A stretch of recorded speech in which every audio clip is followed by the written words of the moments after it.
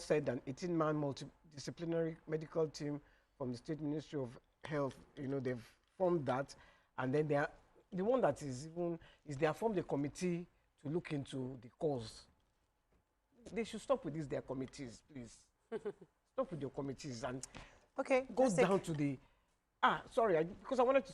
This was even going to be my coming home on Saturday night. Many trailers, no lights at the back of their trailers, no lights. So we know the issues. They don't need for any committee. Just deal with the issue. Deal with the issues. Policies to deal with the People could run into them because there are no street lights. Then you have all these trailers with no light at the back. Not even reflectors. There's more than 20. Still within the oil sector, there is a statement from the NMDPRA. That's the Nigerian Midstream Downstream Petroleum Regulatory Authority, and they have said that there will be no unhealthy monopoly in the oil and gas sector.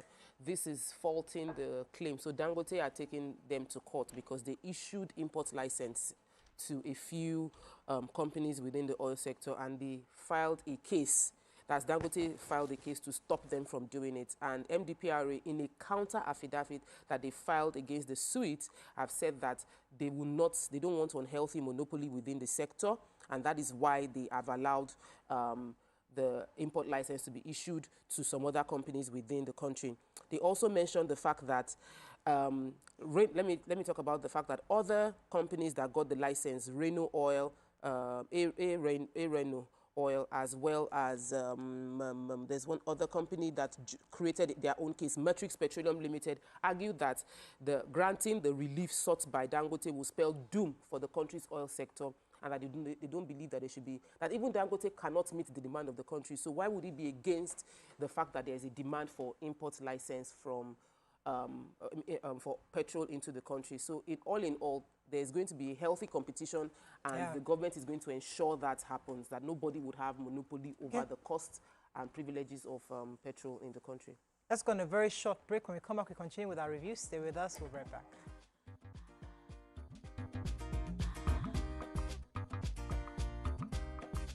Stay tuned. Your View will be right back.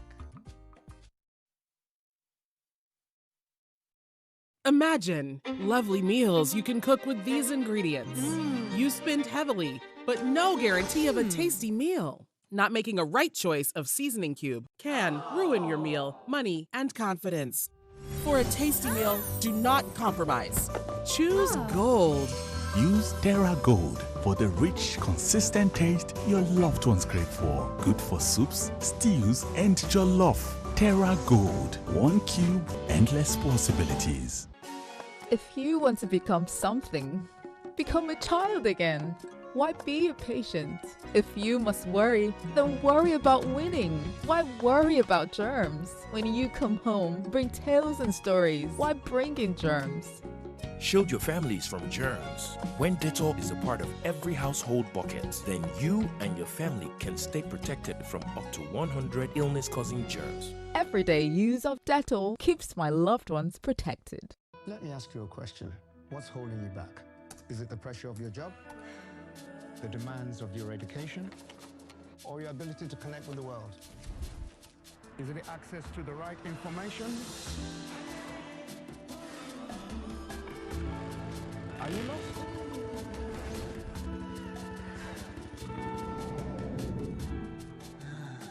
Is it your location? Or where you live? Or how far you are away from the opportunity? Maybe it's your language, your culture, or your traditions. Again, I ask you, what's holding you back?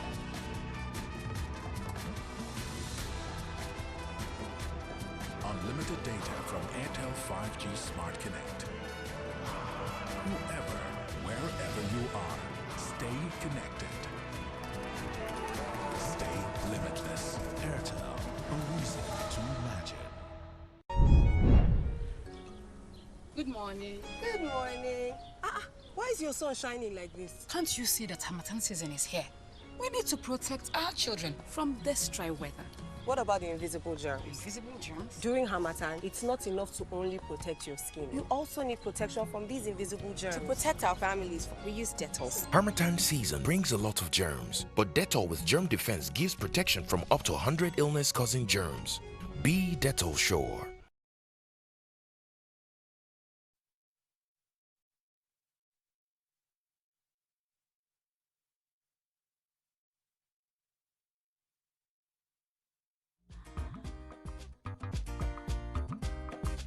Stay tuned. Your view will be right back. Thanks for staying with us. Okay, let's moving on now to the Punch. 50% tariff hike. Nigerians may spend 6.74 trillion naira on calls. Trump returns as 47th U.S. president, rejects transgender and illegal immigration. 6 killed, 3 injured in Ogun, multiple crashes. Sanwo-Olu pledges to work with new Lagos speaker. Court adjourns Dangote Refinery's 100 billion naira suit against marketers. And Niger explosion, death toll hit 98. Court condemns media trial, denies EFCC arrest warrant request, says Otudeko, others not properly served. Okay, let me start with Donald Trump. He has been officially sworn in as the 47th president of the United States of America. And the ceremony that happened yesterday, during his inaugural address, Trump outlined a bold agenda for his administration, touching on issues of gender, race, border control, economic reforms, and energy policies. And of course, the highlights of it was when he said that from his administration, there's only 2 genders that we recognize, male and female. I remember when my brother-in-law came in over the holidays, said they wanted to fill the form, and he was desperately looking for male and female. There was binary, there were so many other options, and he couldn't find male, and he was shocked. Like, but did you see the applause? Yeah, I was shocked. I think there are people there, they're coming back to different I was shocked at the applause. There's always been people for and against. Trump asserted that the administration would have those 2 genders, and also he will end government policy of engineering race and gender into every aspect of public and private life. Henceforth, it will be the official policy of the United States that only 2 genders. Also, he unveiled plans to overhaul the trade system, and more importantly, he's obviously telling the borders they have to secure the borders to reduce the influx of immigrants coming into America. According to him, America will become a manufacturing nation. Once again, we will use our liquid gold, oil, and gas to bring prices down and fill our reserves and export energy worldwide. Not yet the war party declared. A lot of people... He declared a lot of war. He's going to take over the Gulf of Mexico, he's with Gulf of America. He's also called trade war on China. He said quite a bit. He said a lot of things. This is the first inauguration I was able to watch fully. I think the most amusing part was, when people were clapping for him, and then the Biden side were just looking at him like this. There was one time Clinton was looking at him, what is wrong with you? But that's democracy. That's what we should learn. My husband kept emphasizing that in Nigeria, other parties, people don't come to another party's inauguration. If another party wins off, it's only their people that are at inauguration. But this is how democracy should be. All the Democrats were seated, and what they did not like, they did not clap. Heaven did not fall. What they liked, they clapped. The people that wanted to clap, people clap and stood up for their applause. How many years of their own democracy? No, you should stop at the democracy. We are still resolving internal issues. Either we do it or we go back to our monarchy. I think a lot of people voted for him because of that gender thing, because they didn't like that when you go to school, they're teaching children from a very early age about you can be you can make a choice. You can be an animal. You can identify as an animal. Come on. What I mean? Anyway, I wanted to take go ahead. The 6 that were killed on Ogun multiple crashes. 2 road crashes that occurred in Lagos on the Lagos-Ibadan Expressway on Monday. One was a Benz, and the Benz, I think he lost control and then he tumbled to the other side. I mean, his car flipped over and 5 people died immediately. 1 person survived. The other one, he fell asleep at the steering and then he went head on into the granite-laden truck. So the road safety and the trace boss were saying that people should not drive when they're tired. They should try and be more attentive, and they should stop speeding. You know, I think I shared this story. When I just got back from the US, then I was sleeping on the Terminal Bridge, and I parked the car to sleep. And somebody came. I was wondering, I was like, okay, I said, I was sleeping on there. I just wanted to park. I said, Okada rider come and still rub you and see if you can't sleep here. Stand up. When I had learned that if you are tired, park the car and sleep. Because I do that. I do that. I was on Terminal Bridge, I was on the shoulder. Do you know that even if it's 2 minutes? It's just go a long way. Yeah, rejuvenate you. And those you filling again. stations on the Osho, the Papa Expressway, thank you so much. I just drive in, park on one corner and sleep. They'll come and check, see that I'm sleeping, they'll leave me. I've been sleeping on that. Any other story? Well, I have the Oba Otudeko story. So yesterday, the Federal High Court. This is a very big story. A very interesting story. We need one day to sit down and dissect this. We don't want to preempt the case. Let's just. No. When I was a student, my lecturers used to use newspaper law stories like this to teach us, so you won't forget those principles. So yesterday, the EFCC went to court trying to get an order for a warrant of arrest on the parties, and the court was wondering, when you have not even served, you're not applying for substituted service, you have not tried to serve, you have not shown that you've tried to serve and service had failed. And the court denied them and said they should go ahead and substitute service, which means they can print the service of processes on the newspapers or paste it at the residence of every of the persons charged.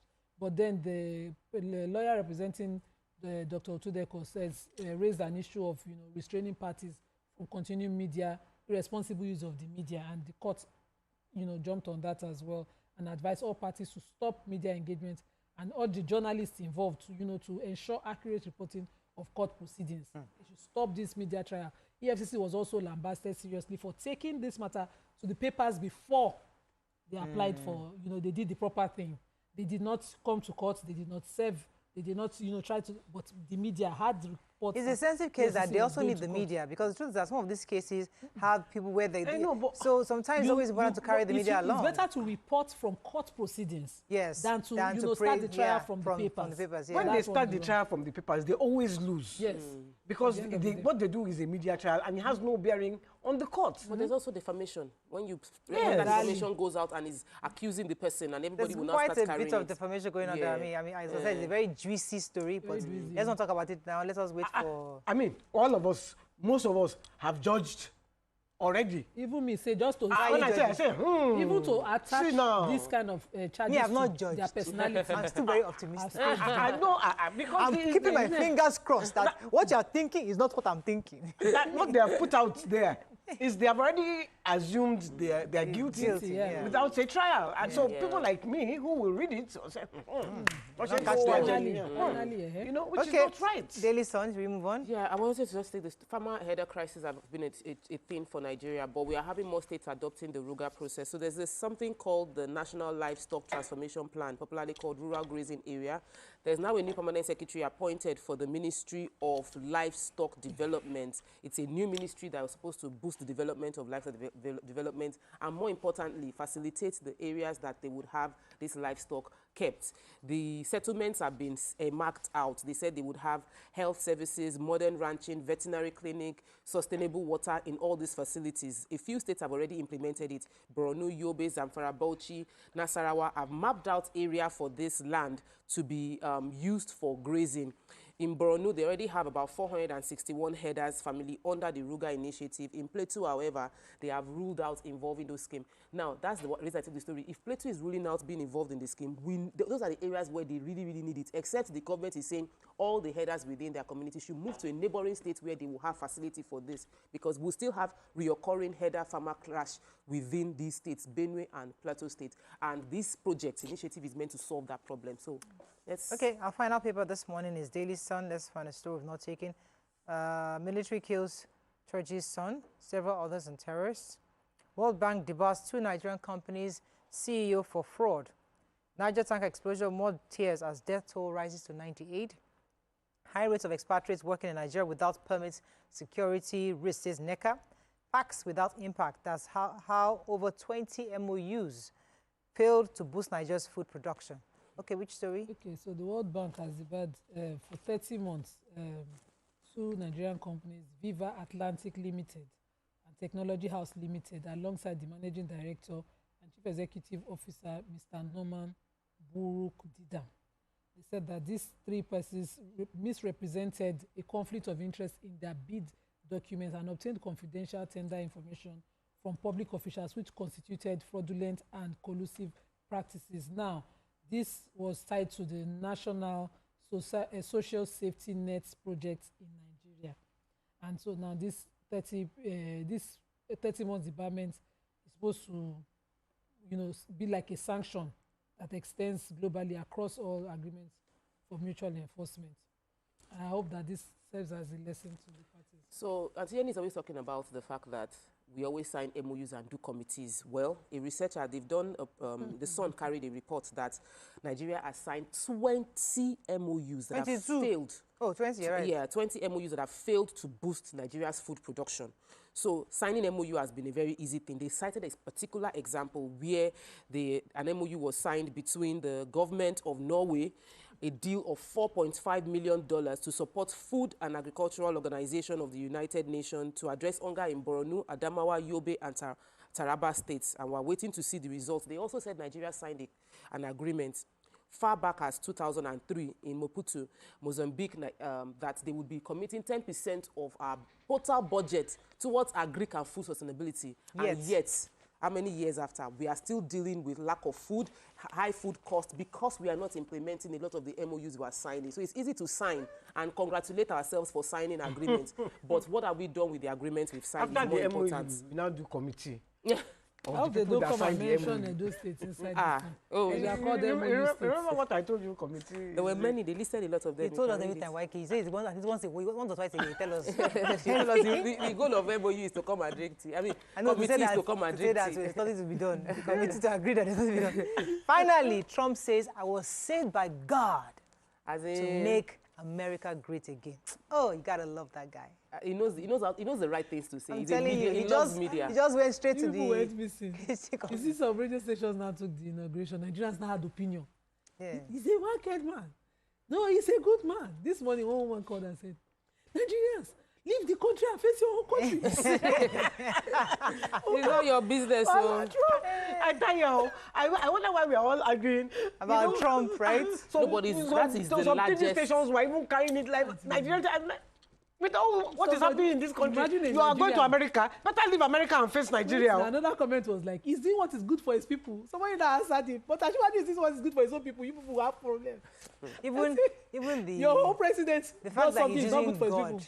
Yes. If it was Nigeria, somebody would say, oh, he's tilting towards Christianity, or somebody is tilting to Islam. Ordinary summit, the president went for summit, Islamic summit. Suddenly, he wants to Islamatize Nigeria. I'm thinking, our democracy is so infantry that we need to, we should really recalibrate how we think in this place of the part of the world. We understand that many Nigerians don't understand. Have you thought that maybe democracy is not for us? I've always said that, YK. If you've known me long enough on this show, I've always said that same thing consistently for many years. That the democracy we practice in this our country needs to be modified for our people. It's not the same democracy they're practicing there, because obviously we need a bit of leash. We need to beat ourselves anyhow. We need a bit of leash. Is that democracy? It's that their own democracy is too liberal. There's no leash. Here we need a bit of leash. Anyway, it's not our hot topic. Maybe we should make it our hot topic. Let's go on a very short break. When we come back, we want to our special feature. Stay with us. We'll be right back.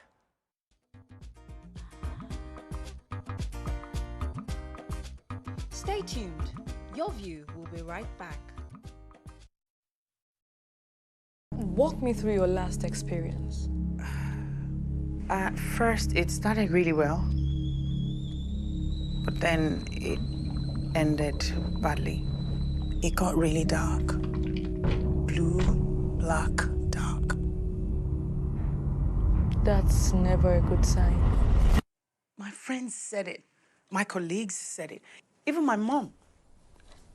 You have a new one now, correct? Yeah, a new one. Isn't it rather soon? No, when it's this good. Trust me, this one is different. A good kind of different. I feel like I am in a better place now. It's so clear.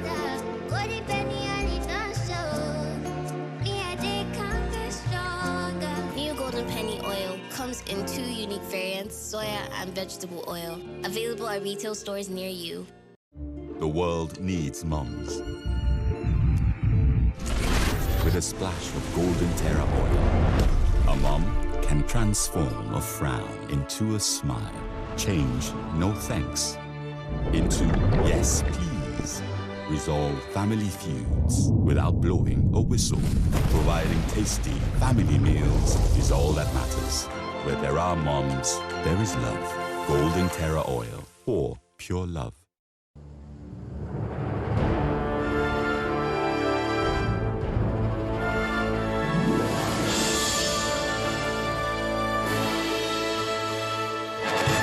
Terra Cube is available in beef, chicken, jollof, and shrimp flavors at attractive prices of 100, 200, 500 naira, along with saver and super saver packs. Terra Cube, unwrap joy, unleash taste. Show off your best skin this Harmattan with Nivea Nourishing Cocoa Body Lotion. Now with 5-in-1 complete care. The deeply nourishing formula prevents your skin from drying out.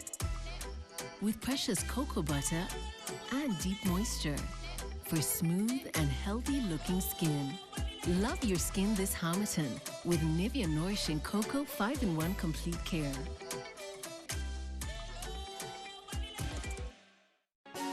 If you want to become something, become a child again. Why be a patient?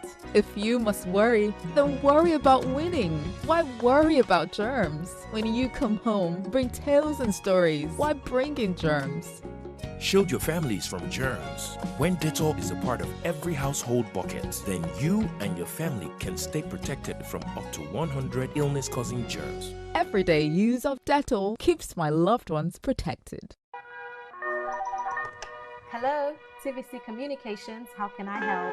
What makes TVC the right choice for my business? Excellent question, sir. Let me share some exciting facts with you. Start your day on TVC Entertainment with Wake Up Nigeria, a family and lifestyle show. Your view empowers women globally. It's your view, let it count. Entertainment Splash delivers the hottest celebrity trends. On TVC News, we keep you informed with breaking news and in-depth analysis of events shaping the world. I will continue to speak the truth. TVC News at 7 and TVC News at 10 p.m. delivers the most important stories of the day. Max FM, your hit music radio station, captivates listeners daily across Lagos and Abuja, making every commute more enjoyable. Adaba 88.9 FM is not left out, as it is the voice of Southwest. And on TVC Digital, we reach to million viewers daily. All together, pulls in over 17 million viewers daily. Contact us on 0707 272 8338 or marketing at tvccommunications.tv. Partner with TVC Communications today. Let's grow together. Good morning, Marina Station and all the passengers. Efficient, it's comfortable. This development will go a long way in reducing congestion and emission. The trains are a long-term solution to Lagos traffic challenges. This is where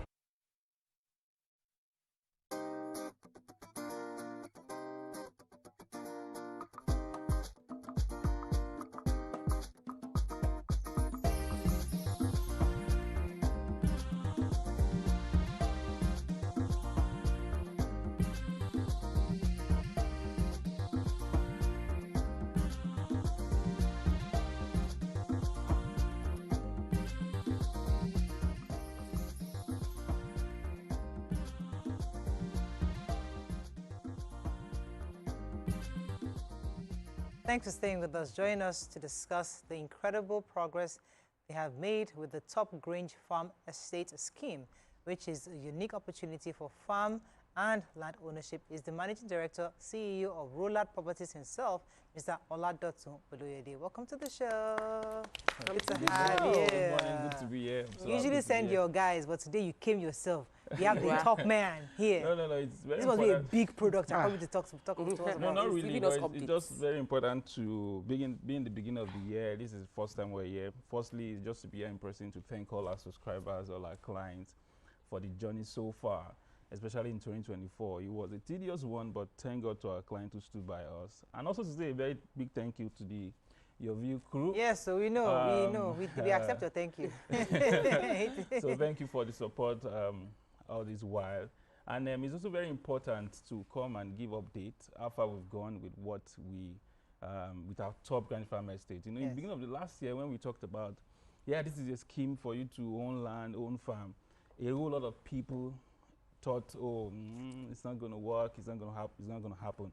But in December, when people started getting credit alert, that's when they realized that, I remember 1st of December, I was somewhere in London and I met a client.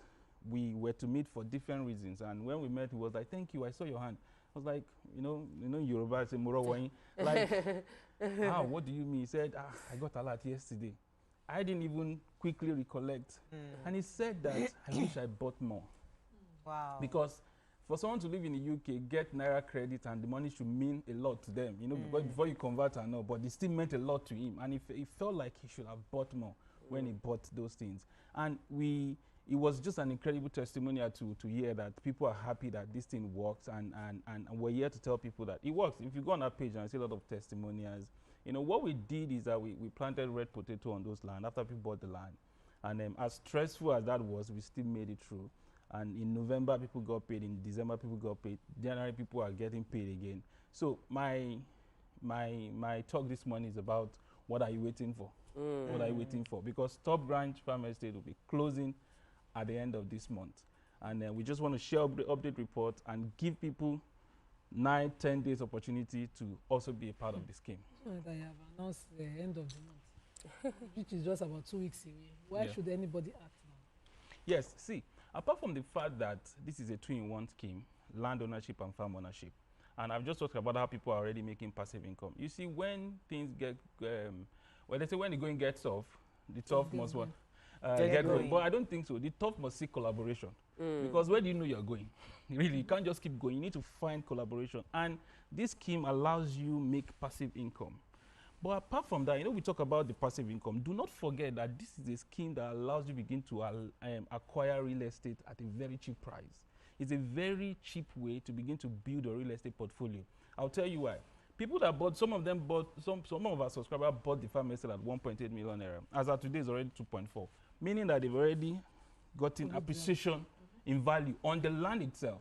Now they are getting passive income. So this is a way for you to generate passive income for yourself and also to begin to build your real estate portfolio by acquiring land that will also appreciate in future. So that's one of the reasons why people must be a part of it. And again, when things get tough, there's a part where you cut costs will solve your problem. But sometimes you just need multiple streams of income. And even myself, I know how much I made from short let alone in December. If I didn't have it on the side, if I don't have those things, because you can't just sit on one source of income and think that's where there's nobody that gets rich by having one source of income. You need to have multiple sources of income. And Top Branch Farm Estate allows you to do that. And I like something about a diaspora client. It helps them generate Naira. They don't have to be selling pounds or dollars to meet their Naira need. They now have a venture that helps them generate Naira that they can use to solve their Naira problem. And these are some of the reasons why people need to get on this Top Branch Farm Estate scheme. Okay. So what are the steps? How do you then apply? So it's very simple. You can buy in acres. I always encourage people to buy in acres, not because of just the income alone, but because of the land. I'm big on land. See, I tell people anywhere you see land, buy, as long as it's genuine. I've bought almost half of my village. I will not wait for one person one day to come and buy. Anywhere I see land and it's good, I buy. If you see land and it's genuine, buy. The evidence of dominion is land ownership. Every war you've seen everywhere in the world is premised on territory, claiming territories, and it's land. The basis of human existence is real estate. So buy land, and Top Branch helps you to do that. Buy in acres. The screens, numbers on the screen, I guess. Come to our website, www.rollardproperties.com. Call the numbers. You buy the land. When you buy the land, you get two things. You get your deed of assignment for the land, and you also get a contract that stipulates the farming period. We call it that sow once, reap thrice. What does it mean? When you buy, it already covers cost for the land and cost for the family for the next 3 years. What you keep getting is credit alert at the end of every year. Interesting. So just a quick recap of the timeline, because I know that you mentioned earlier that it is closing. So if anybody wants to take action, what's the timeline of that action? So you have between now to the 31st of this month to quickly take advantage of our Top Branch Farmers Day scheme. We have a whole lot of other things that we have in stock for people, but we want to give people opportunity to key into it. Secure your December now. That's what you're doing now. Secure your December now. They said there was dirty December. Well, if you don't have money, your December will be very clean. To be a clean one and a modest one. So you need to secure your December now. Key into this product between now and the end of the month, and you know that by December 2025. You've not mentioned any numbers so far. How much are we paying? Just a key into. Should we call the numbers to get the numbers, or do you plan to tell us how much it is? For 1 acre of land is 2.4 million naira. And guess what?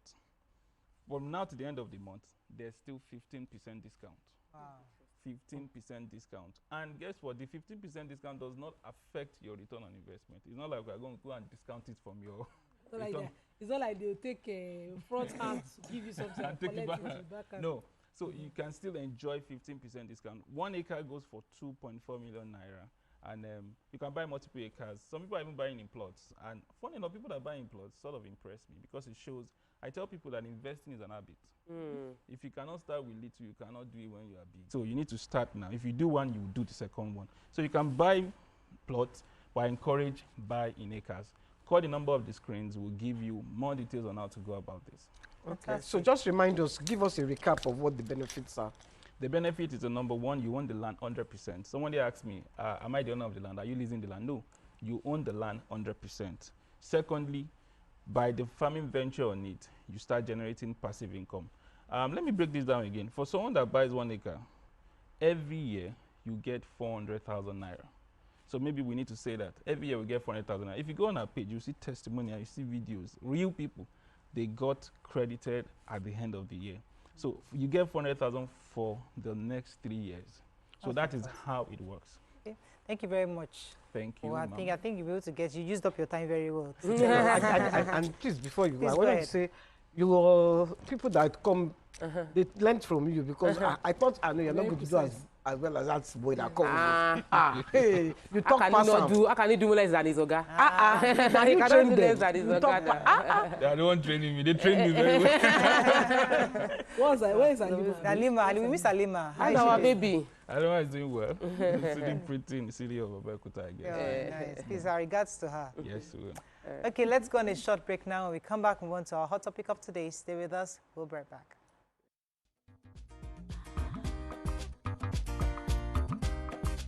Stay tuned. Your View will be right back.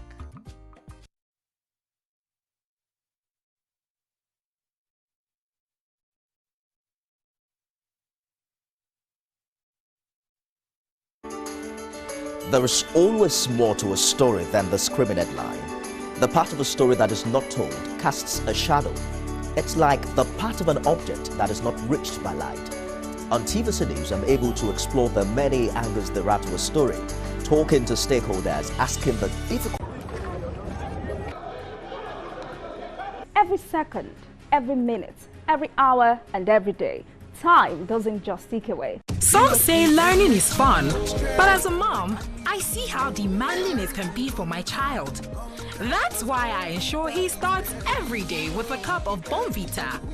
Bonvita, prepare them to win every day. Download the Glow Cafe app today. You see here, you get everything all in one. So if you love music, you love Glow Cafe with a music catalog of over 2 million tracks. And if live radio is your thing, say no more. Just hit play and enjoy on Glow Cafe. Welcome to Total Control, so you can recharge or buy bundle, borrow data, and credit sharing and gifting. You've got all that too. You also get extra value with our range of value-added services on the Glow Cafe app. Watch all the action with Glow Cafe's exclusive range of video. Glow Cafe's got it all. And when it comes to gaming, we ain't playing around with Africa's gaming collection. And the best part, you get free activation bonus. So download the Glow Cafe app on Google Play or the App Store. Glow Unlimited. Good morning. Good morning. Why is your sun shining like this? Can't you see that Harmattan season is here? We need to protect our children from this dry weather. What about the invisible germs? Invisible germs? During Harmattan, it's not enough to only protect your skin. You also need protection from these invisible germs. To protect our families, we use Dettol. Harmattan season brings a lot of germs, but Dettol with Germ Defense gives protection from up to 100 illness-causing germs. Be Dettol sure. What if upgrading your TV doesn't mean buying a new one? Unbelievable, right? But with the new Airtel Smart Router, you can now watch YouTube on any TV and also get unlimited data for 30 days to stream thrilling Nollywood movies, catch up on football highlights, and keep your kids engaged with edutainment all on YouTube. With the Airtel Smart Router, everyone gets what they love. Get the Smart Router plus unlimited data for 25,000 Naira. Visit the nearest Airtel shop to get yours. Airtel, a reason to imagine. Every major news story is with many perspectives and layered with different levels of impact. Hello. What time is it? First, with breaking news. Meet Benga Oreshegun, a fearless voice and an advocate for the truth. He's bringing fresh energy and bold insights to Journalists Hangout. Get ready for deeper analysis and dynamic perspectives. Join me and Babajide Kolade Otitoju with other veteran journalists on Journalists Hangout. Weekdays from 5 p.m. and on Sundays, 1:30 p.m. Ibadan, and he continued at the University of Leeds, earned a bachelor's degree in English literature. Soyinka's master's degree focused on projects combining his Yoruba culture with traditional British theatre traditions. He later returned to school in Nigeria to study African theatre, during which time he continued to produce poems and plays, one of which appeared on Nigerian television. Shortly after, he became the chief of the Cathedral of Drama at the University of Ibadan. Nigeria had only recently gained independence from Britain, and political corruption was at a high. Soyinka's plays and poems became increasingly political, and he began giving speeches protesting government corruption. He was accused of conspiring with the Biafra rebels. He was therefore arrested and imprisoned in 1967 for almost 2 years during the Civil War, but managed during his time to write numerous poems. He was finally released in 1969 after a brief period in France. He returned to his position at the university, where he founded the magazine Black Orpheus. He left his position and Nigeria in 1971, wary of the political climate of the country. During this time, he published books of poetry and essays. His plays were collected and published, and newer plays were staged. In 1986, he was the first African to win the Nobel Prize in Literature for a wide cultural perspective and with poetic overtones fashioning the drama of existence. He dedicated his acceptance speech to Nelson Mandela and used the platform to criticize apartheid. Later that same year, Soyinka was awarded the Achebe Prize, and in 1988 published his book Mandela's Earth and all the poems as well as art, dialogue, and outrage, essays on literature and culture. He also accepted a position at Cornell University. Throughout his life, he has served as a spokesman against apartheid and government corruption. He has won numerous other awards for his work, including the Anisfield Wolf Book Award, the Academy of Achievement Golden Plate Award, and the Achebe Prize for Literature. And he has taught at many prestigious universities, including Emory University, Harvard, and Obafemi Awolowo University. In his lifetime, Soyinka has published 2 novels, 3 collections of short stories, made 3 movies, translated 2 novels, 5 memoirs, 7 poetry collections, 13 essay collections, and produced nearly 30 plays. He holds honorary doctorates from numerous universities and has been invited to teach in schools around the world. He continues to write prolifically in spite of a bout with prostate cancer in 2014. Wole Soyinka, the Nigerian playwright and political activist, has positioned himself as a voice of the voiceless through his piece of art. He has distinguished himself as the African icon that continuously makes a mark in African literature and the world at large.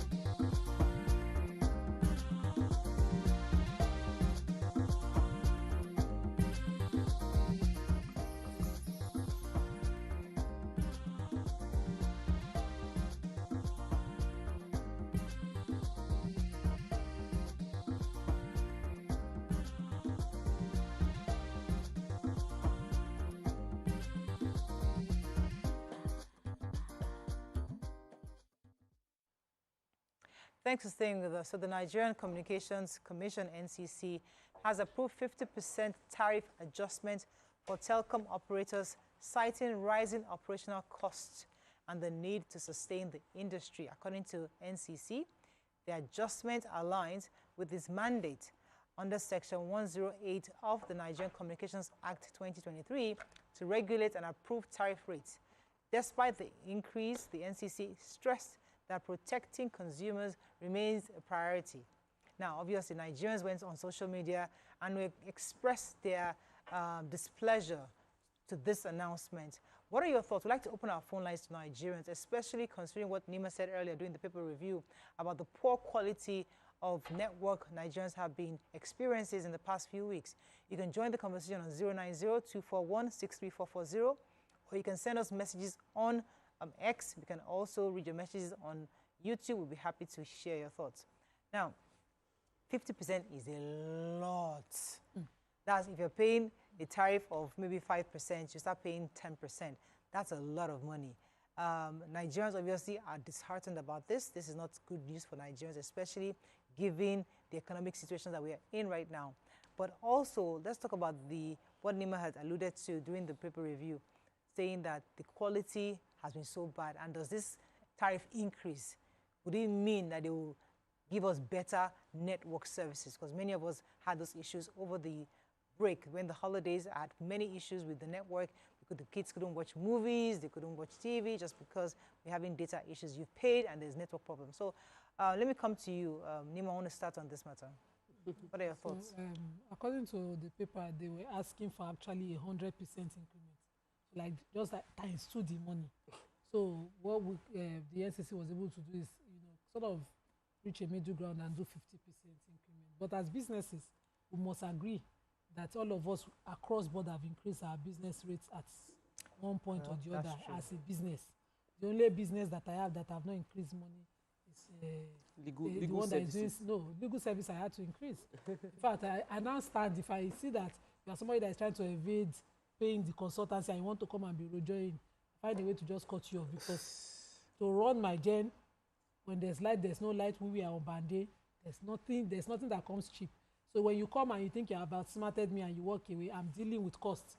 I'm not finding it funny, and I don't usually think well of such a client. So a lot of things had so you're understanding the 50%? Very clearly as a business, I understand what they are going through. It's not easy. If you have to pay staff salary, increase staff salary, I have had to increase. I'm looking at increasing my staff again. And so all of those factors will affect businesses. Also, one of the things they complain about, there was this body, I think they're in charge of their mass and all their technical services, who had also come online at the time complaining at the cost of diesel. This cost of diesel and fuel that we are all complaining is affecting their servicing those masts and all of those things. So I'm sure that those are the factors that the NCC would have carried into these negotiations and considered, and seen their side of things to give this 50%. But the problem is, this 50% that they will give, let it not become like Band-Aid, that once they graded and gave them the right to increase and charge under a particular rate, poor services continue to reign. Somebody has to see to poor services. There must be compensation, in fact, for poor services. We were recharging data at a particular rate. We will not get the same quality of gigabytes per recharge. And then this particular network I refuse to leave because of loyalty. We'll just be rolling like this till the month will end. It will roll. I'll be walking around with my phone. Then you find a place you call customer care. That's the one that breaks my heart. Customer care won't even follow up to ensure that you've gotten that service. Because if a person has called, there's something that comes on the voiceover that says, this call is monitored for certain purposes. I believe that there should be a follow-up that person is then getting quality of the service. The last call I made, they said they will call me for they will send me an SMS to bring me to what they call this that they upgraded recently. That they would bring me to that, and that's why I'm not having network in my own house, where I buy that mega data for. They will say, okay, they will do that. And then I waited and I didn't see the SMS. Imagine me moving my SIM, putting it back, offing the phone, checking, looking for SMS. Okay. That didn't come, and I expected that because that call had been monitored for certain It should be. How many calls are they getting? Like they're not following. You know, so I mean, I like where Nima started from as a business owner herself, you know, understanding, because NCC is saying that there hasn't been an increase in hike since 2013. That's a long time. So not official increase in hike. Well, according to what I'm reading, there hasn't been an official increase in rate. That doesn't mean that they increased either, but there hasn't been a proper increase since 2013. Now, we're making all these complaints, and yet we expect a certain level of service. So what are your thoughts on the hike? So Nigerians justifiably don't trust the system. And when I say justifiably, is because for every time the government and the regulators make statements like this, it would not, any sensible Nigerian will understand this. Like, it makes sense to do a review, but can we have a review that ensures service delivery? That's why we are justifiably. It's private sector. Yes, even private sector. Yeah. So yes, they claim that they have not increased the costs since 2013, but every Nigerian knows that the quality of service we are getting has reduced. So if they could not increase the price, they decided to reduce what they are delivering to you.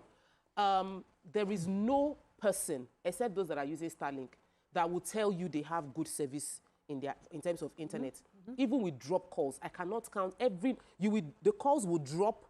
You make a phone call, you are hearing the person is not hearing you, the court calls, you have paid for that conversation that never took place.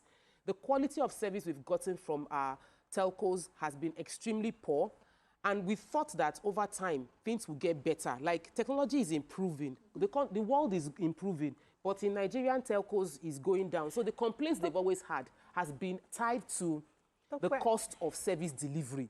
Because of the power of our show, we need to be careful how we are saying these things. Because I agree. As a client, I'm speaking on my experience. In my house, I use all lines. I have MTN, I have Airtel, I have Glo, I have Lifanet, I have Spectranet, I have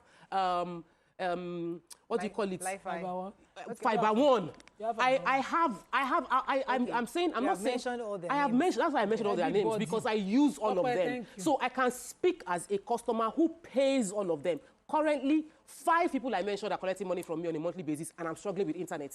That is the plight of the average Nigerian. So when NCC is saying you are committed to protecting the industry, I agree 100%, because these businesses are businesses. MTN and all these companies, all these circles are not into charity. They are meant to make money, and they should. But they are also meant to be held accountable for delivering quality service. That is where we are going to have this long conversation. So if we are paying more, Nigerians are complaining a bit about petrol right now. Petrol is expensive. But at least we are seeing petrol. So people are like, it's bad though, but there's petrol. The kind of deregulation we want is a deregulation where we can hold the people accountable. So how many compensations have they paid for the many times that service has gone down, where you will be in your house and you will have all the network and it is not working? And Nigerians are feeling this pain. NCC, yes, thank you for protecting the industry by protecting the investors who have put money into this sector. But can we also protect the customers as well to the same level to ensure that we get compensated and we get quality service?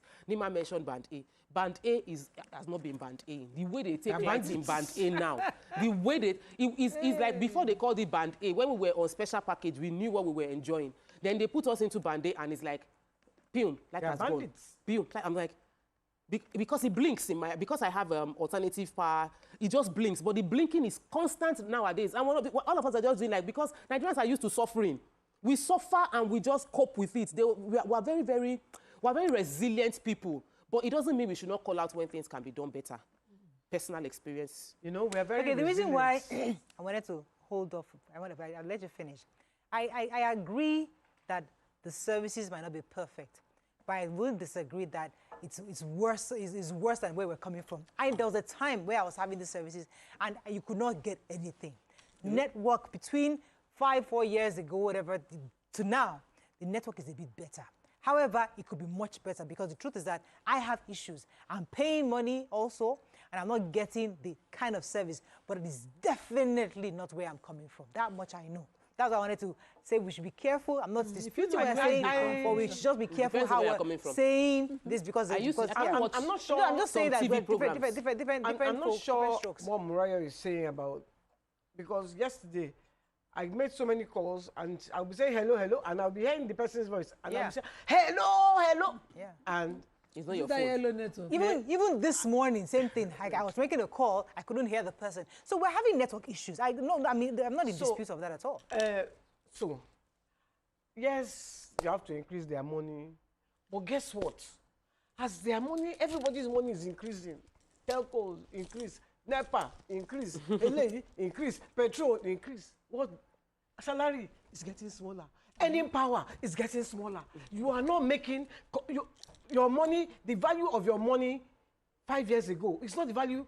If you have 1 million, the value of that 1 million is not the value of 1 million 5 years ago. So, guess who is suffering? It's the Nigerian. Let me finish. It's the Nigerian people. It is us that are suffering because we are paying everything, and you are seeing your account going down, down, down. The government itself has come, tax reform. Well, this is how I'm just sitting and saying, God, every day, I've become very, listen, let me finish. I need to finish. I've become very prayerful. I have become, because what I'm seeing inside my front like this is not a good thing. Who are you praying to? To our creator. No. Wait now, let her answer. Who do you pray to? No, I'm asking you. I know who I pray to. Who are you praying to? Don't think about who you pray to and leave me to who I pray to. And I say I have become very prayerful because the future looks bleak. I have to say the truth. So, yes, increase. And I know, I agree that they are businesses, but while they are increasing it, they should be thinking. Okay. Mikey, let me finish. You haven't let me finish. You haven't let me land. Don't bury me before I land. As you are increasing it, just be thinking that they are human beings, so we are not goats, so we are not rats. We are human beings, and we are feeling the pinch badly. Badly. Then I want to ask, so when they are increasing the telco, please, is it plus the Wi-Fi people? The Wi-Fi that we pay monthly. Obviously. So they too will go. So the point I'm trying to make is that increase is not a Nigerian thing. There are increases that happens across the world. Every country, both local and international, there are increases, and companies have increased or increased.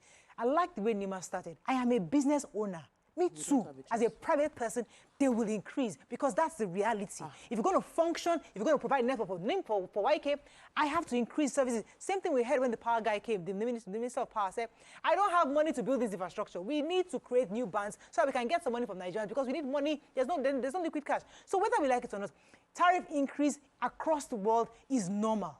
Now, if it's happening in Nigeria, we have a way, we're constantly pushing back because, as Dr. has said, we don't trust government. Private sector, they regulate, they've deregulated. Still, we don't trust them. So no matter any kind of increase, we push back, which is understandable. You will push back. But the point I'm trying to make is that, yes, I agree with you. The services are poor. And I'd like to go back to what Nima said. Even if you're going to increase tariff, please make sure as you're increasing it, you're protecting Nigerians services. But we should not criticize or push back on increase. Increase will happen and should happen. We should expect it. We should expect it, but it should not be an unfair one. We are not saying that we are not expecting it. We are saying that with all these increases, the Naira, they have devalued the Naira. We are the ones feeling the pinch. The business owners gone. You think we are not feeling it? Are their clients not feeling the pinch? Excuse me. Clients not feeling the pinch that they've increased the services. Let me just say something. No, before you finish. Oh my God. I'm so sorry. You are 64, you understand. It's very important what I have to say. Drink water, you will remember. Hey, NEPA, for instance. I want to talk about NEPA. They want to increase it. They have increased it.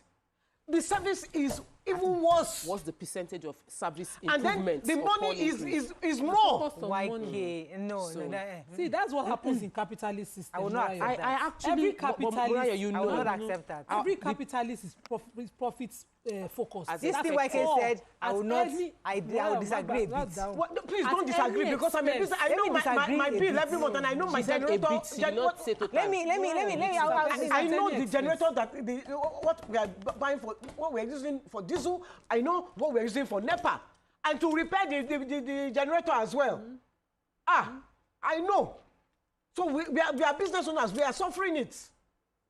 So it cannot be at any expense that you're increasing services. Some businesses, like Tokwe mentioned, are reliant on the data, on the quality of your data. Yesterday, I got a call from those State to Zare, and that call was terrible. But the person thought that it was a network that was bad. Me, in my house, I was looking at my phone like it was one bar. I was thinking to take that call. In the city, in Lagos. In the city. Let me use why Morayo should a network in 20... Let me use Since Morayo 99 that Obasanjo give us... That's what Morayo said, okay, that is this city. Let more people here. Please, let me just say... No. I don't know which Morayo you're talking about. Me? This Morayo... No, I don't talk like that. Please, I wanted to say something. That again. Let me... There's a particular brand I use in my house, and the truth is, since 2020, they've not changed the rate for data service being rendered. And I know that we're paying the same thing. And even about a year ago, I was asking myself, like, how are these people surviving, charging the same amount of money for this? They are unlimited. But let me now tell you what happened. What happened is, before, our internet would last that unlimited that we're paying for by till month end. You can still watch streaming services. Now, from middle of the month, you cannot watch any streaming service because they will downgrade what you will get. So you can still go on YouTube, but YouTube will be blurry.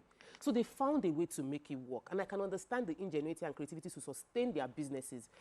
Why we are discussing this is every one of us, our lives are tied to these gadgets we use. They have become our life tools. One brand was saying data is life. So this is not even a case of whether we like it or not. This is a case of we desperately need the services to work. And we need NCC to stay on these brands. And we need NCC to help us to ensure that they deliver on what they say they will deliver. Both the internet service providers as well as the phone call companies. Then we the Nigerians need to now start holding people accountable. It is not just about going on Twitter, because Twitter and all of those things. Nima, we need lawyers to do class action. There are people that advertise in America. Lawyers will advertise. You know, they cannot advertise in Nigeria and tell you, you had an accident, I will fight for you. We need to start having lawyers. I know. We need to start having lawyers that are positioned, that they will tell you we are civil class action lawyers, so that we will be able to go and meet them and gather our case. Because until people start paying for the issues and the challenges they give us as service provider, that I will pay money. I've been receiving messages from one of the companies I subscribe to that my data has finished. Every time, data has finished. I have three running concurrently. Because they told me data has finished and I wasn't seeing internet, so I bought again, only to realize I have 3. Just now, I just saw data finished, and I checked. I have a 2 months, I have a 1 month, and I have a 1 week. Because I was wondering, why don't I have internet? From the same company. We are suffering. It's trauma. It's trauma. I'm sure we're using why will I be paying? Let me check three different, same thing anywhere. Same thing. Three. Because they told me it has finished. So I thought it has finished through, and I still had data plan. You now said it has finished. You now want to recharge. They'll tell you press number 1, press number 2, press number 3. When you press 3, they say, do you want extra? You press number, they keep giving questions. Can we simplify life for customers? NCC, you have a lot of work to do. So you have answered the industry. Now come and answer the customers. So NCC have not answered the industry. NCC, I think they are not a neutral party. Hold on. I'm coming them. They are regulators. No, they are not a neutral party. As regulators, they should be very neutral. And they've not been. Because, you know, somebody that brought 100% tariff down to 50%. They're not being. You see, this network matter, we have been talking it forever. Just as the CBN too, they are looking at us with the bank issue. You will do a transaction in the bank. The banks know that they did not, post that transaction. They will let you be going up and down accusing people. You send money, you will accuse the person of not doing it. And they know the transaction is a pending, suspended transaction in the bank. It will take you months. And it's supposed to be a 48 hours before they find the bank. You will wait, you will tire. Twitter now is not used for anything. It's to be tagging banks and tagging network. That's what Nigerians do there. They'll go to their and tag them. I even made the mistake of tagging this green network. They reply me and sent me a non-replyable email that maybe you should send this and this and this. And I was like, who I want to send and give? The Orange Bank too. They say it sent me a link and said I should post the details of a transaction. When I tried, they say you cannot email this email. I said, if you not be say something, they worry on her. You know, and then at this point, the regulators should be neutral. Moving from place to place. Yes, they should be on the side of the consumers more. Now you have increased, you have done business people. But how many consumer issues have you solved? And that's why we have. Why should network be rolling, buffering for? Okay, so why should it? Going back to this NCC matter, because I was trying to come back to the focus of our conversation. And NCC has said that the adjustment of this tariff will enable telcos to invest in these issues you all collectively raised. I hope it's not like NEPA. Will enable their telcos to invest in infrastructure and innovation, ultimately benefiting consumers through improved services and connectivity, including better network quality, enhanced customer service, and greater coverage. So that's what we hope this 50% increase would help us to do. The reason why I say, because we were on this table when all of you attested to the fact that electricity was better in your areas. Yeah, at a point in time. Yes, because when Waike said, as I disagree, Waike said the future is bleak. It's not bleak. Me, I don't see a bleak future. Because I believe truly that it's going to be better. So when you say there was a season where we had electricity and it was better, in fact, in some neighborhoods, there was electricity. So yes, they're having issues here, but we shouldn't just assume because we are going to this season of darkness or we're having this issue of the poor network that suddenly we're now saying our future is, no, the future is not. They are pushing me to release our secret because it's people in the band that are beating. Because in the office, when I sit on the band and they take light and the heat's rushing, I'll be like, thank God this is not what I'm experiencing at home. I'm thinking if I have money, I'll go and solarize the office. Then I will come home. Yeah. We're not on band at home. We get the regular power we should. We substitute it with the alternative that we have set to. So I really don't feel anything if they don't give us that kind of service I need at home. But in the office, I did see something. I came into the office last week. When the heat covered me, we ran the gen. And by fuel, don't keep me here. We ran the gen and I did not even have a client. Are you a bandit? And I'm a bandit. Our bandit, our landlord still banned the own join. Now I've told you that the amount we are paying, when we checked it, it was higher than what the government has approved for bandit. So it's not funny at all. I have a call from Lagos. Good morning, caller. You're live. Good morning. You're live. Go ahead. Okay. Ola from Lagos. First, Ola, go ahead, please. Ola, go ahead. I can't hear you. Okay, yeah. Ola from Lagos. First time caller from Welcome to the show. Yeah, what really happened is what you are discussing. See, we need to hold these people responsible for what they are doing. Fine, NCC is supporting them by increasing the tariff. All of us know that doing business in Nigeria now is not an easy thing. But consumer protection is very, very key. You cannot be buying data, buying airtime, and it's not useful to us. How can somebody be using 3-4 network and at the same time you are not getting what you're supposed to get from one network? So they should look into that very well. It's very key. They cannot just be increasing their own tariff while we are suffering. God bless you. This is my own network. When I buy, if I buy data like this, within 5 minutes, I get a text. Your data has finished. 5 minutes, so I've not used the phone. I've just bought the data. How is that possible, Waike? I get the message. Which network are you within using? 5 minutes. Hey, that one read like this, not like this. Don't say that. Please let me take this one message. This one says, what is lacking is performance metrics are not incorporated with government and institutions designed to protect consumer rights. It's the same thing across every sector, every institution that ought to defend consumers are always deficient. And I agree. This is where I'm looking at it from. So as businesses, they must have the right to increase their prices as time goes. But you cannot now be failing on the services that you render. Tokpa just mentioned that Elon Musk network. A lot of businesses have had to sit there. And we have left us to foreigners. They have had to sit paying huge sums. Paying huge because they cannot deal with this your back and forth. My husband was proposing that say inside our 2-bedroom, inside this small house, what's happened? How come I don't know about this service? Oh, it's really good. Now you cannot even find to buy. The service, I don't know about it. They refunded us. You cannot even find their modem, whatever, to pay for now. Wow, interesting. And yet that means that's capital flight going. So it's a case of that's why I understand NCC increasing the rate, because obviously Nigerians are willing to pay more for quality service. Nigerians are actually willing to pay, and they are paying champagne. They are paying more. So that was the reason we didn't complain concerning Band A. That if you would say we should pay more, let us get the quality of the service that we are paying. I was on this table to remove the depression from our lives. When we say increase it, we'll pay. Just give us the service. We will pay in this same country. Yes. The whole works. We kept saying it. Give it to us. We are still saying it. And we still need the infrastructure to get it done. It doesn't come from heaven. We still need it. So now that we are paying it, now that we have agreed and we are paying it, where is it? They have done the national grid every time it's falling down. But like in defense of national grid, TCN I took a story yesterday that TCN is saying that just in 7 days, between a few days, they have decided they vandalized several of the towers. Nigerians are going to vandalize. We saw video of somebody carrying the metal from the manholes and keeping it. See why democracy can't work in our country? There is our own part. When we catch people like that, the kind of offense, when you commit crime in Qatar and all those Vietnam, the kind of punishments they will give you, you will not try it. See why because your entire salary will go. So we need to give stiffer punishment. Yes. You see that guy that was taking the manholes. That kind of person. What you have the CCTV camera, you have caught him. Catch him.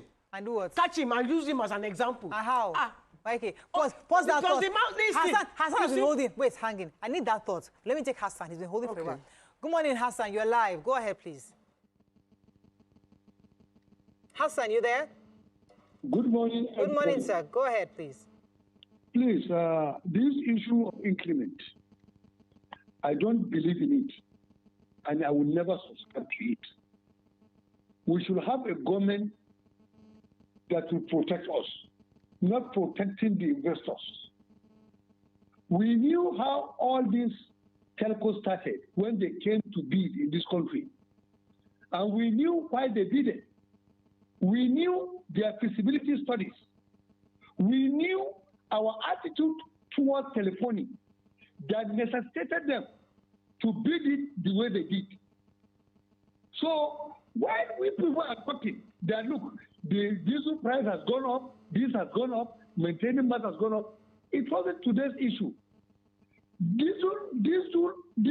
Cost of diesel has gone up for a very long time. It is not today.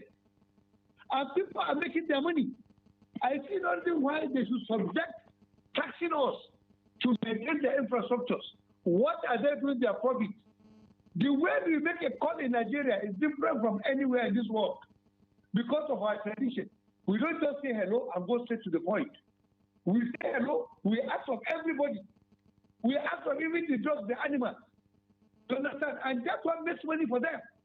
So the federal government, up to tomorrow, are investing in that sector.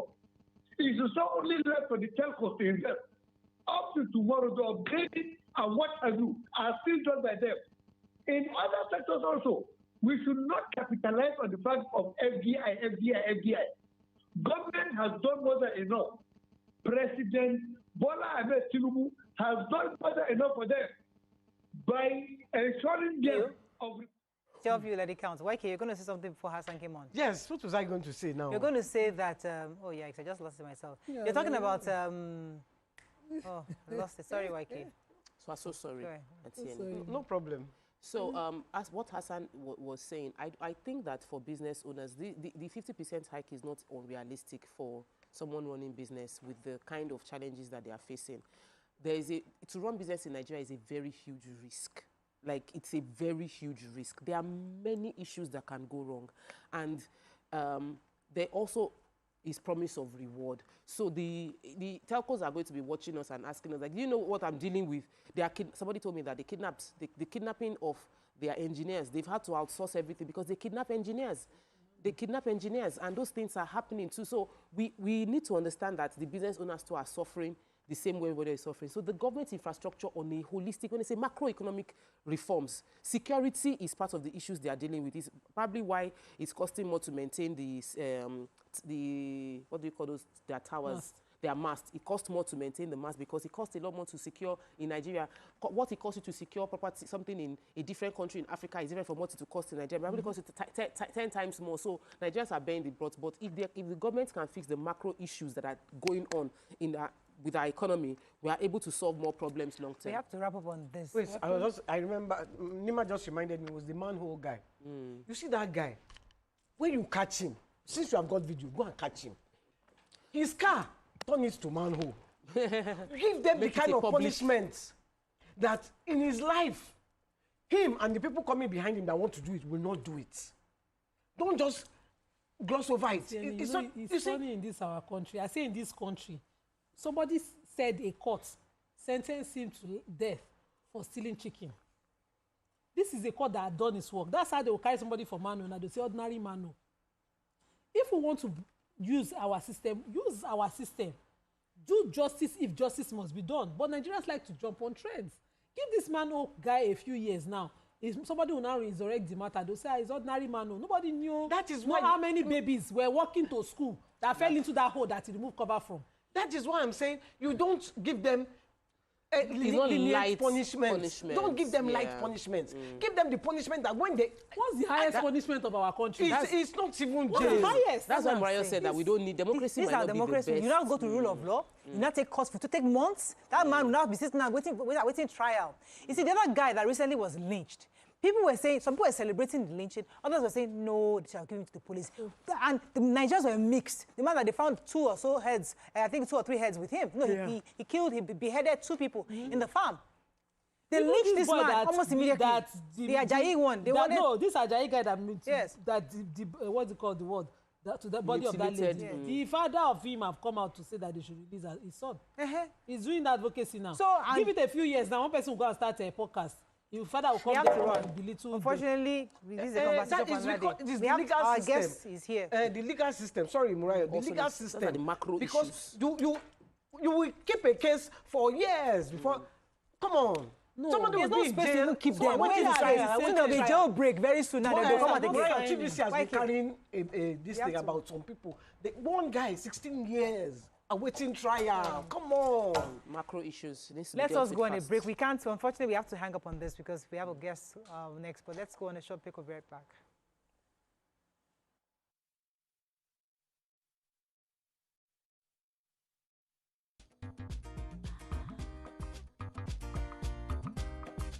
Stay tuned. Your View will be right back.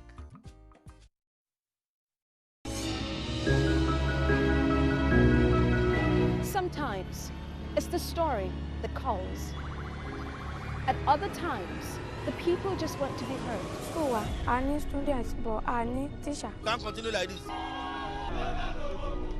Their voices re-echoing through time itself. We haven't done anything. If the tide is high, everybody run for safety. Their tears leave a sweet, sour taste for all. Their demands, a familiar call beckoning for change. In our world, no one expects a disaster to happen.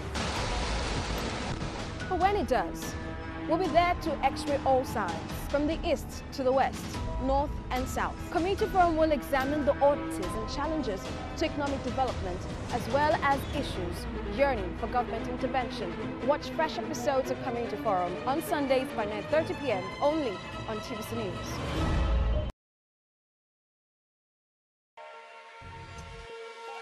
Every weekday on Business Nigeria, we uncover the secrets of the financial world. We analyze the stock market, shares, bonds, and the thrilling world of cryptocurrency. Facts matter. Our team dives deep to separate fact from popular opinion. We simplify complex government policies as it impacts your everyday life, helping you navigate the ever-changing financial landscape. Watch Business Nigeria every weekday at 2 p.m. only on TVC News. First with breaking news.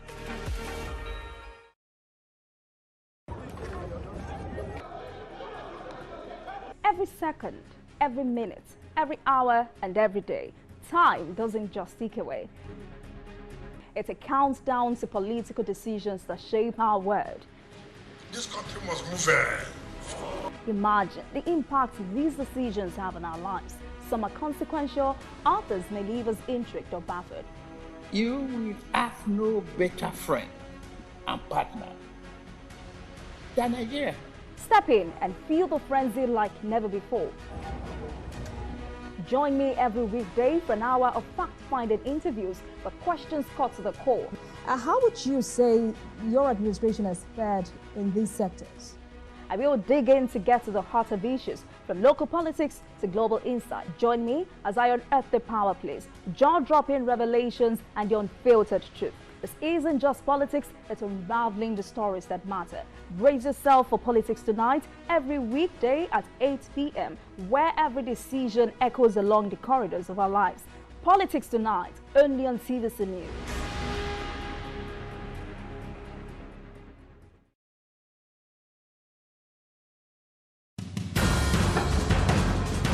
Information is power, information is security, information is knowledge. On Labor Lens, we believe that working people around the world have real questions of their own. They want to know how the world of work operates, what it means to the employer of labor, how policies affect workers in the workplace.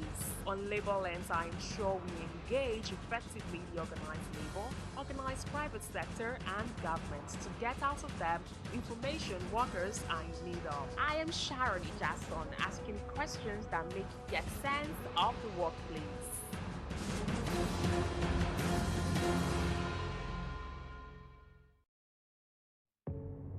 Doubt and fear doesn't occur at the canvas, it shows in the canvas. It shows the conation of raw earthen material slabbed, stroked, and molded at a pace provided by the doubt and fear. Every move weigh in the struggle of one to the other, merging the past to the present, brushstrokes of colors seen but not known. For when the wailing stops, the pieces settle down in abject beauty, erected for a century of a century.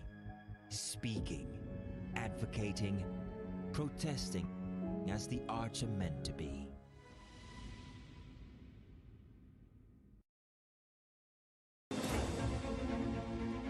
Meet Benga Oreshegun, a fearless voice and an advocate for the truth. He's bringing fresh energy and bold insights to journalists' hangout. Get ready for deeper analysis and dynamic perspectives. Join me and Babajide Kolade Otitoju with other veteran journalists on Journalists Hangout. Weekdays from 5 p.m. and on Sundays 1:30 p.m.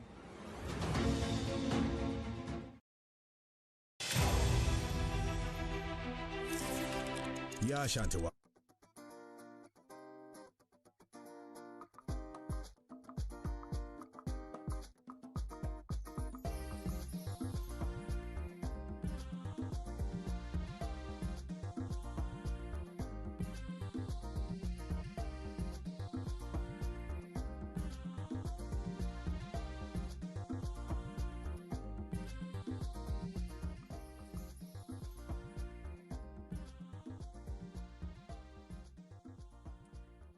Thanks for staying with us. So it's a new year, and today we're going to be discussing the strategies to accelerate your business growth in 2025.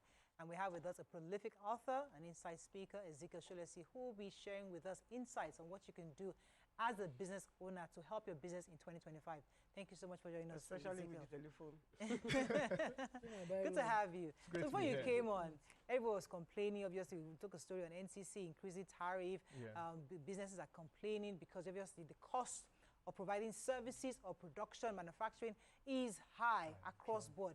And YK said somewhere that the future is a bit bleak because for many business owners, they don't even know where to start off. So as an experienced teacher and author, could you help us to even navigate how do we start off this year as a business owner? So first, I have a different opinion about what's happening. So if we look at all the developed economies that we model after, they are all a lot more expensive. Yes, the services are better, but they are a lot more expensive. Certainly, they always forget that part. Exactly. So their earning power is what it is. So I believe that, funny as it sounds, Nigeria is leveling up. And I think that businesses need to figure out how to make a lot more money. Because what's happening anywhere in the world is that the onus is on the people that want to do well to make a lot more money and to create the kind of life that will be nice for their employees. Because I mean, the philosophy that we have within our organization is don't just make money for money's sake, make money so that the people that work for you can have a decent type of life, right? And so if you want to start 2025 and you want to be able to accelerate business growth, and the key word is accelerate, not just grow, but accelerate it. You know, one of the things that I think that businesses need to take significantly more important this year is marketing. Because a lot of businesses do not have any budget for marketing. They are hoping that God brings them clients. And the funny thing is that the Jesus Christ that a lot of them worship did not hope for God to bring him clients. He figured out how to get his own clients. You know, and the funny story is, if you're a student of the Bible and you read, you realize that at some point the Bible says that he sent people 2 by 2 to different places, and it says that he sends people to places that he would eventually go. So the way it looks is that he sends people to VI, and then those guys, maybe they heal somebody and they'll be like, you're such a wonderful. No, it's not so wonderful. There's somebody coming next week Tuesday. If you see him, he's more powerful than we are, blah, blah. So essentially, he activated his own market. Because, you know, you would wonder, how is he in the middle of nowhere on the mountain? There are 5,000 people there. All those people were activated. So businesses have to think about marketing. And they have to think about marketing from 5 different perspectives, if you allow me to share them. The first is to think about marketing. Marketing is everything that you do to get people to know you, like you, and trust you as far as your business is concerned. And so the first thing you need to know, who should I be marketing for? Who's my ideal client? I find that a lot of businesses are not very clear as to exactly who they should be looking for. So they sell, and it's not bad to sell different range of products, but it's important to pick one that you're going to focus on. You know, if you find any company whatsoever that has a wide range of products, you would find that 80% of their marketing budget is on one product. That product then becomes the lead generator to all the other products. So we need to be clear. So I tell people, let's say you sell real estate. You can sell anything.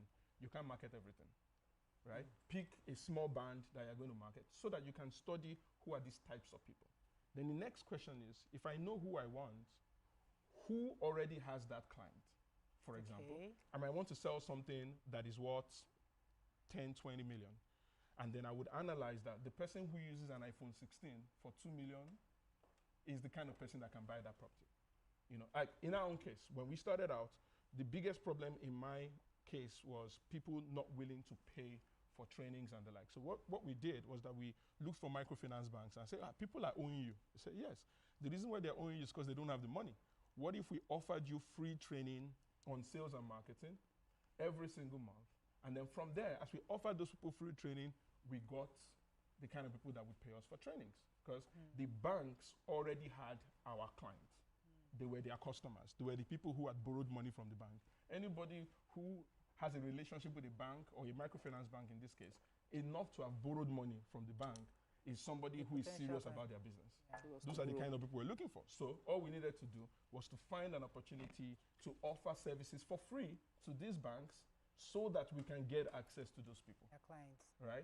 The third thing is to say, when I identify who already has my client, what can I do? What bait can I give to get their attention?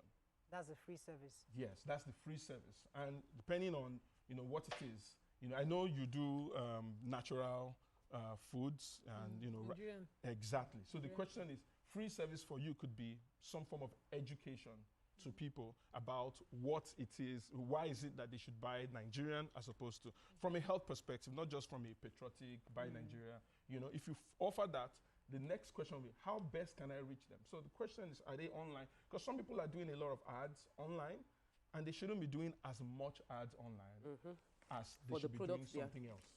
You know, I met somebody, we had lunch last week, and the person was telling me that because she saw me selling real estate and I'm doing online, she decided to do the same thing last year. And I think she spent between 4 to 6 million naira, and she didn't make a dime.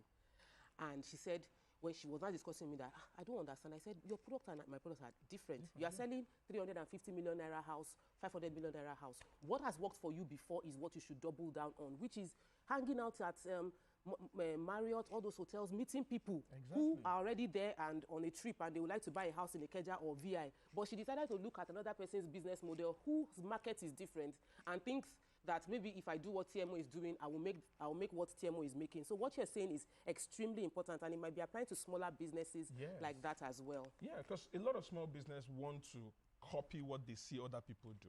And sometimes it's okay. But a lot of times you need to look at the context.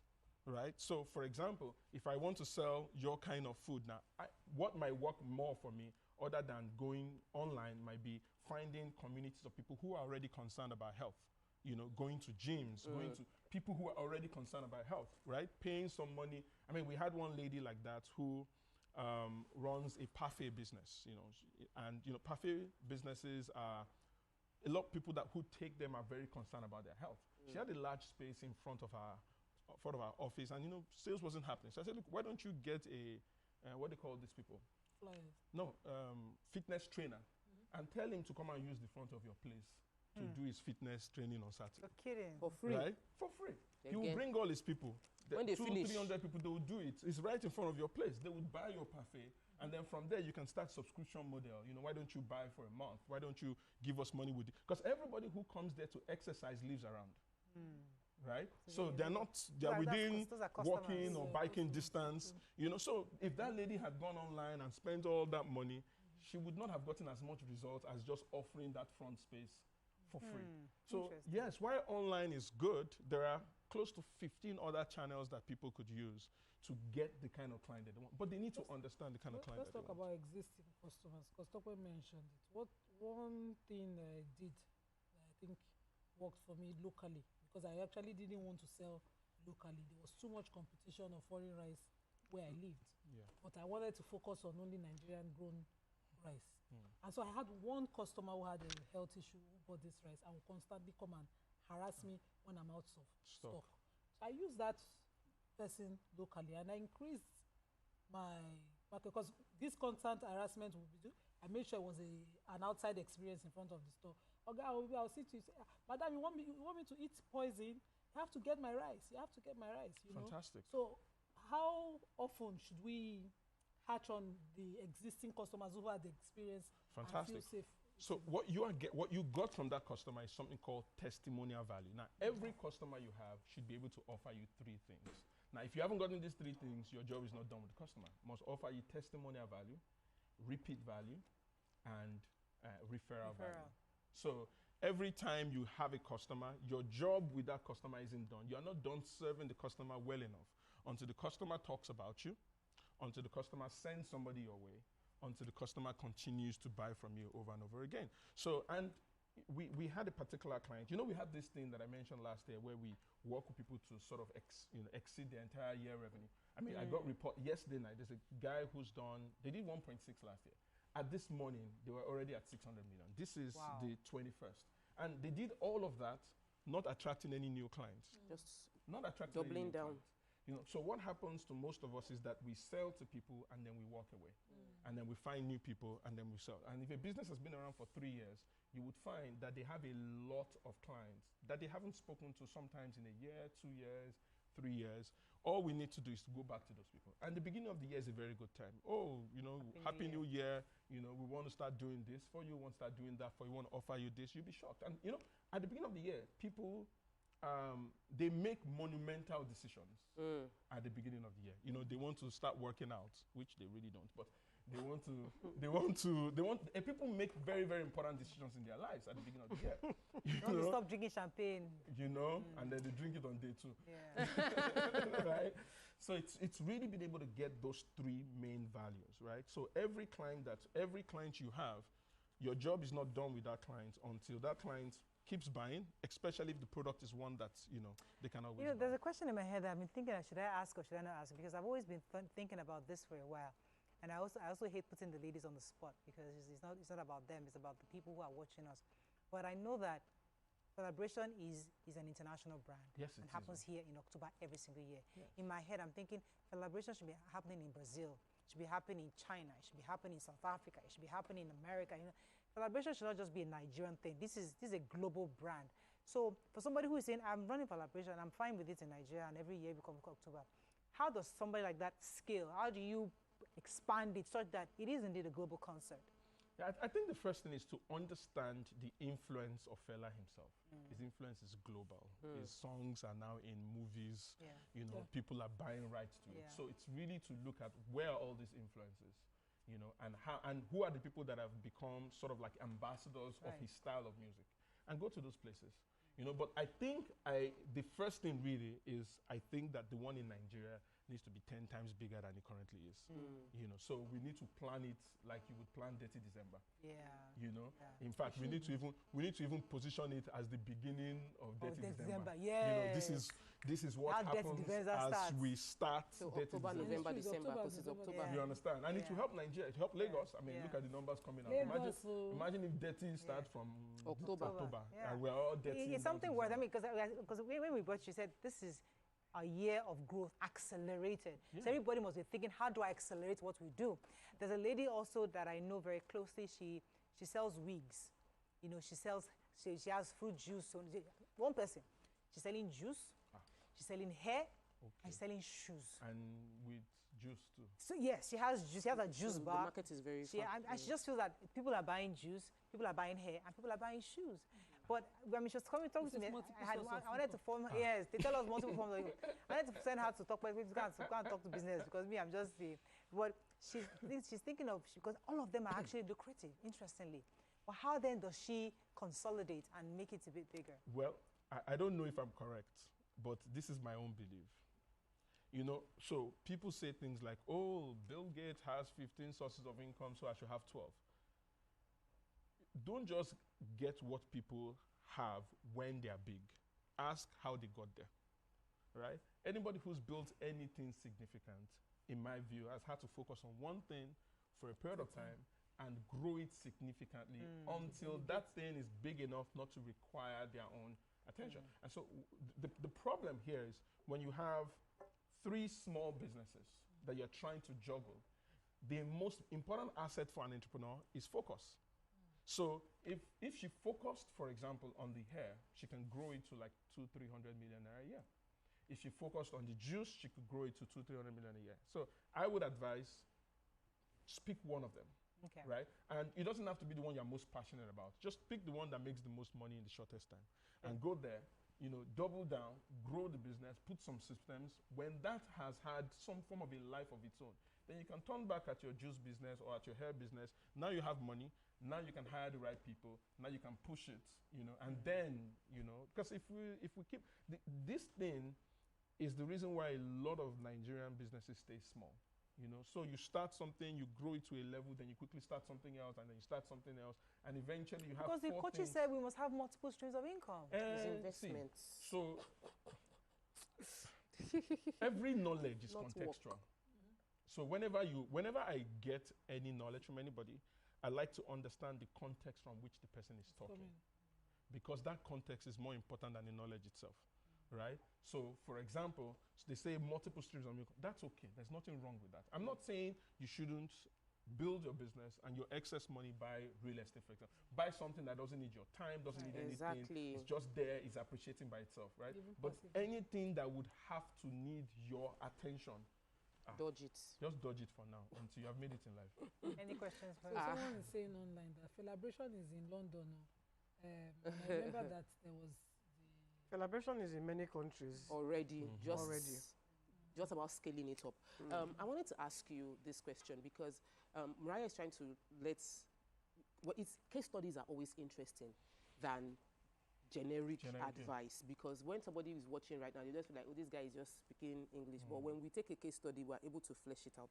So Mariah has already put Auntie Yenne's Celebration as a case study, and I would like you to just take a little bit of time to point out what you can see as areas where it can be better, how it can better be positioned so that we are selling this value. And that can be a case that we can say, okay, by October this year, this is what we can do if you do ABCD. This is what we can achieve if you do ABCD from the top of your head. So if you think about Celebration, right?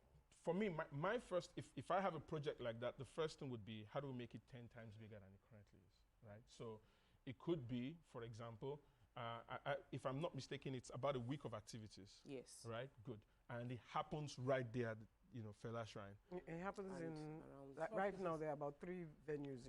In Lagos. Beautiful. So it doesn't have to be in Fela Shrine. No. Okay, great. So what that means is that we can essentially, so I would love to attract certain types of artists that have I know that Burna Boy has been there. I know that Wizkid has been there. All of them started from there. Good. So I would like to have those types We'll of have people. the conversation of elaboration a bit later because privately, because there's another angle that I want Nigerians to learn from. Okay. And as Dr. said, case studies, because there are business owners who are watching right now, and many of them, they've gotten loans from company, from banks, and they don't know how to scale. What do I need to do? What's the next step? Because they you know, when you're looking for money, interest is choking. you now get the money.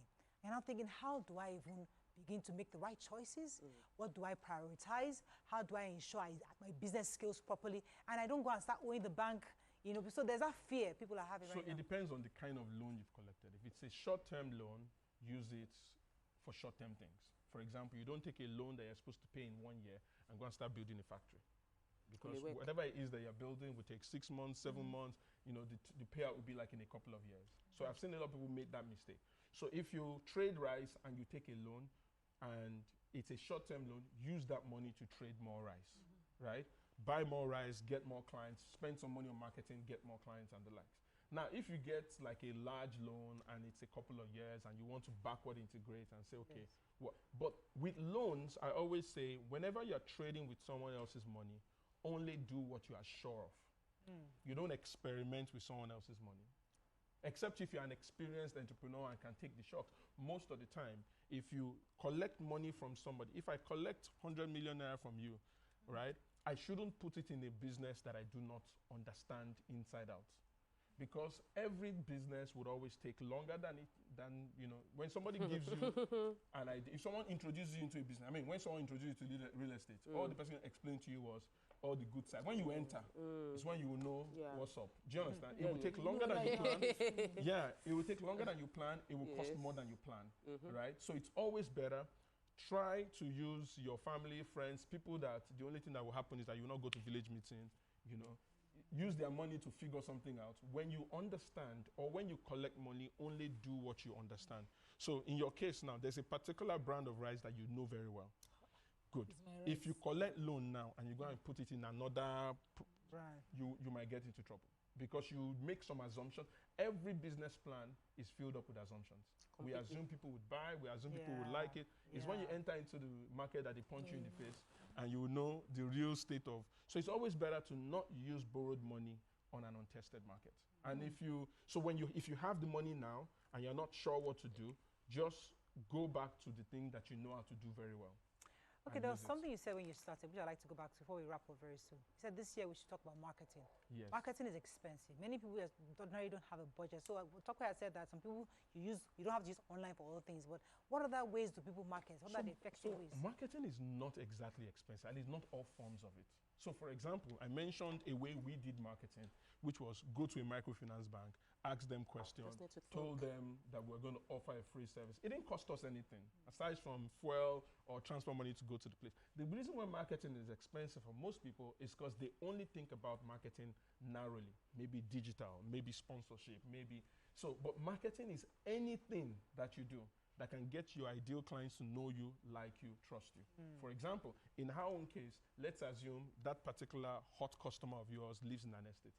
Marketing could be knocking on every single door and telling them about your products. You got me customers. You know, that's marketing, right?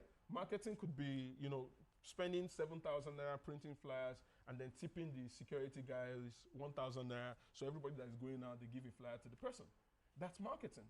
Right? But what most people think about when they think about marketing is, you know, I need 200 million, I need to do all of this. No. I need to get if you have that money, do it. It works.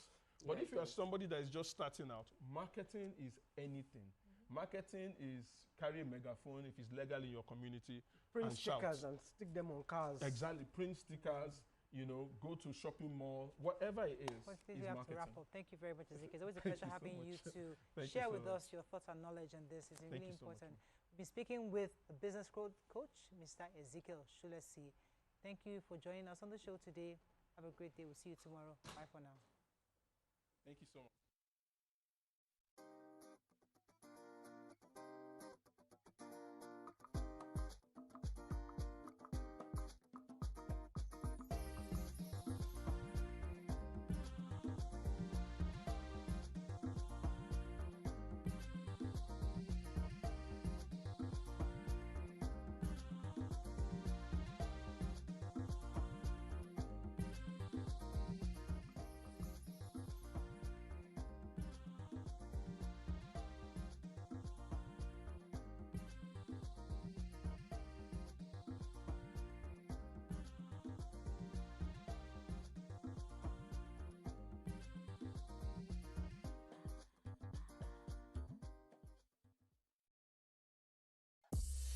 Tea is good.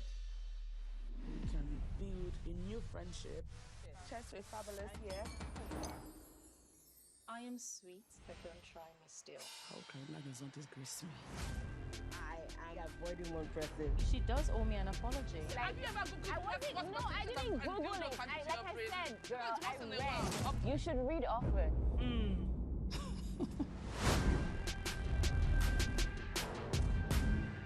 The following is a paid presentation by ShopX TV.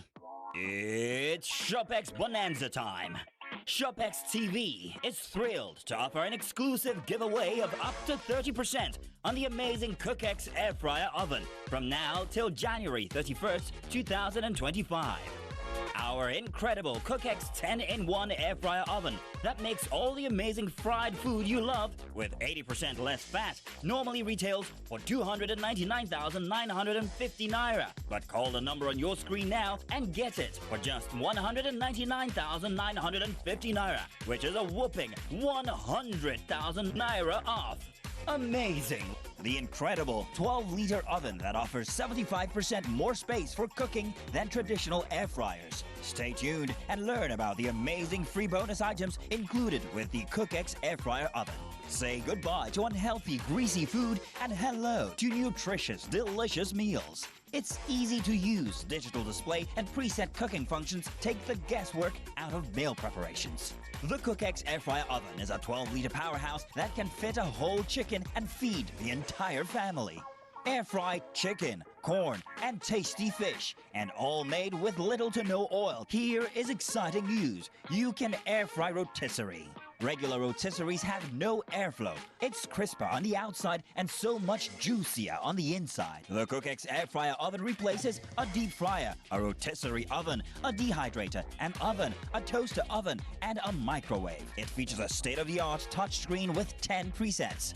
The CookX Air Fryer Oven is easy to wipe. I am happy, my husband is happy, and of course I have a happy home. From my grilling on check, to my frying on check, to my baking on check. You could be paying 299,950 naira for the CookX Air Fryer Oven, but call the number on your screen now or scan the QR code and get it on the ShopX Mega Bonanza deal for 199,950 naira. The CookX Air Fryer Oven comes with a drip tray and a grill tray. But wait, there's more. If you order now, you get not one, not two, but 3 bonus items valued at 50,000 naira for free. Bonus number 1, an extra large rotating stainless mesh basket, amazing for French fries. Bonus number 2, our stainless rotisserie fork. It's perfect for restaurant-style rotisserie chicken.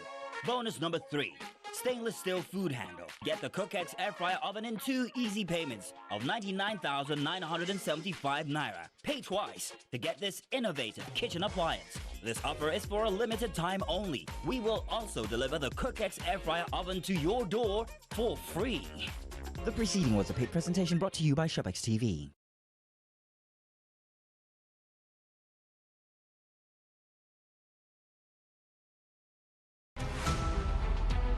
Every major news story is with many perspectives and layered with different levels of impact. Hello. What time did this happen?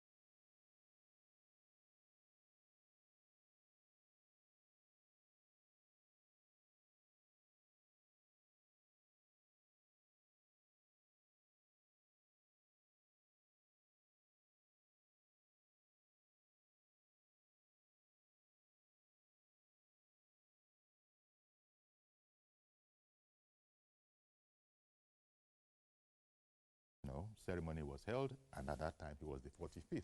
Of course, President Biden was the 46th, and so now we have the return of President Trump. And so we'll be looking at that today, and our guest this morning is Ambassador Elijah Onyeagba. He's the former Nigerian ambassador to Burundi and a frequent contributor on our program. Good morning, Mr. Ambassador. A very good morning to you, Mr. Yori. It's nice being on your studio. Thank you very much for making the time for us. Well, it has happened. You know, when Trump lost the election at the time, it was felt that that was over and done with, but President Trump has shown that he's not that kind of person. So here he is back again. And then his inauguration speech. Maybe I could just ask you to take a look at the inauguration speech, because a number of things happened, as you know. On the one hand, President Biden, he had taken some action, some preemptive pardons had been made. And President Trump has immediately indicated that there's going to be serious action. I think primarily among those actions that President Trump has predicted, let me just choose that word, is that it's now a sunshine for America. America is now back on its course again, and you know, and that, you know, kind of a situation. Let me ask your attitude first, if you will, to the President Trump's inaugural speech. He says there are about 11 million irregular immigrants in the U.S., and he hopes to do something about it. Oh, thank you so very much. First, you know, the U.S. election is always a very big issue for the world, you know, at every 4 years. Depending on, you know, whose side you are on. You know, the Democrats and the Republicans are always slugging it out, you know, and the outcome of the election poses a big issue for the world. So most world powers, most nations of the world are always very interested in what is going on, you know, with the U.S. Being a super world power, you know. And Trump's comeback, you know, is... to some, you know, it's a surprise, and to quite a few people, it wasn't a surprise, because a few issues are always on the front burner in every American election. And then, you know, you know that this year, or rather last elections in November 6th, issues relating to immigrations was top on the agenda. Issues relating to Roe versus Wade, or what you refer to as the abortion issue, is always top on the agenda. The economy, the foreign policy, and quite a lot of these issues are always there for contestants to debate through, and then at the end of the day, the Americans will always make their choice. Now, anytime an American president is elected, the whole world is also out there watching for his inaugural speech, because that is what sets the tone for what the president of the U.S. You know, wants to do. And this year's is not an exception. Quite a lot of people all over the world watched. And you know, from the Middle East to Africa to what's going on in Asia, Mexico, China, and all of these issues, America is very much involved in all of this. And clearly, it's not out of place to have the kind of interests that the entire world had yesterday while listening to President Trump. First, it was an interesting speech, I must say, because I listened through. It was an interesting speech with respect to the manner in which it was presented, with respect to the content, and also with respect to the context, you know, of the presentation. And usually, Americans presidents over the years take their oath of office at the Capitol, equivalent of what we refer to as the National Assembly here. Yeah. I guess it's significant because it shows that this is like the law house of the United States of America. So every American president actually gets there to take their oath of office. And clearly, it was also different because over the years, American presidents take their oath of office in front of the Capitol at the open platform where you can have a lot of people watch and cheer. But unfortunately, this time around, it was taken to the rotunda. But clearly, he set the agenda rolling. Trump obviously talked about issues relating to declaring emergency on the southern border of the U.S., where Mexico is, because he actually claims that, you know, thousands of people, millions of people, illegal immigrants are invading the U.S., you know, from that side. And clearly, he made it a point of duty. You remember, you know, during his first tenure, it was about constructing the wall, you know, between America and Mexico. So he obviously started, you know, I can analyze his speech by saying that this is a continuation of Trump's first term agenda when he became the 45th president of the United States.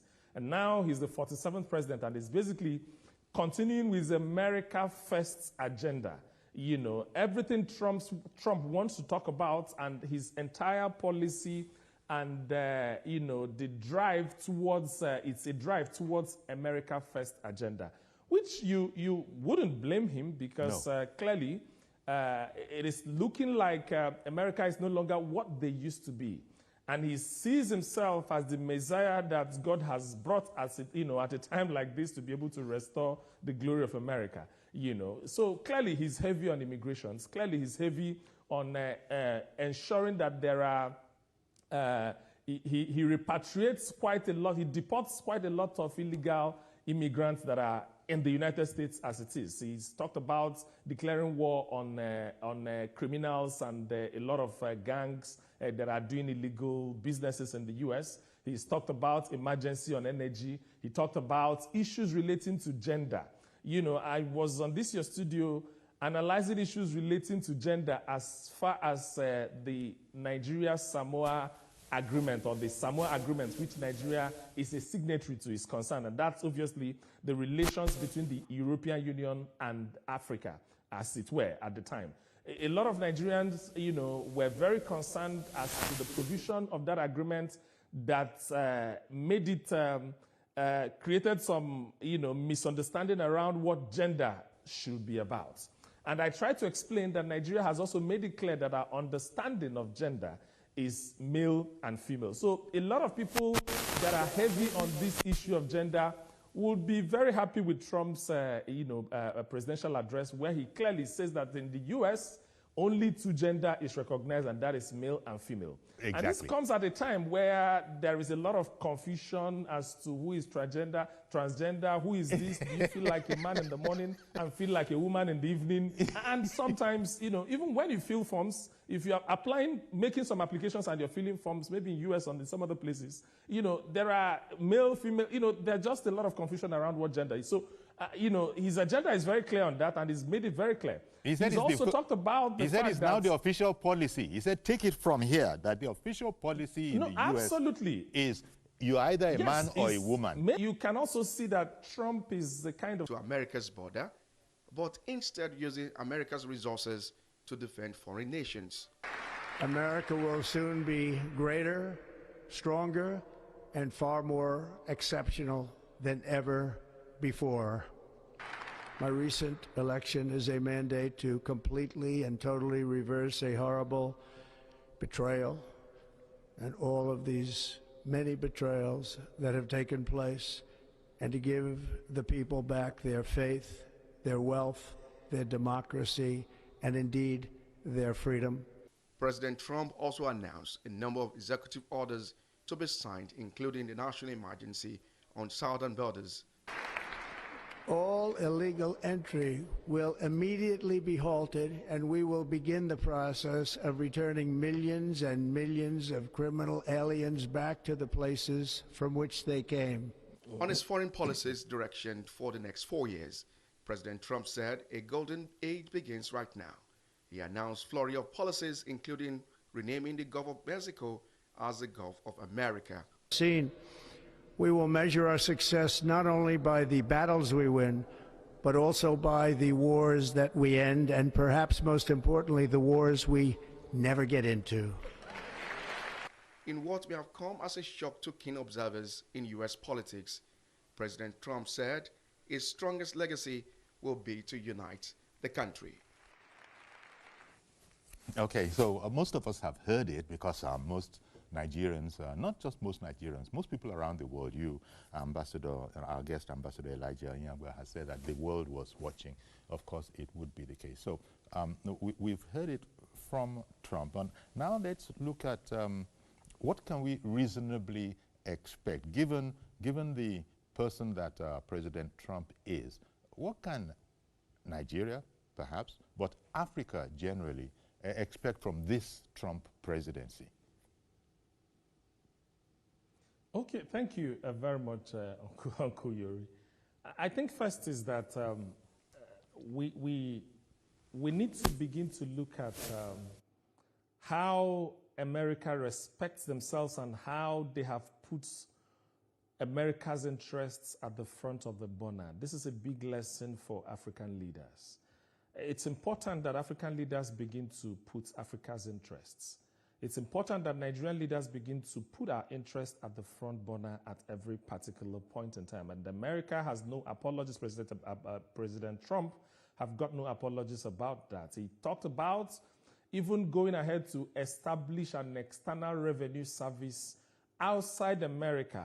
He wants to be able to tariff products that are coming into the U.S. and ensure that he enriches America from the proceeds that are coming from outside the United States. And this, for me, you can't blame anybody on that, but it's a big lesson. And I think that time has come for us to, as Africans, to begin to look at ourselves and begin to ask ourselves, what do we need to do first to be able to ensure that we get the respect that we deserve. And it's all about our conduct. It's all about how we go about doing our businesses. A situation where, you find a lot of African leaders getting involved in corrupt practices, moving monies abroad. Recently you see a situation where about $55 million was returned to Nigeria from a loot that, says belongs to a certain person, and the person comes back to again deny it and all of that. So these are resources that are meant to develop the continent. Focus, also try to do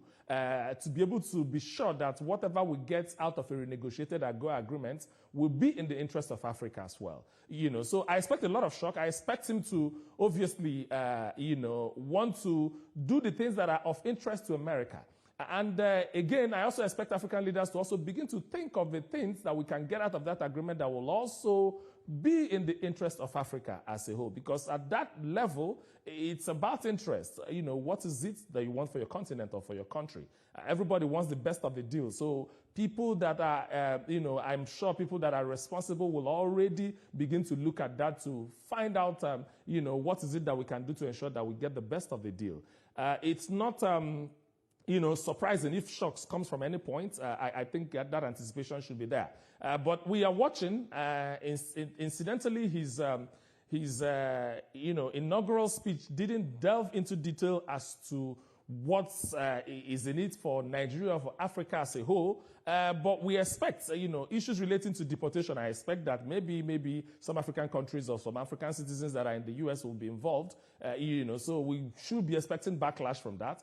Clearly, he's also talked about ending this citizenship by birth from, people that their parents have actually illegally migrated to the United States of America. I'm sure some African citizens will also be in this basket as well. So there will be a lot of, issues that will be at the front burner between now and the next 4 years of the Trump second coming. But we wait and sit down and observe, and then we'll respond accordingly when the need arises. But I think that it will start from us doing what we need to do to ensure that we get respected amongst the Committee of Nations. And once our policies are in that direction, Trump is a businessman. He's looking for deals. He's looking for people he's going to enter into deals that will favor America. So that is not out of place. Also of note is, there was this policy that, electric vehicles are now going to be the ones that are going to be manufactured and used in the United States. And he also reversed that because in as much as EVs are also very important, America is big in the manufacturing of vehicles. They do a lot in Chevrolet, they do a lot in General Motors and all of that. So he's saying, no, once you're doing this, this policy is going to negatively affect the economy of the United States. People are working in those auto industries and so on and so forth. So you can't just, have a policy that ensures that, or that makes that transition very difficult, you know, and all of it. So a lot has happened in the course of his presentation. For Africa, I think that we need to wait for our own shocks. We need to brace ourselves for several changes that are likely to happen in the next 4 years. We will not go toe-to-toe fighting on issues, but we will sit down and watch what happens. There are quite a lot of foreign policy instruments that the U.S. uses for the U.S.-African relations. So we'll wait and see, adjust where necessary, but I think that times are for the better for America and also for the world, because we agree with Trump on several issues. Take, for example, the issue of this issue of gender. A lot of African countries stands with him, clearly. You know, whatever influence we're having from Europe and all of that, clearly it's everybody was clapping for him yesterday when he made that pronunciation. So I believe and I hope that as we delve into other issues, immigration issues, issues relating to deportation of people, issues relating to ensuring that he gets the best deal as far as trade policies are concerned, and other foreign policy instruments, we will wait and see. But I'm quite certain that we will also try to get our own best deal while relating with the United States. Indeed, we will have to wait and see. But as you know, Trump has framed himself as a victim of government weaponization. He's been, and in fact, he was quite aggressive, relatively speaking, at this particular inaugural speech. Even as he's, the person he's taking over from, even as they were there, sitting right there in the same venue, you know, he didn't pull his shots. He spoke his mind. But this whole matter about being a victim and taking a jab at what he called radical and corrupt establishment. He was describing the American government, not a third world government, as you might think without context. He was actually calling America, you know, a radical and corrupt establishment. And he was saying that, well, his election, what it has done is to come and reverse those bad times, a horrible betrayal. And from this moment, using his words exactly, from this moment, the moment of his inauguration, America's decline is over. There's something of a showman in the president himself. So he does use this for his MAGA concept, make America great again.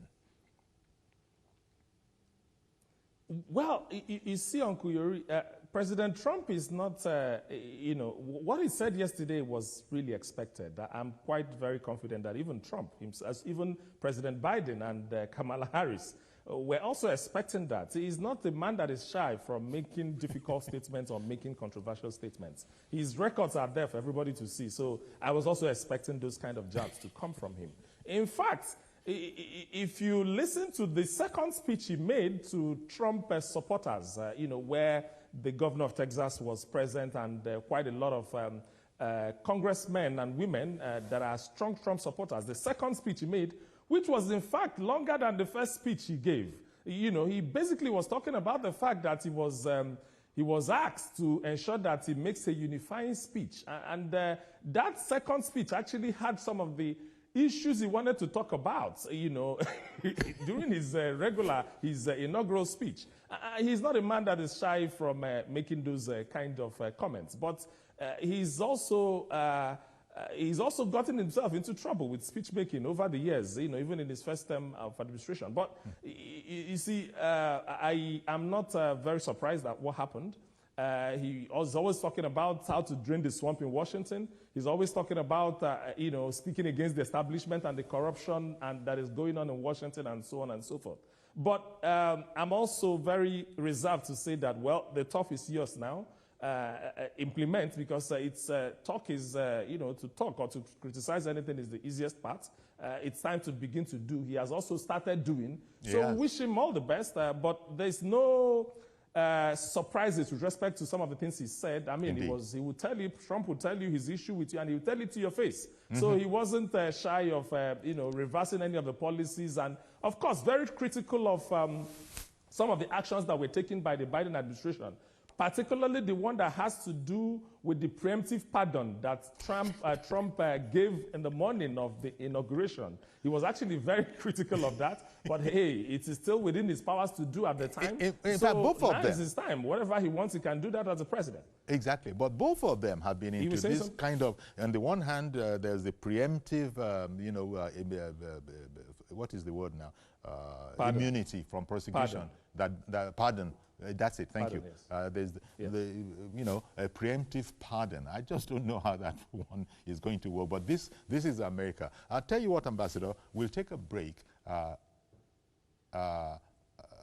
Okay, I hear that Mr. George has been waiting for a while. So we'll take Mr. George's call, and then after that we'll go on a break and we'll come back, react to it, and take other calls as well. Good morning, Mr. George. Thank you. Good morning, Uncle Yori, and greetings to the ambassador. Uncle Yori, it's ironic to see Nigerians, including those who are resisting taxation at home, supporting Donald Trump, who is even imposing taxation outside his country for anything that concerns America. I don't know what they are celebrating here. When you talk of human values, this man doesn't have any. If you are in a country that is not prepared to accommodate any neighbor or any other country, is that something credible to applaud? I don't know if Nigerians have heard that this man says he is going to deport people that were born in America. It's already been challenged on that, Mr. George, because yes, it's a law. It's constitutional. Yes, but is he going to single-handedly change the constitution? This is the point. Is the case, let him deport his wife first. His wife is an immigrant, and the wife came there about 22 years ago. So he should first of all deport his wife before deporting other Americans that have American passports. Indeed. That is what they should tell him. And he is not the one that should even be talking about moral values, judging from the cases upon which he was convicted in his own country. He remains the only American president to have been convicted of a criminal offense. That's what makes me proud of my country. As poor as he regards us to be, our values forbid a convicted person to be our president. And we are very proud of that. So, all right then. So indeed, Mr. George. With all these policies, as I told you before, Uncle Yori, for the period this conflict will be in power, I will not go to America. Good morning. Thank you very much for calling in. Okay, I'll tell you what, we'll take that quick break. We'll be right back. And as I said, we'll include your calls as well. Stay with us. Ambassador Elijah Onyagba, former Nigerian ambassador to Burundi, is still our guest.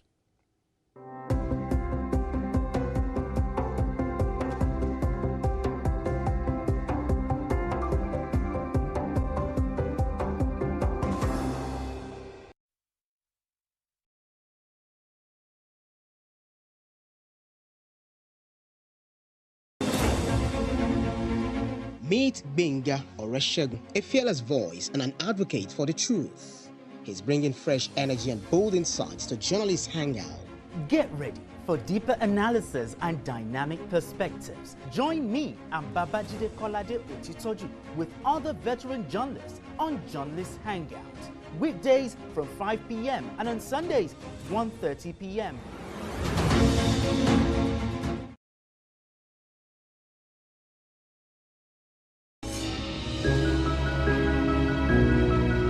Sometimes it's the story that calls. At other times, the people just want to be heard. School, I need students, but I need teacher. Can't continue like this. Their voices re-echoing through time itself. We haven't done anything. If the tide is high, everybody run for safety. Their tears leave a sweet, sour taste for all their demands.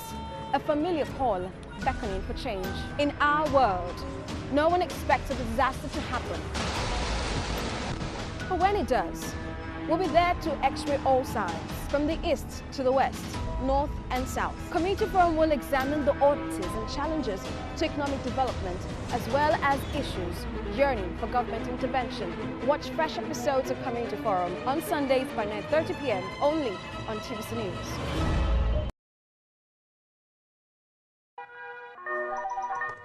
Hello, TVC Communications. How can I help? What makes TVC the right choice for my business? Excellent question, sir. Let me share some exciting facts with you. Start your day on TVC Entertainment with Wake Up Nigeria, a family and lifestyle show. Your view empowers women globally. It's your view, let it count. Entertainment Splash delivers the hottest celebrity trends. On TVC News, we keep you informed with breaking news and in-depth analysis of events shaping the world. I will continue to speak the truth. TVC News at 7 and TVC News at 10 p.m. delivers the most important stories of the day. Max FM, your hit music radio station, captivates listeners daily across Lagos and Abuja, making every commute more enjoyable. Adaba 88.9 FM is not left out, as it is the voice of Southwest. And on TVC Digital, we reach to million viewers daily. All together, pulls in over 17 million viewers daily. Contact us on 0707-272-8338 or marketing at tvccommunications.tv. Partner with TVC Communications today. Let's grow together. Sorry to interrupt you, but I wanted to bring on Habila, who has called in from Kaduna. Good morning, Habila. Oh, well, we actually went and lost that call. So indeed, thank you very much, Ambassador, because what you're saying in there is that, yep, Trump has a right to be pro-American, but then every African country also needs to re-examine itself and be pro-itself, whether from Kenya to Uganda to Nigeria to Cote d'Ivoire, anywhere, be pro that. And in fact, it would appear that sometimes there are instances where people are not sure that Africans are being, dare I use the word aggressive enough in the presentation of their case, perhaps for fear of giving offense, in that kind of a situation. But here we are now. Now, going back to that point about President Trump making some really far-reaching statements, for instance, trying to, I don't want to say toy with, but trying to go back to this whole matter about citizenship by birth. Well, as you know, immediately there have been opposition politicians that have immediately answered President Trump and saying that he can't do that. He cannot do it because it's in the law. But the president has said it. He has been responded to. We now see how it's going to go because it's already the law. Too many, well, maybe I shouldn't say too many, but a lot of people take a plane off to America or the UK, for instance, it's a Nigerian thing, wherever, simply to give birth there and therefore pick up a passport for your, for your darling one. And I think the idea is that the person is set for life if he now has the passport of a Western country, whichever one that happens to be the choice of his parents. So we'll wait to see how that will go, but it is the law. It's as if a president here should say that if you're born in Nigeria, there's something that can be done where you might be denied your Nigerian citizenship. I personally, just looking at the books, just looking at the law, I don't think he can do that. But again, with Trump, you never know. You have to wait and see. But it is a very, very big one. If the fact that you were born, there, somebody can affect that and say, it doesn't mean you're a citizen. Well, this is a very controversial issue. Oh, one moment, sir. Sorry, Ambassador. Let me bring, I think Feromi is on the line. Let me add his own contribution, and then you sort of take, Okay, good morning. Good morning, Feromi. Feromi, good morning. Good morning. What I want people to understand is the fact that Nigeria is a country on its own. As a sovereign country on its own. America is a country on its own. If Nigeria was that good, other people would come to Nigeria and they will be the ones saying we want them to leave. But because we know how our country is, we want to run out to other people's country. So whatever is happening in their country should be their own business. And whatever is happening in Nigeria should be Nigerian business. It is true that there's a way other countries affect our own personal relationship with other countries. But the thing is that the relationship we have with other countries, how well have we been able to build it? If we can build a good relationship with other countries, even if we don't support some people, they feel, okay, yeah, these people are good people, they should remain in our country. And that's also another problem I want to talk about, is the fact that most Nigerians want to see Nigeria because it's not a good place for us. We're not enjoying the country as we should. But I believe with the help of what the president is saying, the question is we certainly to get better for years. And then we pray Nigeria becomes great, just as America is. But for me, I think Donald Trump is doing what is best for the Americans. Indeed. Thank you very much, Feromi, for calling in. Ambassador, did you have any comments? Yeah. No, I heard him very friendly, though, but I think he's also talking about the fact that we must focus on ourselves and not be so much concerned as to, what is happening in America, what is going on with other countries. That's about the size of it, yes. It's not out of place for the president to want to, reduce the number of people that are, coming into the country, taking advantage of irregularly immigration loopholes, etc. It's not out of place to have that conversation. However, we actually disconnected from this point that I said that whatever he wants to do will always be supported by the law, and then of course, don't forget that America is not a place where you just go ahead and do what you want to do just because you're a president. They've got a system of checks and balances, with the Congress and the Senate that will always have to review issues on the Capitol and then pass them appropriately before that happens. So we will wait and see, because whatever he wants to do with respect to the issues relating to citizenship will be clearer somewhere down the line. As it is now, he said it, he signed it, but we'll wait to see on how he goes about implementing it. But by and large, I think that the responsibility for us is not, to just sit down and desire to go and have children, in America, just because we think that once that's setting you up. You're born as an American, that settles it. So if you've traveled to the United States, there are quite a lot of destitutes. There are people that actually, sleep on the streets, even though it's winter in America. Indeed. There are people that are homeless, a lot of homeless people in America. As a matter of fact, it's even arguable that there are more crime that happens every day in New York than what happens in Nigeria as a whole. You can, these things don't come out, to the mainstream media for, for conversation, You're right. But once it happens in one place in Africa, we try to find a way to elevate it and, make it look like, the world has come to an end. But clearly, a lot of work. Trump's protectionist policy for the U.S. is expected. Okay. Sorry, Ambassador. I beg your pardon.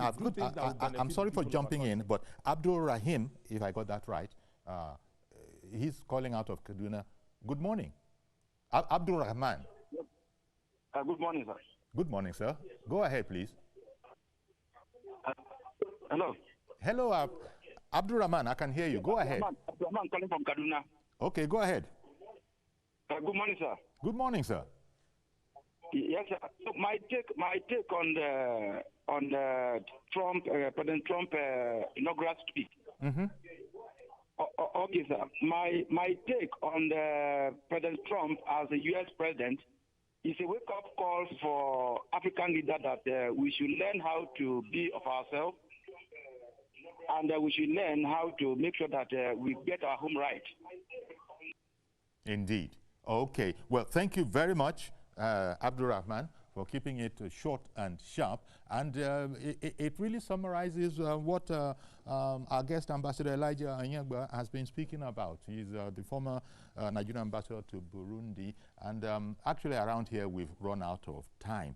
But I did want to thank you very much, Ambassador Elijah Anyagba, for coming on the program and giving us the benefit of your experience and insights into these matters and how they will work. As you said, we're going to have to be patient and see how a lot of these things work out. And of course, this can't be the last conversation on the U.S. and its relations with the world. Thank you very much, Ambassador Onyagba. Thank you so very much, and God bless Nigeria. Indeed. I'll say amen to that. Okay, so that's our program. Do please join us tomorrow for a fresh edition. I am Iyori Folarin. Bye-bye for now.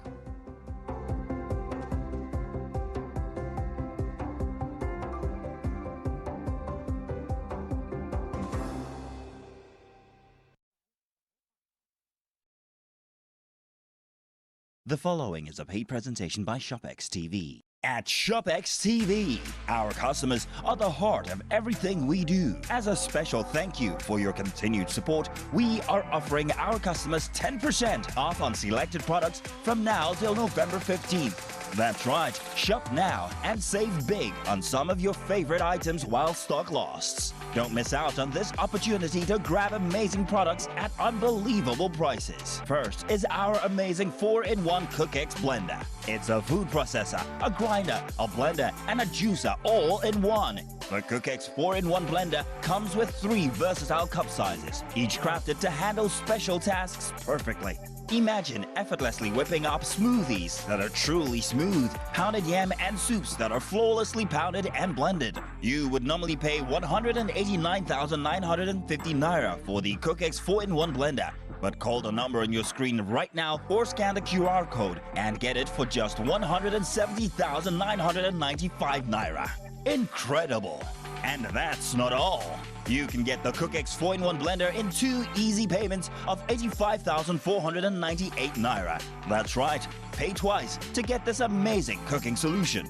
And we are not done yet. ShopX TV is proud to introduce the ShopX Ultimate Crunch Exercise Machine. The 6-in-1 machine is designed to take your fitness to the next level.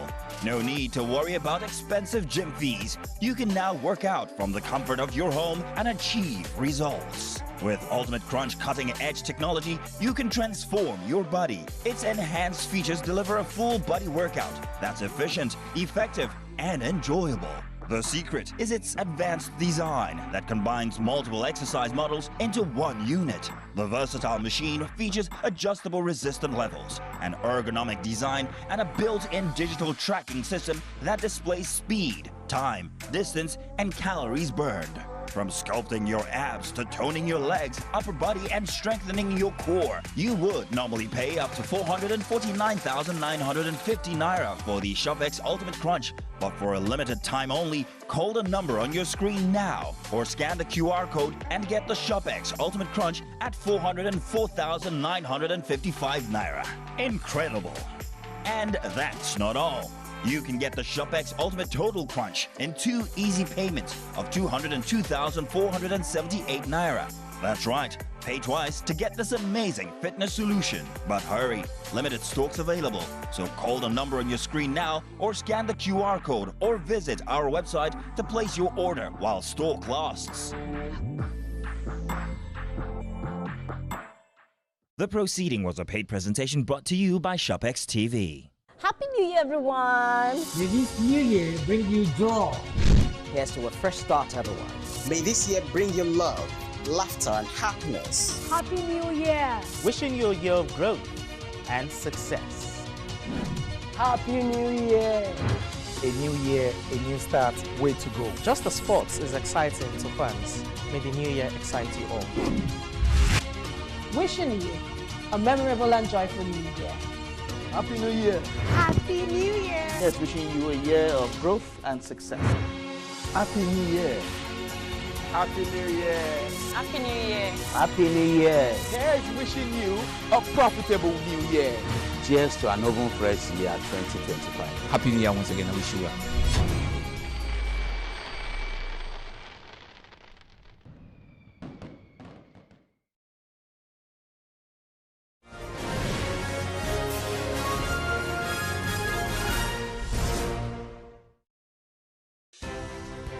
At TVC News, wherever the big news story is happening, we're geared up to break it.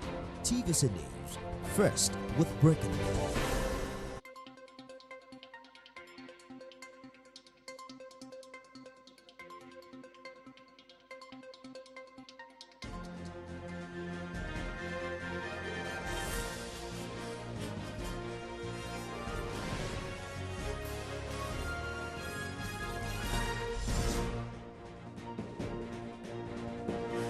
from our studio in Lagos, Nigeria, this is TVC News at 12. Following the tragic tanker explosion in Niger, the state government says it will set up a mechanism to enforce roadworthiness of articulated vehicles in order to avert a recurrence of such tragic incidents. Chanami Bameyi has details in this report. The death toll from the tragic tanker explosion in Niger State has risen to 98. Many of the severely wounded have been transferred to teaching hospitals in Gwagwalada and Jabi for specialized care. Signs of devastation are still very visible. As traders continue to count their losses, eyewitnesses say security agencies attempted to prevent people from scooping fuel moments before the fire broke out. In the aftermath of this tragic event, traders are counting their losses. Items worth millions of naira have been lost. But here's actually what caused this incident. Eyewitnesses say that this tanker had pulled over to fix a mechanical fault, but it tipped over and fell on this bad portion of the road. This road must be properly fixed because it's a major route that connects Niger State and Kaduna and also the Federal Capital Territory. For we that get shops here, we try to run and escape, leave the place. But some people from other places begin to come with different things, packing the foil, doing one thing or the other. Then I try to lock my own place here. I say, oh, this kind of thing can escalate fire, so there is no point of staying here. So we was here and people was gathering here. Some security men came. They tried to save the situation, chase people away. They overpowered them. There was nothing they can do. Mine, because of our goods, my generator, everything did here. All the things we I gather in my life, doors, everything, I did here. I don't know what to do. The Niger State government, in addition to paying for the medical bills of those affected, has promised to set up a mechanism that will enforce roadworthiness of articulated vehicles. 24-hour surveillance on these roads to make sure that we enforce most of the trucks that are not roadworthy. We'll stop them, impound them, and then the owners have to come and face the penalty. At the Suleja General Hospital, the medical director, Dr. Adebayo Adidokun, confirmed that several patients have been transferred to the federal medical centers in Abuja due to the severity of their burns. There are about 8 to 10 ambulances moved those clients to teaching hospital Abuja. 20 were presently there, while 2 were moved to Jabi Federal Medical Center. And I'm sure most of them are recuperating well. So they are moved to burn center because the extent of the burn. Authorities have called for caution and proper awareness and sensitization to prevent such avoidable disasters. To the nation's capital, where the House of Representatives Committee on National Security and Intelligence has called on President Bola Tinubu to increase budgetary allocations for intelligence agencies. It also wants Mr. President to direct the Minister of Finance, Wole Edun, to ensure full release of capital allocations to intelligence agencies in the budget. National Assembly correspondent Joke Adisa has more. At this budget defense session, the lawmakers acknowledged the 4.91 trillion naira allocated to the defense and security sector in the proposed 49.7 trillion naira 2025 budgets. Even as the allocation underscores the priority accorded to security, the committee says the intelligence subsector is grossly underfunded. Out of the proposed 4.91 trillion naira for defense and security sector, only 595.02 billion naira is for the subsector, an amount the legislators describe as insufficient. I am therefore calling on Mr. President of the Federal Republic of Nigeria, President Bola Ahmed Tinubu, GCFR, to please intervene, not just for an increase in the allocation to the agencies, but to also direct the Honorable Minister of Finance to, as matter of national security, prioritize the full release of all the outstanding 2024 budget allocation to the intelligence agencies and sustain the practice and prompt releases to them going forward. The agencies are led by the National Security Advisor, Nuhu Ribadu, who is represented by the Permanent Secretary Special Duties. The proposed budget is tailored towards addressing the evolving security challenges facing our dear nation, ensuring the effective coordination of security agencies and seamless intelligence gathering and information sharing. To find a way out of the low budgetary allocations, the meeting turned into a closed door that lasted for about 1 hour. We resolve that the committee will sit down and look at all avenues to make sure that we have increased the funding of these agencies. You are quite aware of the enormous challenges facing our country and the needs for us to secure the country. Proposed capital expenditure for the intelligence community is 274.55 billion naira. The committee says adequate funding, particularly for capital projects, is required to motivate the agencies to work optimally so as to deliver on their critical mandates that will impact positively on the security of the nation and the people. Jokeyadsa, TVC News, Abuja. Now, the Nigerian Navy says it requires 360 billion naira to perform optimally in 2025. It, however, says it received a budget of 88.37 billion naira, an amount the Committee on the Nigerian Navy says may not do much in the fight against insecurity. At a budget defense meeting, the House Committee on Navy pointed out the need for effective collaboration and support to enable the Nigerian Navy and the National Hydrographer Agency make the needed impact. The committee promised to do its best in meeting the financial needs of the organizations. Ladies, honorable colleagues, clerk, our guests, I remain honorable. Present Surulere 2 Federal Constituency and from Lagos State. Thank you.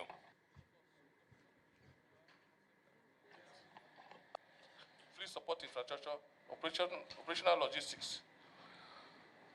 Based on that, we articulated a total budget estimate, as capital budget estimate, of about 360 million to be able to capture that. But the Federal Ministry of Budget and National Planning pegged our envelope to 88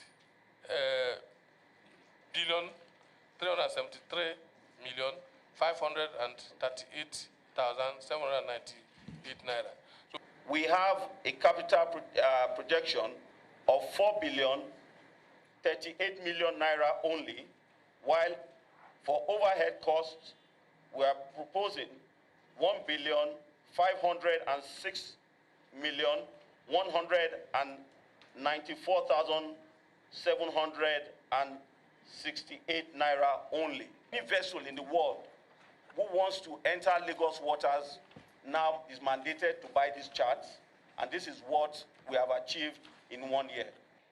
As National Assembly, it will be irrational for us to consider passage of another sister agency when the existing agency is not being adequately funded. We must work together to ensure that we've educated the Nigerian people, and we must work together to ensure that we protect the Nigerian Navy. And we are going to do justice to your request. We are going to do justice to your presentation. We are going to work together as members to ensure that your budget is increased upward. We're also talking security. Police operatives attached to the Kogi State Command have foiled a planned attack by a group of armed bandits. The bandits, who were holding a strategic meeting at a forest in Budon, engaged the operatives in a fierce gun duel. They were, however, overpowered, and one bandit was killed, while 4 others were arrested. Arms including 30 rounds of live ammunition and motorcycles were recorded. Similarly, in Katsina State, some suspected armed bandits headed to attack Ruwanduruwa village, Dusima local government area of the state, where they were intercepted. About 7 bandits were killed, while others fled, abandoning 109 livestock suspected to be rustled. The police also rescued more than 207 abducted children from suspected traffickers. This followed the arrest of a syndicate involved in child abduction and trafficking by the Ondo State Police Command. Away from that, Governor of Adamawa State, Ahmadu Fintiri, has been commended by residents of Madagali for his administration's peace-building initiative. The residents described the recent creation of chiefdom in the local government as a sure way for a peaceful coexistence. Senior reporter Wole filed into the story. This is the first time daughters and sons of Madagali local government will come together to celebrate after the liberation of the local government from the outlawed Boko Haram. The purpose of the gathering at the popular Gulak Central Square is to receive the newly appointed second-class chief. Honestly speaking, history has been today established. The governor, who is part and parcel of us in this local government, has done more than we expect, because the creation of this new chiefdom will surely bring peace, will bring progress and development. We are very excited. We have been expecting it for a very long time. We never knew it would come like this. And that it has come, we are so excited, we are overwhelmed. The new royal father promises to work towards the local government's development and carry everyone along. I pledge to work tirelessly to initiate policies and programs that will promote peace, progress, and prosperity in our own land. TVC News visited Gulak Market to ascertain the level of abandonment, but the market is busy as residents of the ancient community continue to put their piece together. Residents expressed their gratitude to the state and federal government for restoring peace to Madagali local government area. They believe that giving them the new chiefdom will foster unity, harmony, and improve security of their community. And all our people are happy. Today is our market day, but people have gone to the field where they will be receiving our emirate, that is our new emir, Dr. Ali, His Royal Highness Dr. Ali Amburam. There was no police station after the return of the people to the town. So most of these community problems, the district heads used to handle issues like marital issues, land dispute, and what have you. With the introduction or with the creation of the new chiefdom, certainly it will strengthen our community and cultural activities in the community. Governor Finti approved the selection of 7 new chiefs and emirs for chiefdoms and emirates. Recently created among them is the Pitil Madagali Kingdom, headed by Dr. Ali Damburam. TVC Media News returns in just a moment. Please stay with us.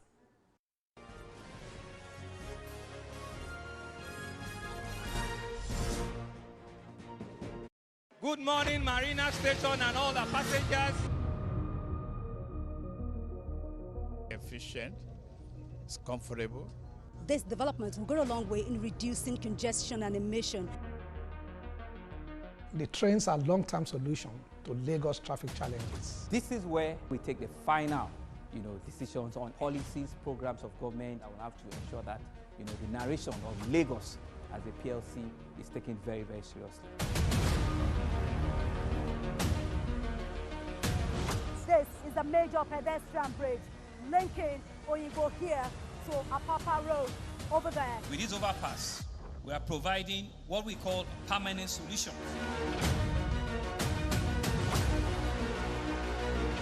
This place is one of the most dangerous areas at the biosecurity environment. This can go into the news and every crimes of your neighborhood. Our goal is to remain as Africa's model megacity, to move our GDP from the 5-6 position to the 3rd position, and we believe it's achievable with all the commitments we have. Explore the city of Lagos, where dreams are made and possibilities are endless. I'm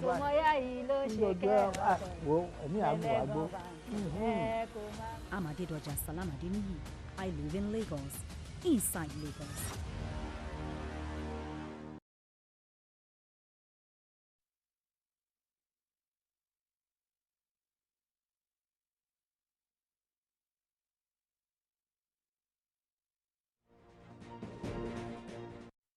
Many thanks for staying with us on TVC Midday News. Let's now turn our attention to health. The Minister of State for Health and Social Welfare, Dr. Isiaq Salako, is asking the Medical Laboratory Science Council of Nigeria to improve its mechanisms in regulating licensing for the practice. He says this should be done through the effective use of digitization in order to curb malpractices and misdiagnosis. TVC News' Kemi Balogun has more. Medical laboratory science is an essential support in the delivery of quality healthcare service. For this reason, and as part of efforts to enhance synergy in the health sector, the Minister of State for Health is making the rounds to regulatory bodies and agencies under the ministry, including here at the Medical Laboratory Science Council of Nigeria. When we make our clinical diagnosis as clinicians, often when the clinical, the laboratory diagnosis comes, it's like shining a light, then you feel confident that yes, truly, for example, you are suspecting meningitis. When you go and do the culture and you actually identify that, okay, then you feel comfortable that you're right. This is what I am in the right track. So it's like shining a light onto a dark spot. With a strength of 35,000 professionals, the regulatory body is now being taxed on improving monitoring and checks of practice in order to reduce the frequency of quackery and misdiagnosis.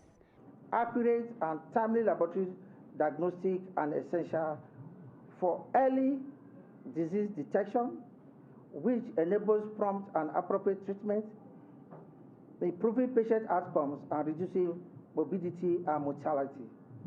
Medical laboratory science guides treatment decisions based on individual patient characteristics and genetic profiles. This diagnosis has led to a lot of mortalities, disabilities, and sometimes loss of life. So we must continue to prioritize what you do. And I want to assure you that the Federal Ministry of Health and Social Welfare, and indeed the President Bola Tinubu, will continue to support your efforts. The minister also reveals that plans are set to put up a committee that will review the self-sustaining capacity of regulatory bodies in the country. Kemi Balogun, TVC News, Abuja. Away from health, Ondo State Independent Electoral Commission has presented certificates of return to the newly elected council chairman in the state. But one of the political parties that participated in the council elections has faulted the results by the electoral body. Senior reporter Achebe has details. The Ondo State local government elections have been contested and won.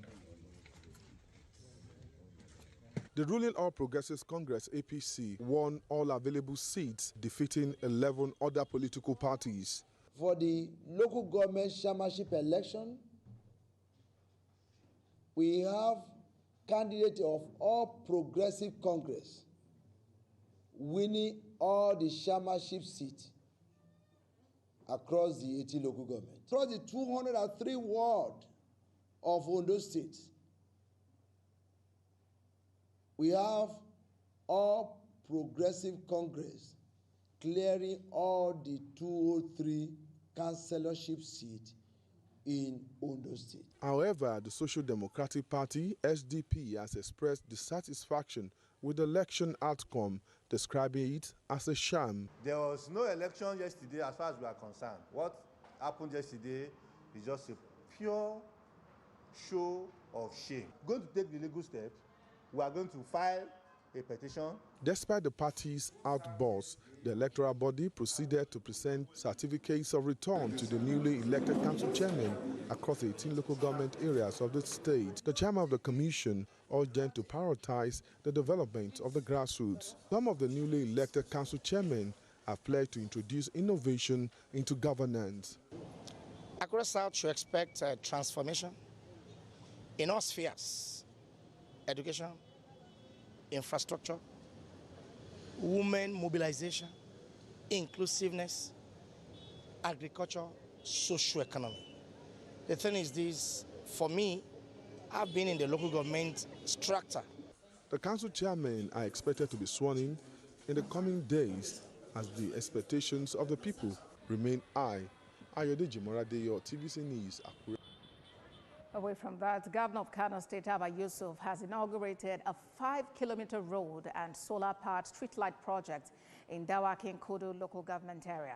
He said the project, originally initiated by Senator Robio Kwankwaso's administration in 2012, had remained incomplete during the 8-year tenure of the immediate past governor, Abdullahi Ganduje.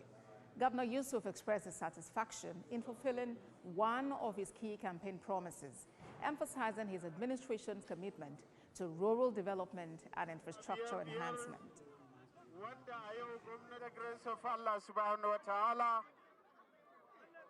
we are here today at the headquarters of the Kud local government area to commission the completed 5-kilometer dualized road, which was conceptualized and initiated by His Excellency, the former Governor of Kano State, Senator Ravi Musa Konkosu. This project, which commenced in the year 2012, has reached an advanced stage of completion.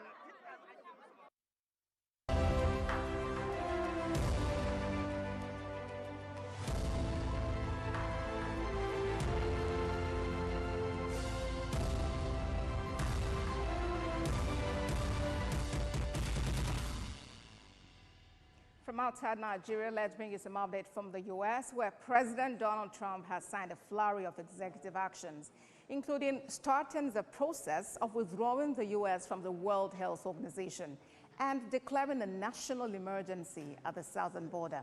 He also announced the end of birthright citizenship for children of illegal migrants. We have details in this report. America will soon be greater, stronger, and far more exceptional than ever before. My recent election is a mandate to completely and totally reverse a horrible betrayal and all of these many betrayals that have taken place, and to give the people back their faith, their wealth, their democracy, and indeed their freedom. President Trump also announced a number of executive orders to be signed, including the national emergency on southern borders. All illegal entry will immediately be halted, and we will begin the process of returning millions and millions of criminal aliens back to the places from which they came. On his foreign policy's direction for the next 4 years, President Trump said a golden age begins right now. He announced flurry of policies, including renaming the Gulf of Mexico as the Gulf of America. We will measure our success not only by the battles we win, but also by the wars that we end, and perhaps most importantly, the wars we never get into. In what may have come as a shock to keen observers in U.S. politics, President Trump said his strongest legacy will be to unite the country.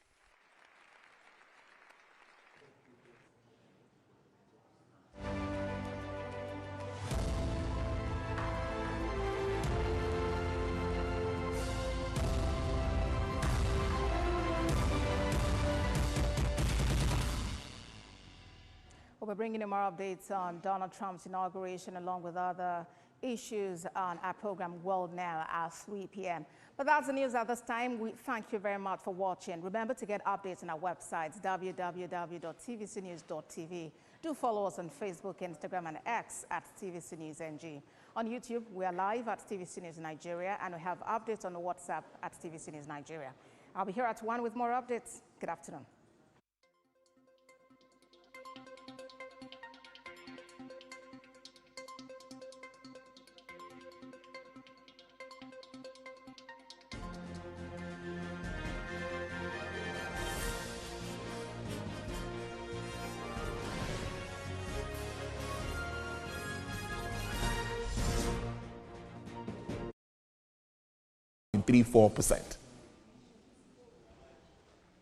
Now, President Donald Trump has ordered a 75-day pause on enforcing a law that would eventually ban TikTok in the country, as he floated an idea of partnering with the app's Chinese owner. Now, the new executive order delayed implementation of the Protecting America from Foreign Adversary Controlled Application Act, which took effect January 19th and would prohibit the distribution and updating of TikTok in the United States. President Trump had promised to move fast to save TikTok from the law that was passed overwhelmingly by Congress and signed by President Joe Biden last year. It's worthless, worth nothing. If I do the deal, it's worth maybe $1 trillion, $1 trillion. So if I do the deal for I'm talking about doing it for the United States. If I do the deal for the United States, then I think we should get half.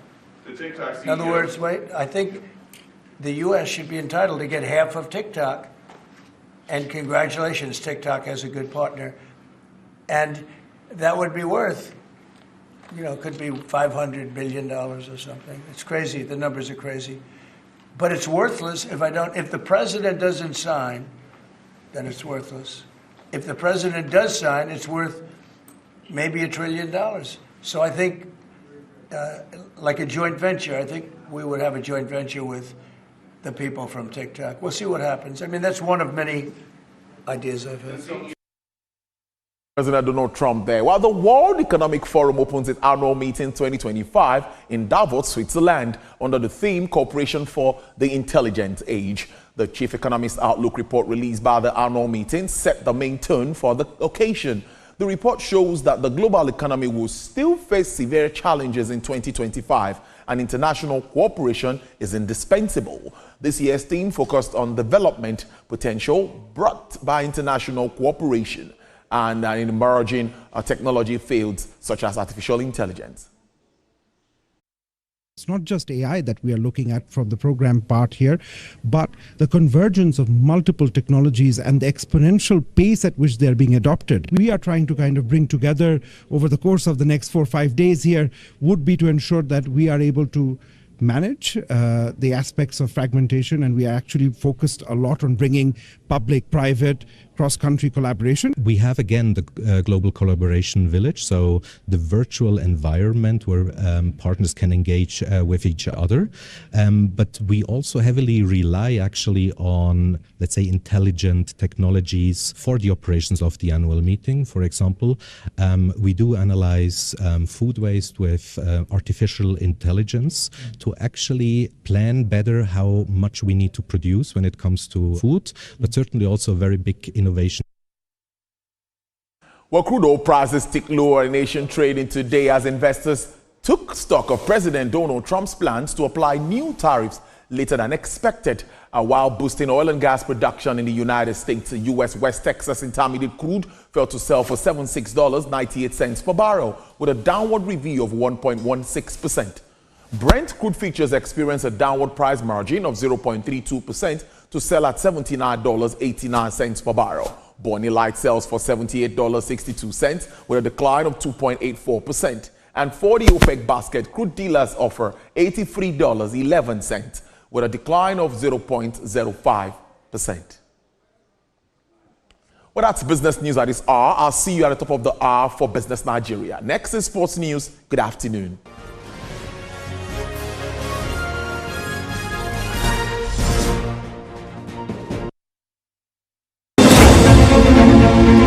Meet Benga Oreshegun, a fearless voice and an advocate for the truth. He's bringing fresh energy and bold insights to Journalists Hangout. Get ready for deeper analysis and dynamic perspectives. Join me and Babajide Kolade Otitoju with other veteran journalists on Journalists Hangout. Weekdays from 5 p.m. and on Sundays 1:30 p.m.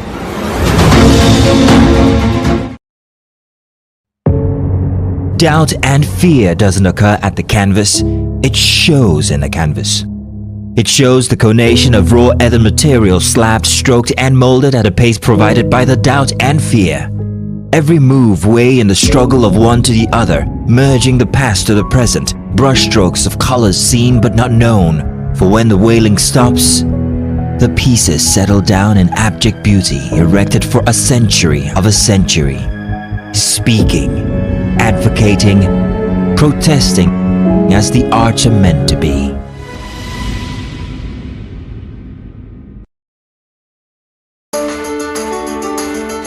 There is always more to a story than the screaming headline. The part of a story that is not told casts a shadow. It's like the part of an object that is not written. I'm Miriam Lunge. I'm a passionate environment advocate. Open where world number one Aina Zabalenka survived a scare from Anastasia Paluchenko to reach the semi-final of...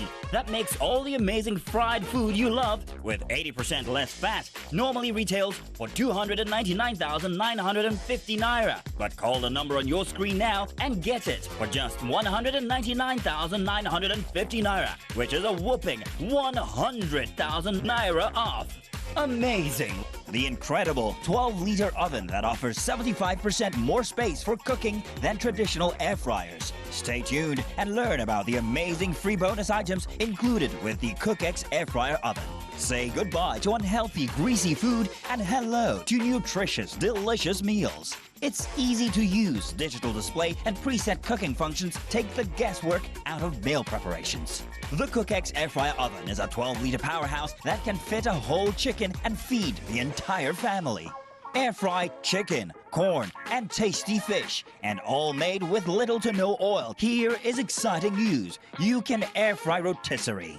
Regular rotisseries have no airflow. It's crisper on the outside and so much juicier on the inside. The CookX air fryer oven replaces a deep fryer, a rotisserie oven, a dehydrator, an oven, a toaster oven, and a microwave. It features a state-of-the-art touchscreen with 10 presets.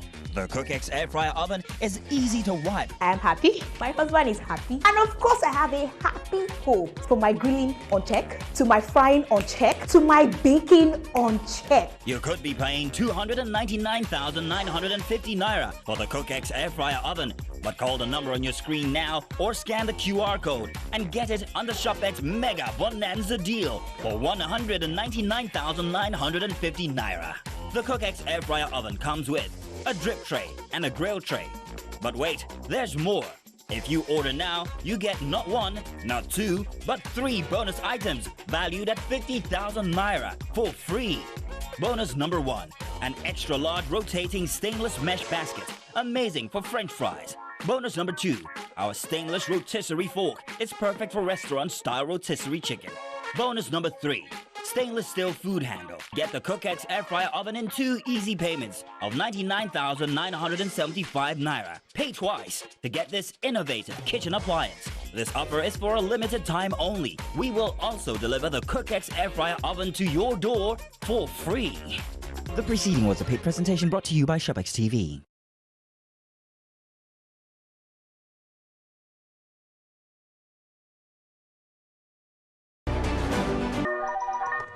Hello, TVC Communications. How can I help? What makes TVC the right choice for my business? Excellent question, sir. Let me share some exciting facts with you. Start your day on TVC Entertainment with Wake Up Nigeria, a family and lifestyle show. Your view empowers women globally. It's your view, let it count. Entertainment Splash delivers the hottest celebrity trends. On TVC News, we keep you informed with breaking news and in-depth analysis of events shaping the world. I will continue to speak the truth. TVC News at 7 and TVC News at 10 p.m. delivers the most important stories of the day. Max FM, your hit music radio station, captivates listeners daily across Lagos and Abuja, making every commute more enjoyable. Adaba 88. At TVC News, wherever the big news story is happening, we're geared up to break it. TVC News, first with breaking news.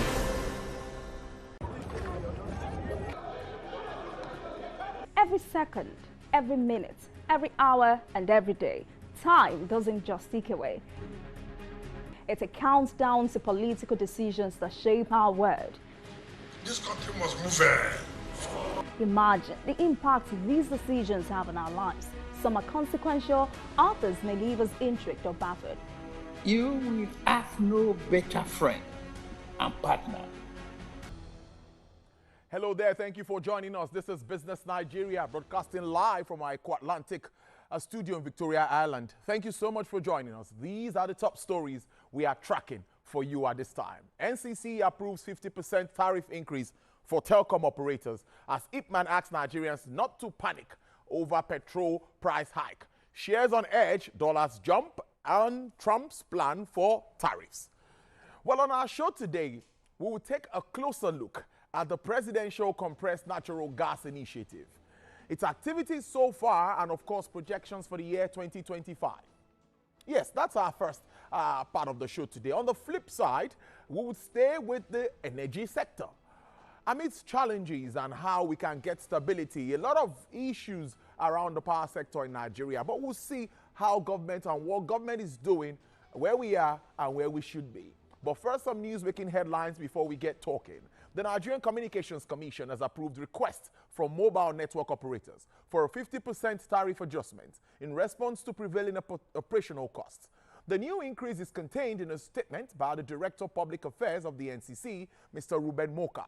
He said the NCC's decision is in pursuant to its power under Section 108 of the Nigerian Communications Act 2003 to regulate and approve tariff rates and charges by telecommunications operators. According to the NCC, the adjustment capped at a maximum of 50% of current tariffs is arrived at, taking into account ongoing industry reforms that would positively influence sustainability, which is lower than over 100% requests by the operators. Moving on now, the National Association of Telecommunications Subscribers says it will challenge the federal government's decision to allow telecom operators increase tariff by 50% in a court of law. The president of the association, Mr. Deolu Gubanjo, in an interview with newsmen in Lagos, says that the Nigerian Communication did not carry subscribers along in the arrangement. NATCOM's president said it understands the dilemma faced by the telecommunications industry and had suggested a 5 to 10% marginal increase in tariff. Well, moving on now, the Independent Petroleum Marketers Association of Nigeria is urging Nigerians now not to panic with the news of increase in the price of petrol. The national president of the association, Mr. Abubakar Shetima, said this in Ibadan at an inauguration for the Secretariat of the Ipman Western Zone. Now, he says that the association will continue to serve the masses and sell the products at its lowest rate. He congratulated the zonal chairman, Mr. Dele Tajuddin, and the National Executive Committee of Ipman Western Zone for being the first to inaugurate such project throughout the country.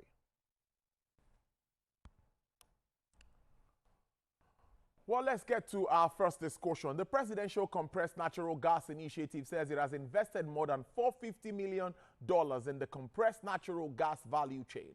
Mr. Michael Oluwagbemi, Project Director, Chief Executive Officer of the initiative, disclosed this at the 9th edition of the Nigerian Energy Forum, where a virtual event in Lagos with the theme Energizing Sustainable Industrialization. According to Mr. Oluwagbemi, the amount goes to into things like mother stations, daughter stations, and refueling stations, as well as conversion centers, which are starting to spring up across the nation. On incidents of explosions of vehicles using CNG, the CEO assured Nigerians that it are taking precautionary measures with different agencies to government agencies to ensure safety. He added that the initiative would have converted more than 1 million vehicles using petrol to CNG. Well, let's now join the project director, Chief Executive Officer of the Presidential Compressed Natural Gas Initiative, Mr. Michael Oluwagbemi, who joins me from our Abuja studios live. Good afternoon. It's good to have you on the program, and a Happy New Year to you. Happy New Year to you, Tolu. Good afternoon to your viewers. All right, I think we need to start with an overview of some of your activities. Of course, a lot has been happening, looking at the conversion centers, distribution of kits. We can go on and on and on. Can you give us an overview of what's been happening? Then we pick up some specifics moving on in our conversation today. Yes, thank you very much. First and foremost, let me set the record straight that it is not the PCNGI itself that invested $450 million. We attracted over $450 million last year of investment into the compressed natural gas value chain. In fact, myself and my team, we track these investments. We've attracted specifically about $479 million worth of investment into the CNG sector last year. And it has created over 9,000 direct jobs and over 75,000 indirect jobs as a result of this investment. The federal government gave incentives worth well over $651 million in terms of different goods that were shipped in for the purpose of CNG last year also through the import duty exemption certificate window. So that indicates to you the level of investment, the trust, and the entrepreneurship that is beginning to take over the landscape, which is good news for us. For the most part of last year, the first and second and third quarter, our team primarily worked on, of course, on public awareness and, of course, engagement with the private sector. So for us, it's good news when we have this level of investment. Those investments, as you've said, have gone into the development of conversion centers, for example. We started the year last year with just 7 conversion centers. We ended the year with 193 of them. We started the year with just less than 20 mother stations. We ended the year with 24. We started the year with less than 20 daughter stations. We ended with 50 and with more than 86 of them in development.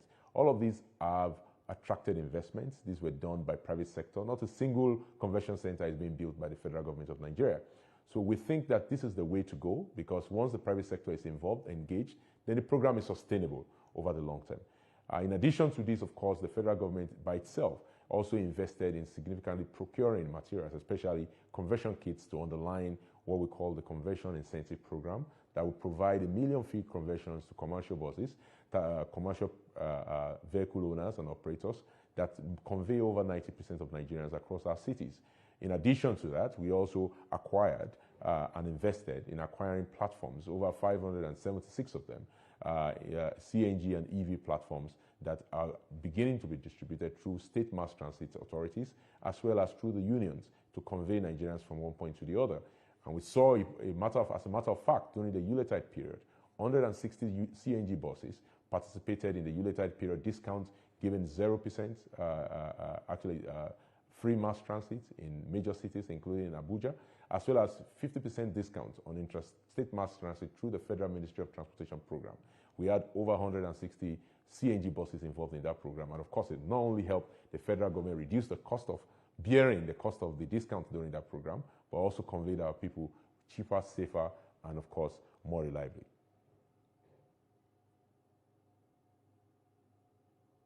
Those figures, yes, a lot of investments, really looking at what you've said, Mr. Lugbemi, and it's really like a lot of work is being done. Now, let's look at I look at the subnationals that they have a role to also play in this. This should not just be the federal government thing alone. Now, tell us about this conversation. What sort of conversation are you having to deepen the use of CNG powered vehicles across the board? What more are you doing to deepen this as we move on in 2025?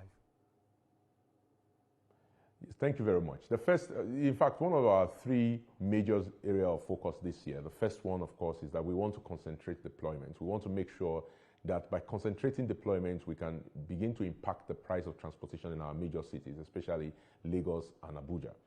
In addition to that, we believe strongly, if you look at the president's speech, New Year's Day speech, was talking about the engagement of subnational government. We're beginning to see a lot of our state governments step up to the plate to invest. For example, I understand Enugu state government are beginning to receive its buses. Niger State has received its own. A lot of state mass transit authorities were actually partnered with us. We deployed about 85 buses through various state mass transit authorities, including Lagos, in Oyo, in Ekiti, in Kwara, as well as in Abuja, during the Yuletide period. So, and of course, this continues into the new year. So we want to see state mass transit authorities adopt CNG buses, convert their CNG, current petrol vehicles to CNG. We want to see them deploy CNG tricycles. We want to see them invest in refueling.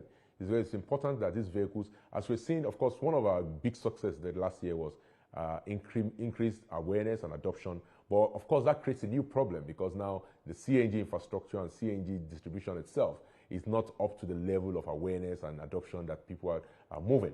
So we need state authorities to invest in daughter stations. We need them to invest in virtual pipeline systems in order to bridge the gap. The federal government alone cannot do it. But the reality is that when we have more states on board, then that is great. The last thing we are going to focus on this year, of course, is safety and safety awareness. We want to make sure that we launch the Nigerian gas vehicle monitoring system, that we ensure end-to-end monitoring of all gas vehicles, not just CNG, including LPG, LNG, and probably in the future, hydrogen. We're working with the Federal Ministry of Petroleum Gas to ensure that this system is rolled out before the middle of this year, to ensure that every vehicle is registered, every kit used is registered and utilized only at properly accredited conversion centers, and only properly converted or inspected vehicles, if they're OEMs, are filled at the pump and that the FRSC is also able to enforce this on the road.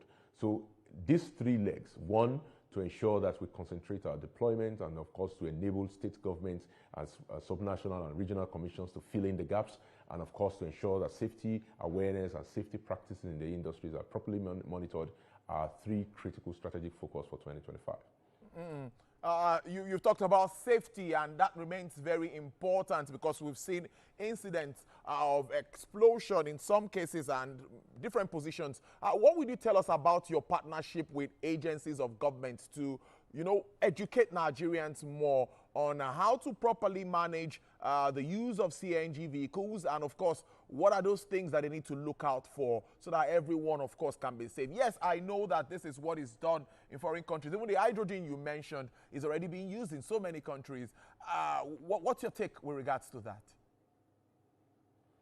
Yeah, the key is that first and foremost is to note that CNG is safe. I mean, intrinsically, it is safer than petrol and diesel, 8 times less explosive than diesel, 18 times less explosive than petrol. It's stored in bulletproof containers that is seamless, made of seamless pipes, so there are no welded joints. It's lighter than air. Self-ignition temperature is above 1,000 degrees centigrade. So as it were, it's a safe energy form of moving around for transportation. However, it is still energy, and it has energy in it, and it has to be handled safely. And we understand that there's going to be attempt by some folks, like we saw in the case of Benin, the one singular case of Benin that happened last year. Some people will try to cut corners because they understand CNG costs cheaper to operate than petrol and diesel. But instead of them to use and utilize the proper materials, they will try to cut corners. We want to make sure that these kind of quacks are eliminated from the system. And that's why we're working with the Federal Ministry of Petroleum and Gas to launch what we call the Nigerian Gas Vehicle Monitoring System. We've already demoed it, we developed it. Now we are going to the point of piloting it, working with our refueling centers, critical refueling partners, including NMPCL and NIPCO, as well as the critical agencies. I mean the Nigerian Midstream Downstream Petroleum Regulatory Authority that regulates the discharge of hydrocarbon at the pump, the Standard Organization of Nigeria that regulates the kits, as well as cylinder standards, and all the materials that are used for OEM vehicles and certification of OEM vehicles, whether MANCAP or SUNCAP, depending on whether they are manufactured in Nigeria or imported out of Nigeria. And of course, we are also working with the NADDC, Nigerian Automotive Design and Development Council, to ensure that proper certification of centers as well as technicians, and Federal Road Safety Commission, very important for enforcement on the road. So these agencies, 4 of them combined together, are working with us to ensure, as well as the Minister of State Petroleum Gas and his team, to ensure that we properly institutionalize this safety framework. As I've said, there will be no differentiation if there's a problem with respect to natural gas vehicle between, say, an LPG, CNG, hydrogen, or even an LNG vehicle. So what we are focused on is ensuring that the entire natural gas vehicle space, Nigerian gas vehicle space, is actually properly regulated and properly monitored to ensure that we do not have any problems. So the Nigerian gas vehicle monitoring system will allow us to do that. It's going to be quick, it's going to be rapid, it will allow you to identify vehicles that are properly inspected and are inside the regulatory framework, those that were properly converted, if they are not OEM vehicles for inspection, but those that are non-OEM vehicles that were converted, to make sure that they were properly converted before they are filled at the pump. That, I think, is critical to ensuring the safety and sanctity of the Nigerian gas vehicle system.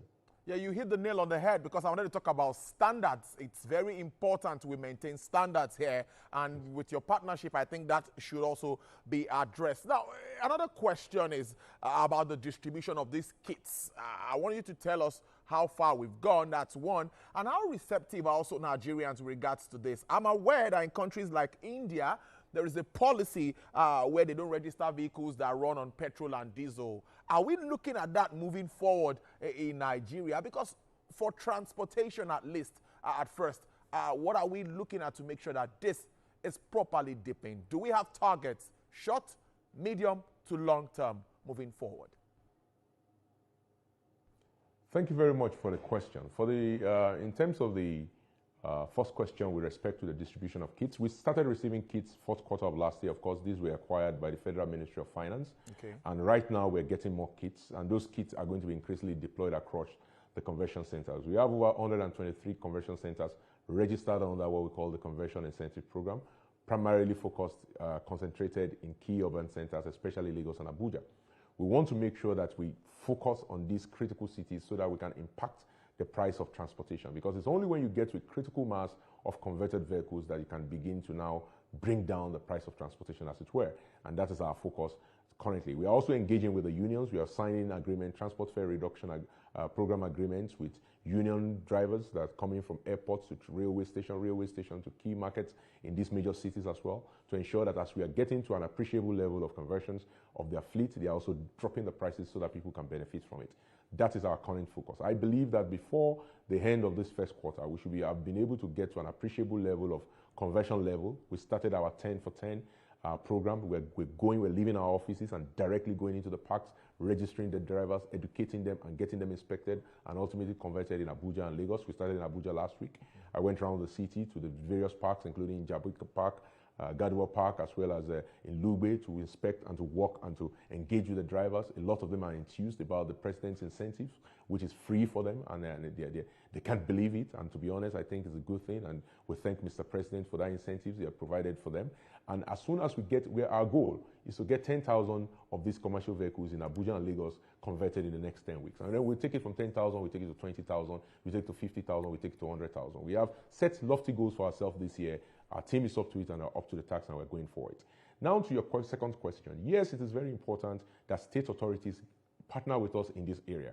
As you know, transportation is on the concurrent list, and when it comes to the matter of regulating transportation sectors in our cities and our states, that is a matter that is left for our State House of Assemblies and our state governors. So as be it as it may, in terms of setting transportation policies in our local government and our cities, that is something that is a remit of subnationals.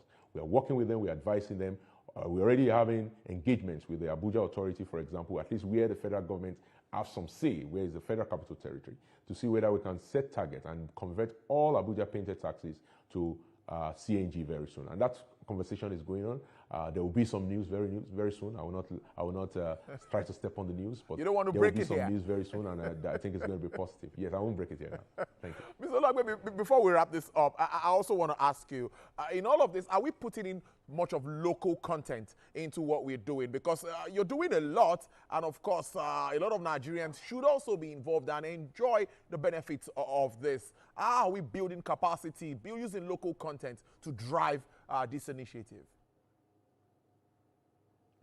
Fantastic. There's nothing that excites me more than the opportunity that this creates for Nigerians. Like I said, we created well over 9,000 jobs directly through attracting the investment, over $470 million worth of investment last year. And these are being done by mostly Nigerian companies. And to me, that is something that is exciting. Beyond that, the reality also is that because of the nature of the industry, we need to start sourcing some of our materials here locally. And we're beginning to see investments every day through our offices. We're taking meetings, folks investing in manufacturing facilities in terms of manufacturing of kits and cylinders. They're beginning to look into it, trying to set up. It takes time, naturally. Engineering feats take time. Beyond these, of course, just manufacturing, also manufacturing of buses, manufacturing of vehicles.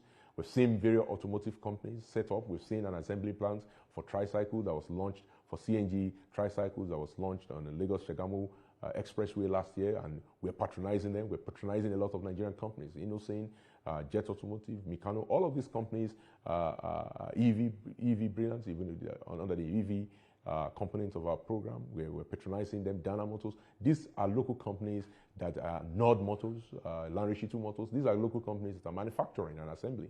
And to us, we are positioning them, TGIs, Logia, we're positioning them in order to be able to benefit from this program. Be it as it may, when we look at our spend in the last, I say 15 months since the program started, we will realize that more than 80% of our direct spending, that is through the Federal Ministry of Finance, have been through Nigerian companies.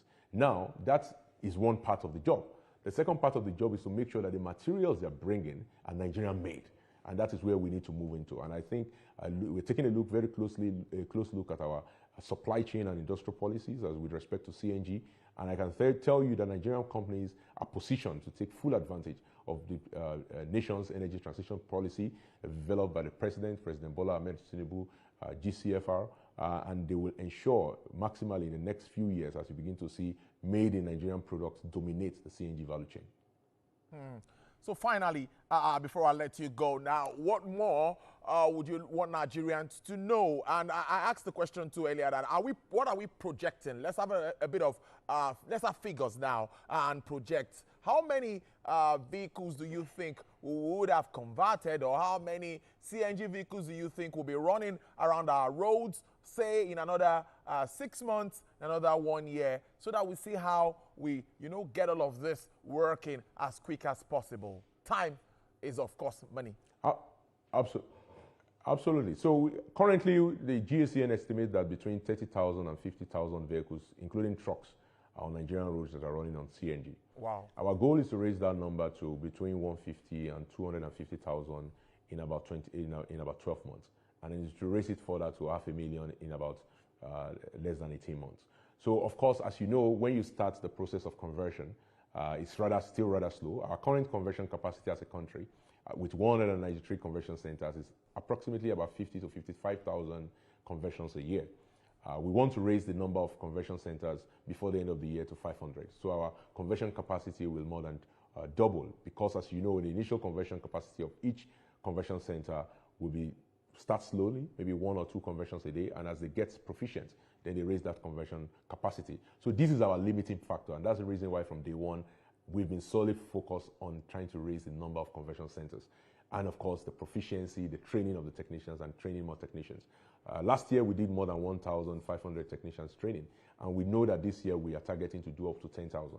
If we don't raise the number of technicians, we don't raise the number of conversion centers, then no matter the number of kits that we bring into Nigeria, we will not be able to convert them.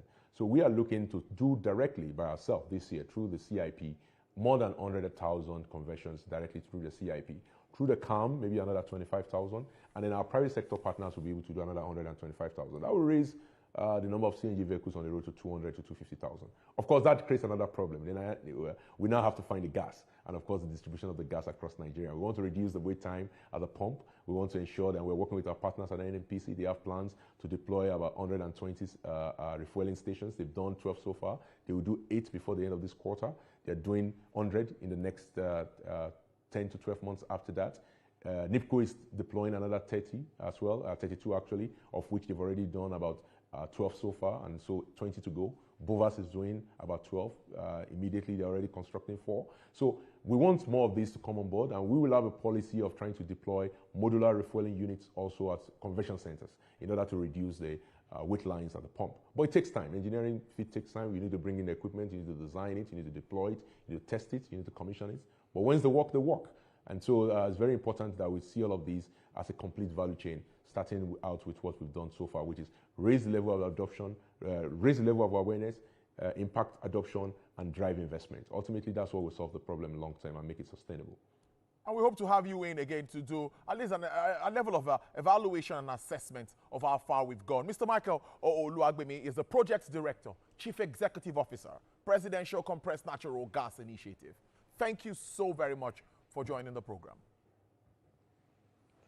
Thank you for having me. It's my pleasure. All right, then we'll take a break, and when we come back, we will evaluate development in Nigeria's power sector amidst challenges and military instability. The consultant, Next Year Power, Noel Okodi, is live in the studio. That's after this break. We'll get talking. Stay with us.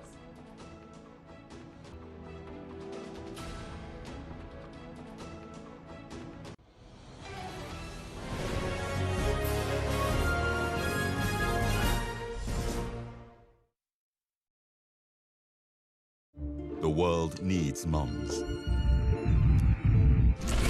With a splash of golden terra oil, a mum can transform a frown into a smile. Change no thanks into yes please. Resolve family feuds without blowing a whistle. Providing tasty family meals is all that matters. Where there are moms, there is love. Golden Terra Oil, for pure love.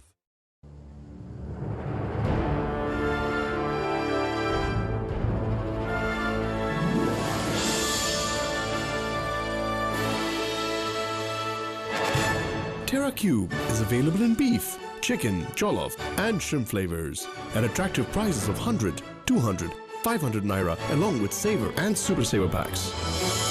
Terra Cube, unwrap joy, unleash taste.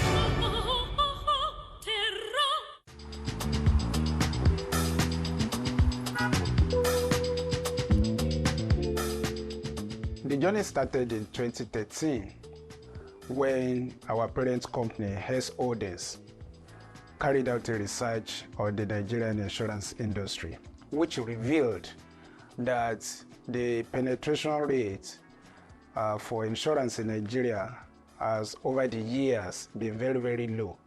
In fact, less than 1%. Our parent company decided that, look, we can actually enter into the Nigerian insurance industry to make a difference.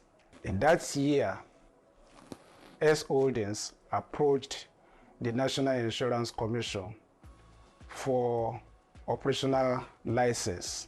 It took us 7 years to get operational license from the commission.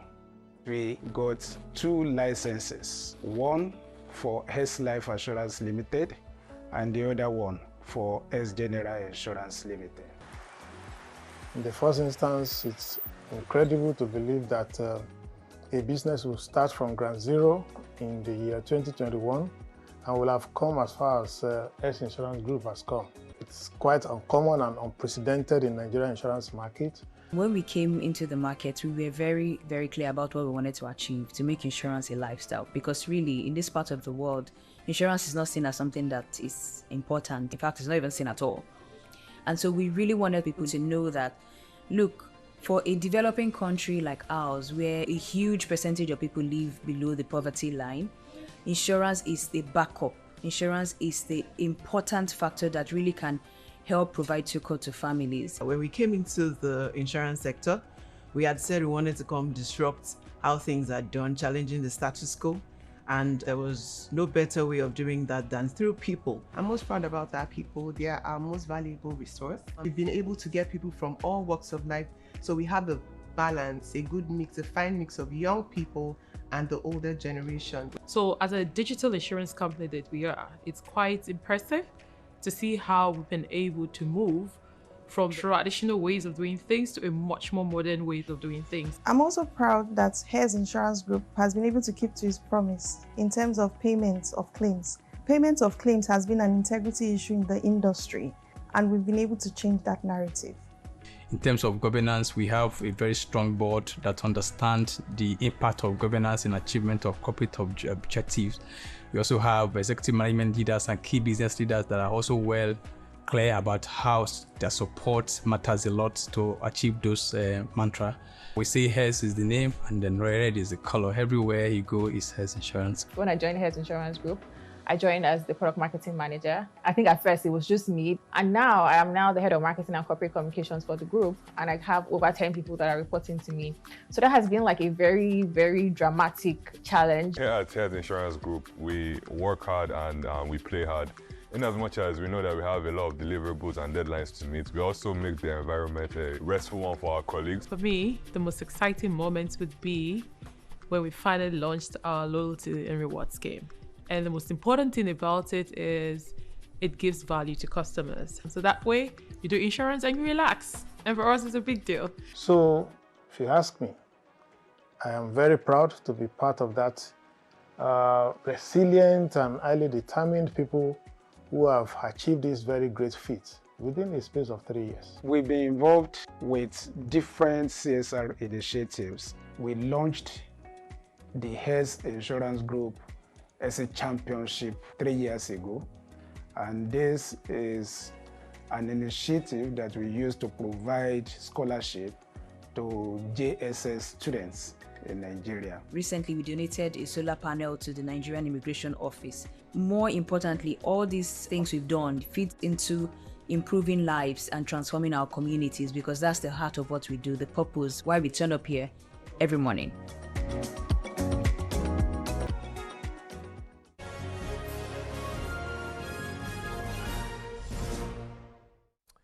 All right, then, thank you so much for staying with us. Nigeria currently generates less than 5,000 megawatts for a nation of over 200 million people. That's according to the National Bureau of Statistics. Well, even so, the transmission network often cannot transport the paltry amount of energy generated due to its fragility. The distribution network is also in a poor state. In contrast, Egypt produces over 59,500 megawatts, and the level of power keeps rising. South Africa, 56,000 megawatts for almost 60 million people, less than a third of Nigeria, has a long-proved grossly inadequate, and it has been experiencing load shedding and all of that. For Nigeria to become a middle-income economy, it has to generate and effectively transmit and distribute at least 100,000 megawatts within the foreseeable future. This will mean tremendous employment and business opportunities for millions of people. Nigeria's power sector in 2024 was marred by incessant grid collapses and infrastructure vandalism, among several lows, which showcased the age-long weakness in the sector.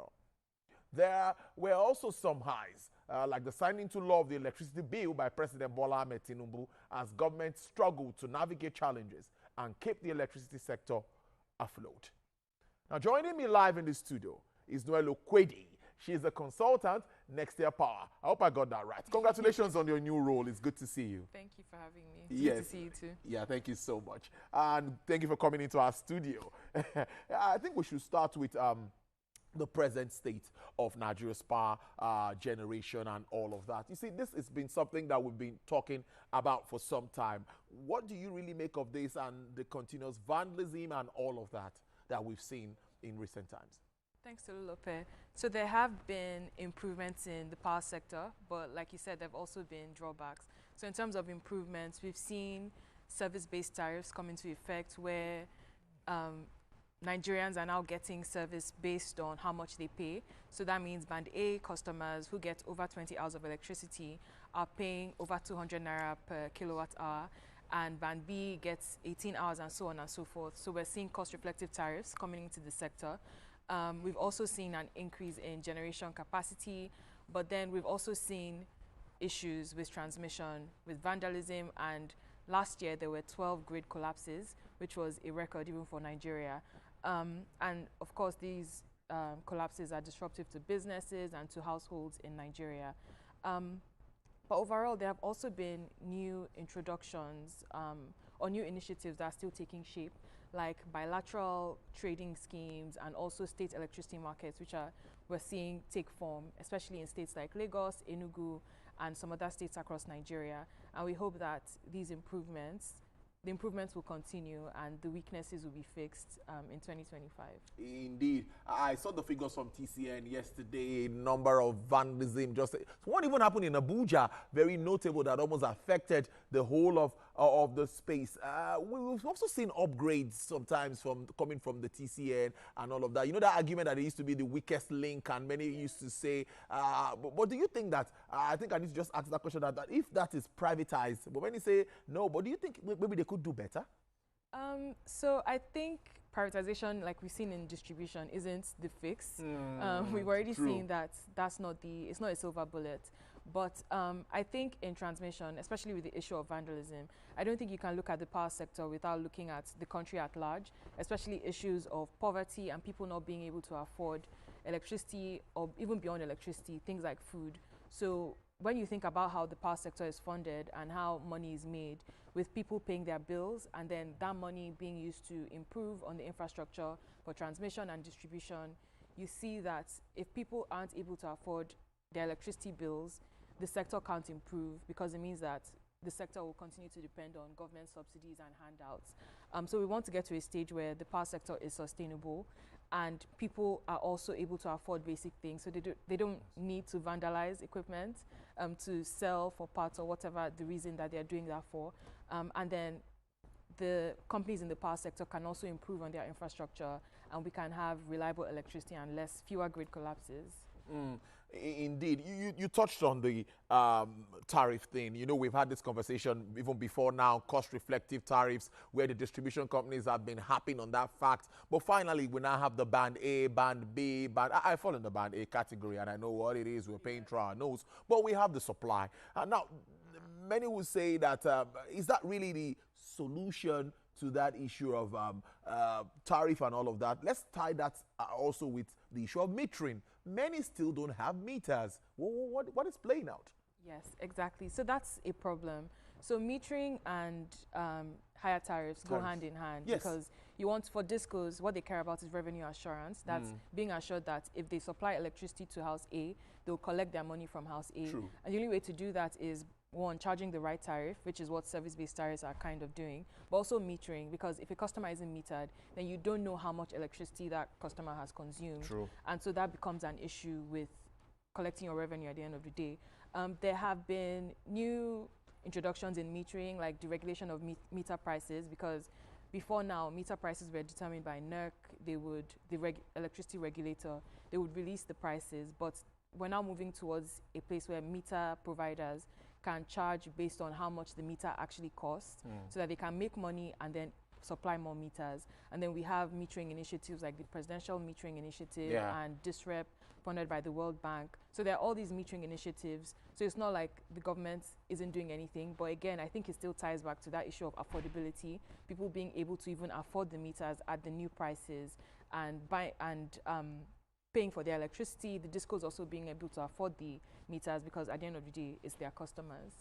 Because for me, you say when you are paying more, you expect even the discos to also do more. Upgrades and all of that is what everyone wants. We should not be having cables burning up and all of that on our streets and all of that. Now, looking at government initiative, before now we had the Siemens deal. We've had series of deals in our power sector, you know, generally around Nigeria's power sector. But notably, the figures that we see as of today, I saw the Ministry of Power talking about 5,300 and something, I think adding Zungeru and all of that being on board. But what more do you think can be done to, you know, improve? And we've not talked about renewables in recent times. Yeah, I think there's still a lot that can be done. Yeah. But the thing is, like, I think I said this earlier as well, okay, all these initiatives we won't feel their impact if people can't afford to pay for electricity, because that's how the discos make money. And it's not cheap. And as we know, there are lots of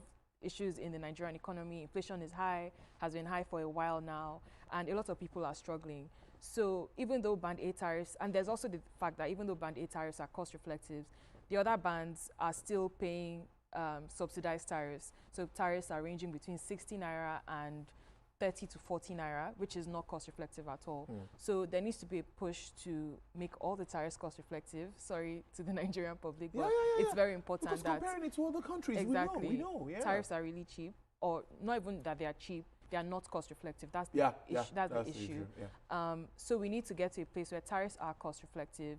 Discos can recover their money to invest in infrastructure. TCN can also invest in infrastructure, and also with the government doing its bits to improve the disposable income of Nigerians, people can actually afford these bills, and we can start seeing developments across the country, not just in the power sector, but across the economy. No, because we've left, research shows that we've left that sector for a long while, no much of investments in the sector. That is why all of this is happening.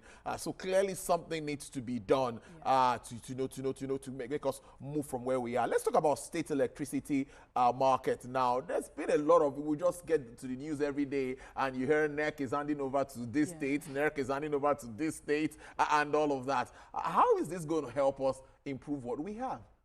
So the point of state electricity markets is to decentralize from the regional market.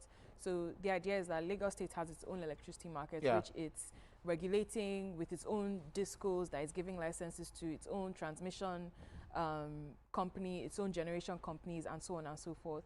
And that way there's not so much pressure at the top from the regional market, but then in each state there's enough infrastructure. States are also attracting investments, and even for people that don't have access to electricity, because in rural areas, that's where we see the highest amount of people without electricity. So with states focusing on their smaller geographical locations or franchise areas, then we can see more electrification in rural areas, but also improve service in urban areas. That's the ideal. But obviously there's the issue of attracting investments, which some states like Lagos might have an easier time doing, but then other states, especially in northern Nigeria, might not have such an easy time. So we're still in the transitional phase. Things are still being set up. Regulatory companies are still getting like licenses from NERC and so on. But the idea is that over time we should begin to see these improvements. But for now, it's just we're still in the pre-transition phase. So I'm looking at a situation, but maybe on a lighter note, where it looks like NERC will now not supervise all of the states, and the states will take decisions on their own with regards to their power supply and all of that. But in all of this, what Nigerians want to see is power, and they really want to, they just want to, improve power supply, more megawatts, and all of that. But looking forward, I'm looking at a state, where are we getting to that? Even if it's 10,000 megawatts, let's talk a bit about renewables before we wrap up this conversation. Do you also see Rural Electrification Agency? I think they are supposed to be doing a lot around that space. I think they're getting some funding now. What do you make of that? Are we doing well pretty around that space? What can we do better? Yes, so we're doing well in the sense that there's funding from DFIs like the World Bank. And there are mini grids being set up in rural communities. So people that never had power supply in the past are getting power supply. But then it still comes back to this issue of affordability. When they can't pay for it, then the REA and these communities keep depending on funding, DFI funding. And the funding can't continue forever. At some point, they have to be able to pay their bills. So now the issue that companies in the power sector are trying to tackle is the issue of productive use of electricity, where rural communities who don't have electricity get this electricity. They use it to improve their businesses, improve their lives. People who were farming can now maybe start doing mechanized farming, improve their output. They make more money, they pay for electricity, and then the companies make money, expand to other communities. So that's how it's supposed to run. But then, so that's the thing that needs to be solved, the issue of productive use. How do we get rural communities to use electricity for their businesses and to improve their lives so they make more money and the sector continues to grow? I think that's now the next hurdle that REA needs to face. Well, let's look ahead now and see what we should expect with regards to all of these issues. We've talked about metering, deregulating, trying to make sure the meters are affordable and people can get. What more should we be looking at moving forward? This issue of vandalism, the issue of what can just be done so that we put hands together. I think everyone has a role to play when it comes to this point now, so that we can have, and also conservation. Those days where we used to leave our ACs on, leave our lights on, I think we can't do that. I can't do that anymore because you have to pay. So I think is now something that everyone needs to look at. How does that come to you? Yes, so it's definitely an issue that everyone needs to face. And with more cost-reflective tariffs, people become more conscious of the fact that I'm paying the true cost of electricity right now. It's expensive, and I need to conserve my electricity use. But we can't do that. People can't do that if we don't have meters to monitor their electricity usage. So metering is still important, but I think that this year we'll see an improvement in Nigeria's metering gap. Another thing to look forward to this year is state electricity markets, but also in terms of the broader power sector, moving towards bilateral power trading, where distribution companies are buying power directly from generation companies, to remove the bottlenecks there with subsidies not being paid to generation companies, and just discos buying electricity for the price that they're supposed to buy it from the generation companies. Also, TCN is going to be, we will begin to see TCN being split into the market operator and independent system operator to improve efficiency as well, so that there's focus on the two different arms. Still under government, but still, like we said, privatization is not a silver bullet. It doesn't mean that things will be fixed. So just making sure that these steps are taken to improve efficiency in the power sector, I think they'll go a long way, and we're hopeful that we'll see those begin to take shape this year. What about the discos? Let's wrap up with the discos. The discos also have a lot to do here. What about the discos? So the discos definitely need to improve in terms of their efficiency levels. Because they're getting more money now. Yeah, and everyone expects a lot from them. Yes, there's definitely a lot of expectation from them. But like we've said before, not all the bands of electricity are cost reflective, number one. That's true. But also, it's true that there needs to be a lot more efficiency in the distribution segment. We've seen a lot of discos change ownership last year because of inefficiencies in their past owners. And I think we'll see more of those this year as the heat ramps up under them, with people complaining, if I'm supposed to get 20 hours, I'm paying 300 naira and I'm getting less than that. There's definitely a lot of heat on them. And I think that this year we'll see a lot of improvements in efficiency as power continues to change hands across ownership in the discourse. Indeed, interesting conversation as usual. Noel Okwedi is a consultant at Nextel Power. I think we'll be talking more power this year with you. Thank you so much for coming in. I really appreciate this. It's good to really see you this new year. We've been talking around Nigeria's electricity sector. Of course, a lot of developments around that space. I think it's time for me to take you to markets now, where markets editor, my colleague Effiong Ekop, is standing by. Effiong, good afternoon. How are you today? All right, let's take a break. When we come back, we will be talking markets. I see the figures. The market is up 0.75% today. We'll be right back. Stay with us. Hello, TVC Communications. How can I help? What makes TVC the right choice for my business? Excellent question, sir. Let me share some exciting facts with you. Start your day on TVC Entertainment with Wake Up Nigeria, a family and lifestyle show. Your view empowers women globally.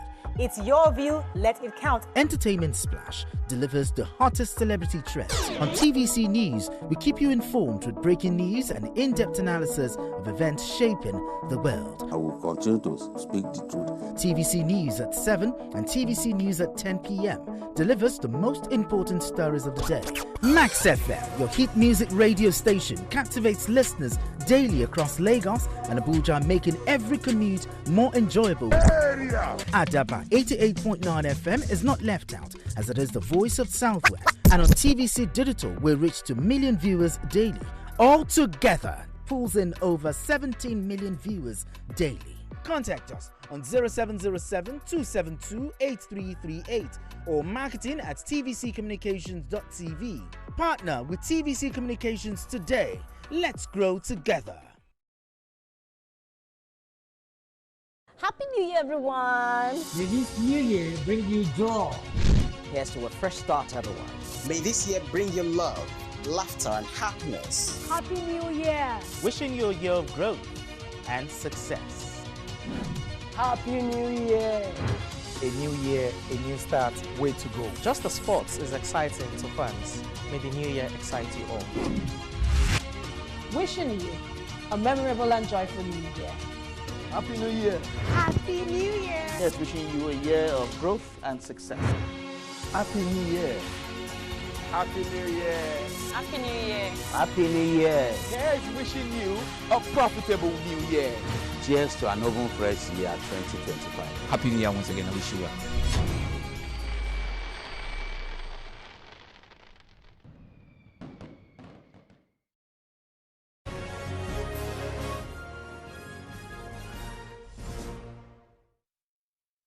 All right, thank you so much for staying with us. Global markets greeted Donald Trump's presidency with apprehension in moves that were highly sensitive to headlines over the newly sworn-in president's plan for trade relations and tariffs. U.S. markets was closed for a holiday and on Monday, with Trump's return to the White House, which felt during the Asian trade. European futures also pointed to a lower open.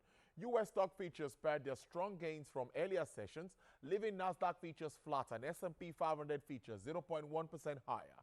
Japan's Nikkei similarly swung between losses and gains and was last up 0.13%. In China, stocks were volatile as investors struggled to make sense of how Trump's plans for tariffs on the world's second largest economy could shape up. The CSR 300 blue chip index last traded 0.13% higher, while the Shanghai Composite Index is 0.08%. Hong Kong Hang Seng Index fared better, rising 0.79%. That helped lift MSCI's broadest index of Asian Pacific shares outside of Japan by 0.34%.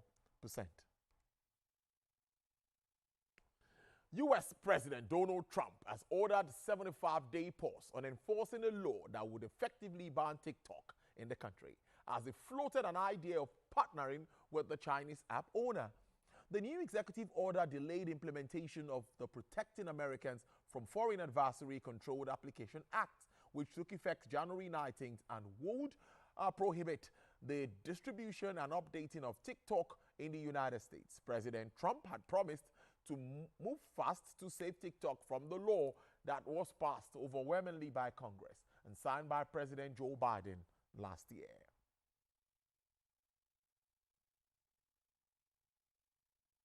If I do the deal, it's worth maybe $1 trillion, $1 trillion. So if I do the deal for the, I'm talking about doing it for the United States. If I do the deal for the United States, then I think we should get half.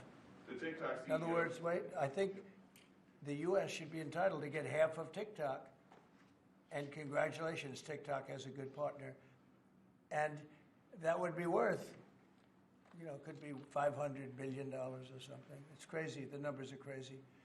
But it's worthless if the president doesn't sign, then it's worthless. If the president does sign, it's worth maybe $1 trillion. All right, my colleague Effiong Gekop now is standing by live from the floor of the Nigerian Stock Exchange. Effiong, can you take us through trading activities for today? Tolu market closed in the positive territory today, 0.75%, and we have seen that investors are coming back to show great interest in market activities, and we've had straight positive transactions since the beginning of this particular week. The banking securities, along with insurance, they seem to attract attention of fund managers who are staking heavily in the financial subsector that is actually moving and then mobilizing shareholders to be able to support them to lift up the capital base as central bank now demands from all of them. And so we see financial subsector coming out to lead the market along with manufacturing securities. Certainly, the market is looking upward, and we believe that this bullish trend is likely to continue for some weeks to come. It looks like a good one in the month of January. Now, you think that we would sustain this positive outlook? The positive trend is likely going to dominate the first quarter of this trading year, in the sense that it is still difficult for many people to do any meaningful kind of business outside of the capital market. And so we see that those who have idle funds, they choose to come and play in the market, and they are being rewarded heavily for it. And so that encouragement alone is enough to keep the market upward. All right, there, great stuff. Thank you so much, Effiong. We're able to get my colleague live there from the floor of the Nigerian Stock Exchange. We'll see you later when you return. Let's wrap up the show now by telling you crude oil prices, which ticked lower in Asian trading today as investors took stock of President Donald Trump's plan to apply new tariffs later than expected while boosting oil and gas production in the United States. U.S. West Texas Intermediate crude fell to sell for $76.98 with a downward price review of 1.16%. Brent also experienced a downward price margin, 0.32% to sell at $79.89 per barrel. Bonnie Light sells for $78.62 with a decline of 2.84%. And for the OPEC basket, crude oil dealers offer $83.11 with a price decline of 0.05%. Well, that's our show today. Thank you so much for being a part of it. On behalf of the entire production crew, I'll see you tomorrow, same time. Get busy as usual and always make the cash. I'll see ya. Rolihlahla Mandela was born into the Madiba clan on 18th July 1918. He got involved in politics in 1942 as he helped to form ANC Youth League. He was married to Evelyn Mays and they had 4 children. Mandela was arrested in a countrywide police swoop on 5th December 1956, which led to the 1956 treason trial. Before the end of the treason trial, he wrote to Prime Minister for vote to include a national convention on a non-racial constitution, and failure to adhere would result to a national strike. In August, he was arrested and charged for leaving the country without a permit and inciting workers to strike. He was convicted and sentenced to 5 years imprisonment. On 9th of October 1963, he was on trial with 10 others for sabotage in what became known as the Revolver trial. On the 11th of June 1964, Mandela and 7 other accused were convicted and sentenced to life imprisonment. He was later released from its gates on Sunday, 11th of February 1990, 9 days after the unbanning of the ANC and the PAC. Nelson Mandela never wavered in his devotion to democracy, equality, and learning as he immersed himself in official talks to end white minority rule. In 1991, he was elected ANC president to replace his ailing friend, Oliver Tambo. In 1993, he and President F.W. de Klerk jointly won the Nobel Peace Prize, and on 27 April 1994, he voted for the first time in his life. On 10th May, he was inaugurated as South Africa's first democratically elected president. He, however, stepped down in 1999 after one term as president. Despite terrible provocation, he never answered racism with racism. His life is an inspiration to all who were oppressed and deprived, and to all who were opposed to oppression and deprivation.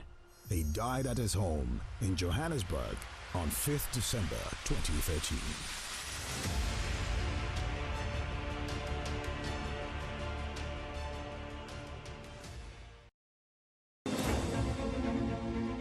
Meet Benga Oreshegun, a fearless voice and an advocate for the truth. He's bringing fresh energy and bold insights to Journalists Hangout.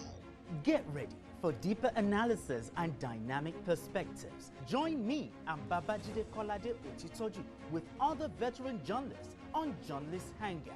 Weekdays from 5 p.m. and on Sundays 1:30 p.m.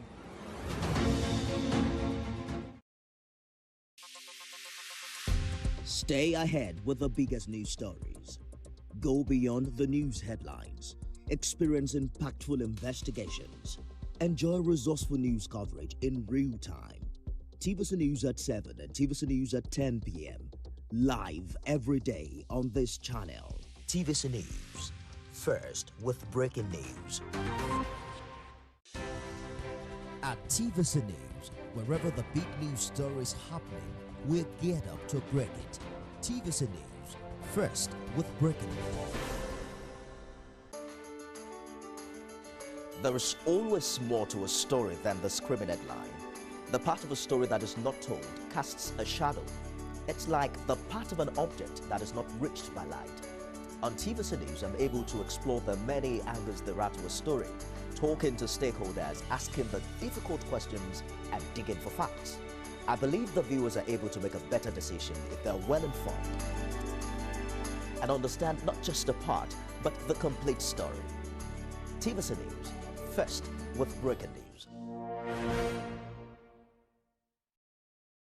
I'm Miriam Lunge. I'm a passionate environment advocate and a published author.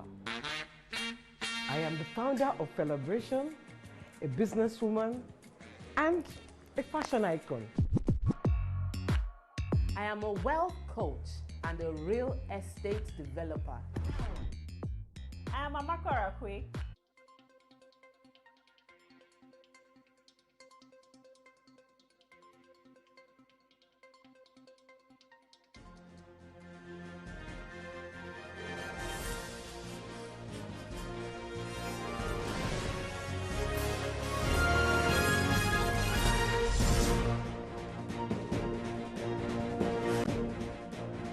Live from our studio here in Lagos, Nigeria, this is World Now. Thank you for joining us. Donald Trump has signed numerous executive orders and memoranda swiftly after taking the oath of office for his second term as President of the United States. In one of his first acts, he granted clemency to everyone charged over the January 6, 2021 attack on the U.S. Capitol. We have details in this report.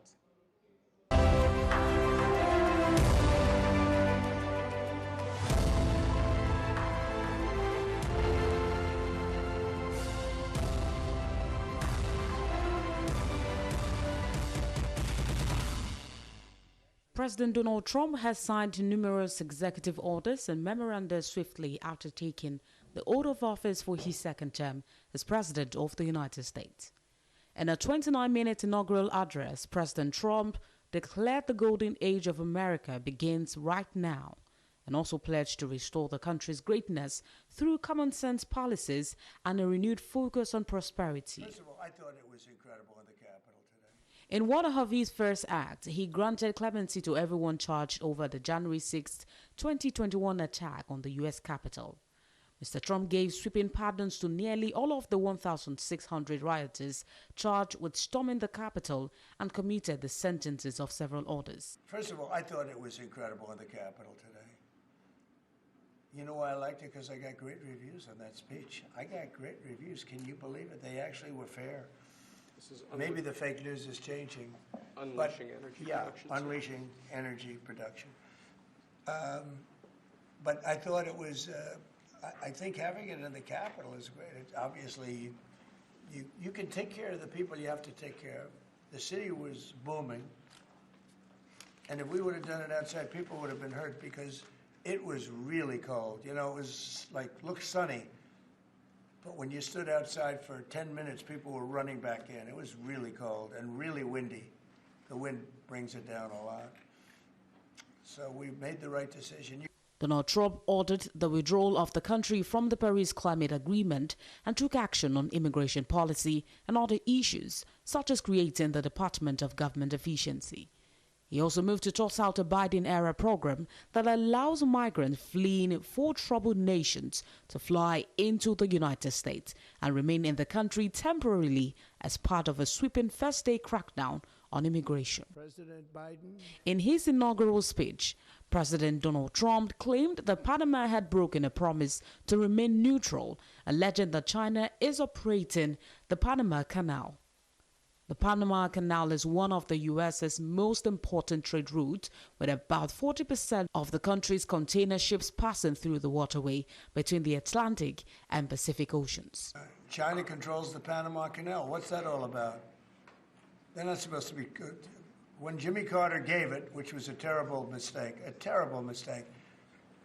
he didn't do it. He didn't give it to China. He gave it to Panama. And China controls the Panama Canal. And we're not going to allow that to happen. In a response, President Jose Raul Mulino said he rejected President Donald Trump's words in their entirety, adding there is no presence of any nation in the world that interferes with our administration, in quotes. For more on the recent change in leadership in the United States and recent executive orders signed by President Donald Trump, I'm joined by research and migration advisor Oludayo Shokunbi Valzoom from Canada, and also live from Texas, Ejike Okpa. Good to have you join us on World Now, gentlemen. Let me begin with you, Ejike Okpa. You were there on ground in Dallas, and I'm sure that you're following developments there. What is the mood in Dallas, Texas, almost 24 hours after Donald Trump's inauguration? Well, thank you for having me. It's one of those things we expected to happen, and it happened. You know, we're very nervous come November 5th if he was going to make it, but he made it, and then we look forward to the swearing in that happened yesterday, so we got that one too. So now we're down to governing. The excitement is over. We have to govern. The opposition is not happy. They're going to do whatever they can to make it harder for him, but so far so good. America has to be for Americans. And I subscribe to that number one mentality of Americans. It doesn't mean that somebody else cannot be number one. We have to protect what is ours. We have to give the American the confidence in the leadership, of their president, and not just cower to the demands of the world. We are in a global village, but we're not in a global country.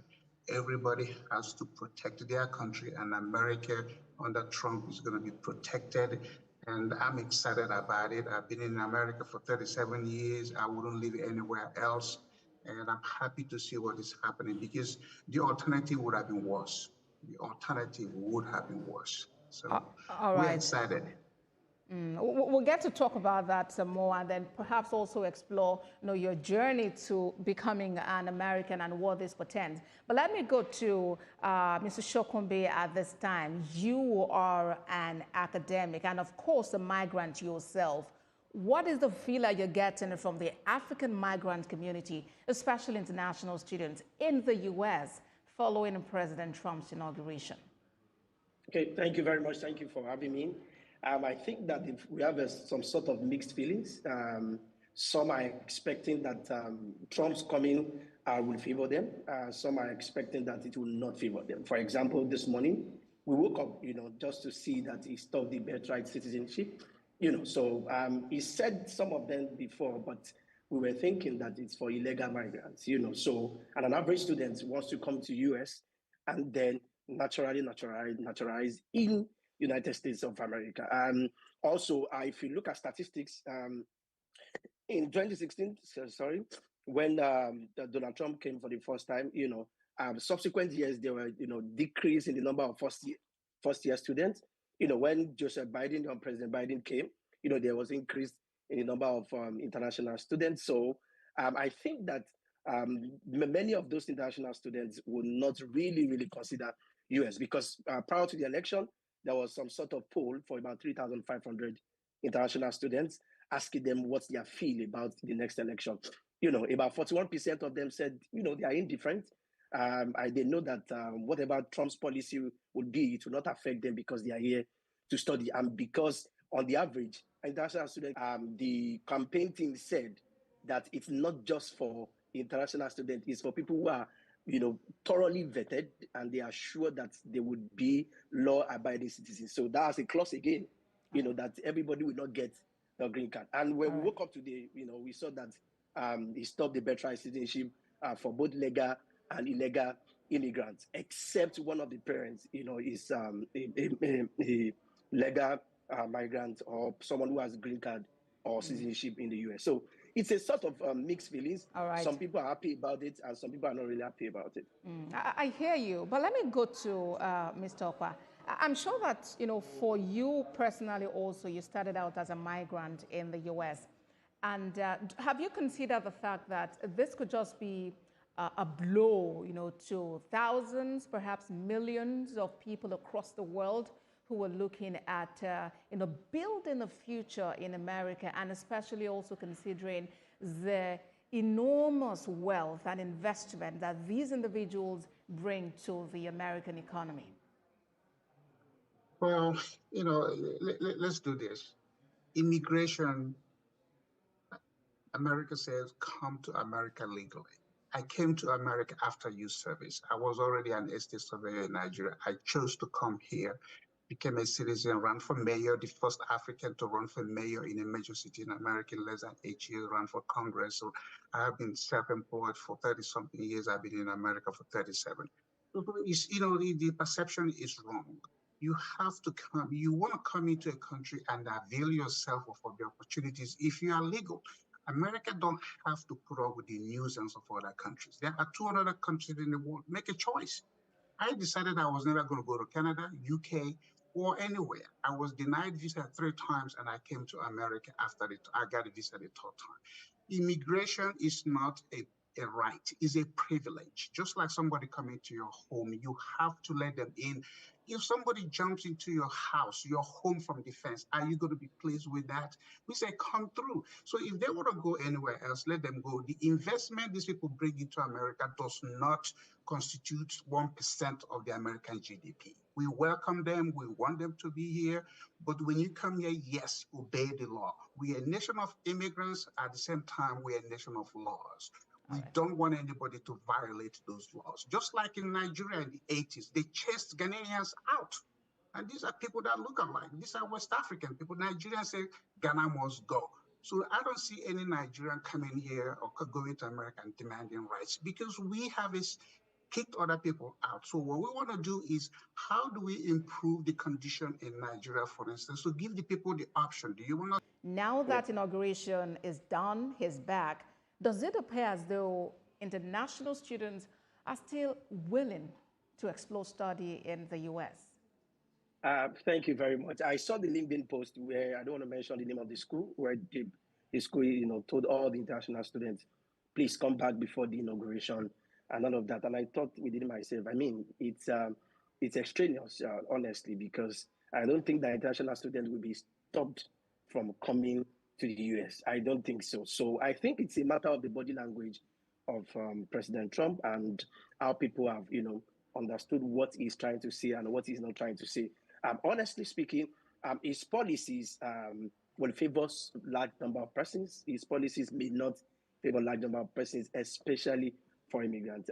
If you look at the U.S.-Mexico border, he started building the border during his first time, was stopped, and then he's now starting to, to build the border again.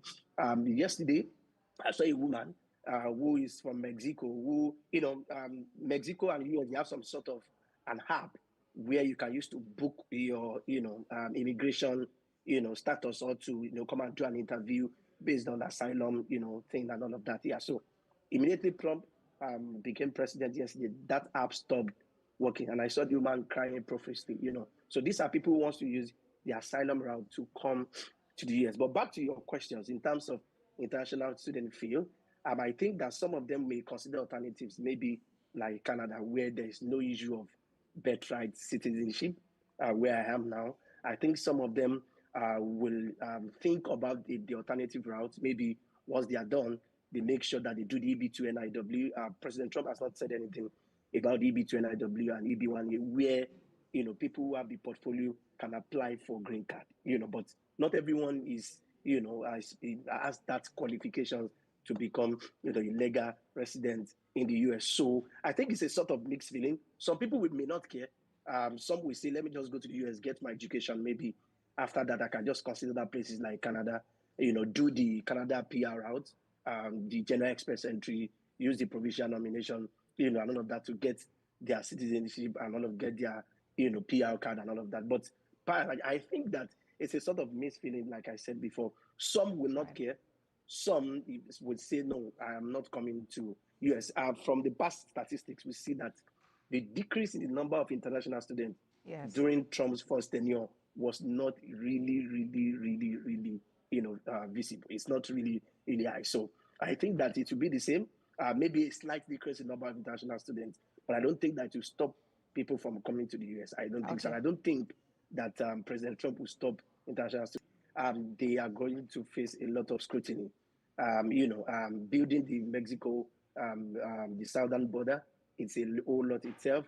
People who come here illegally will be, shown some sort of, stern approach. I think that anyone that wants to come to US now should consider the legal route. Coming through illegal route will be very, very difficult. President Trump said that he's going to deploy more personnel, to the US-Mexico border. He's going to empower a lot of people. He wants to stop this asylum thing that people, do and all of that. So these are the things he said, before the campaign and before the election. And I'm sure that these are his personal policies. He will pay some people, of course, and that some people will be affected. And in my opinion, I think that anybody that wants to come to US now should come in legally. Coming into the legal route will be very, very difficult. All right, Mr. Shokunbi. Gentlemen, let's take a quick break. When we come back, we'll wrap up the conversation and look at some other stories on the world now. Please stay with us. I think having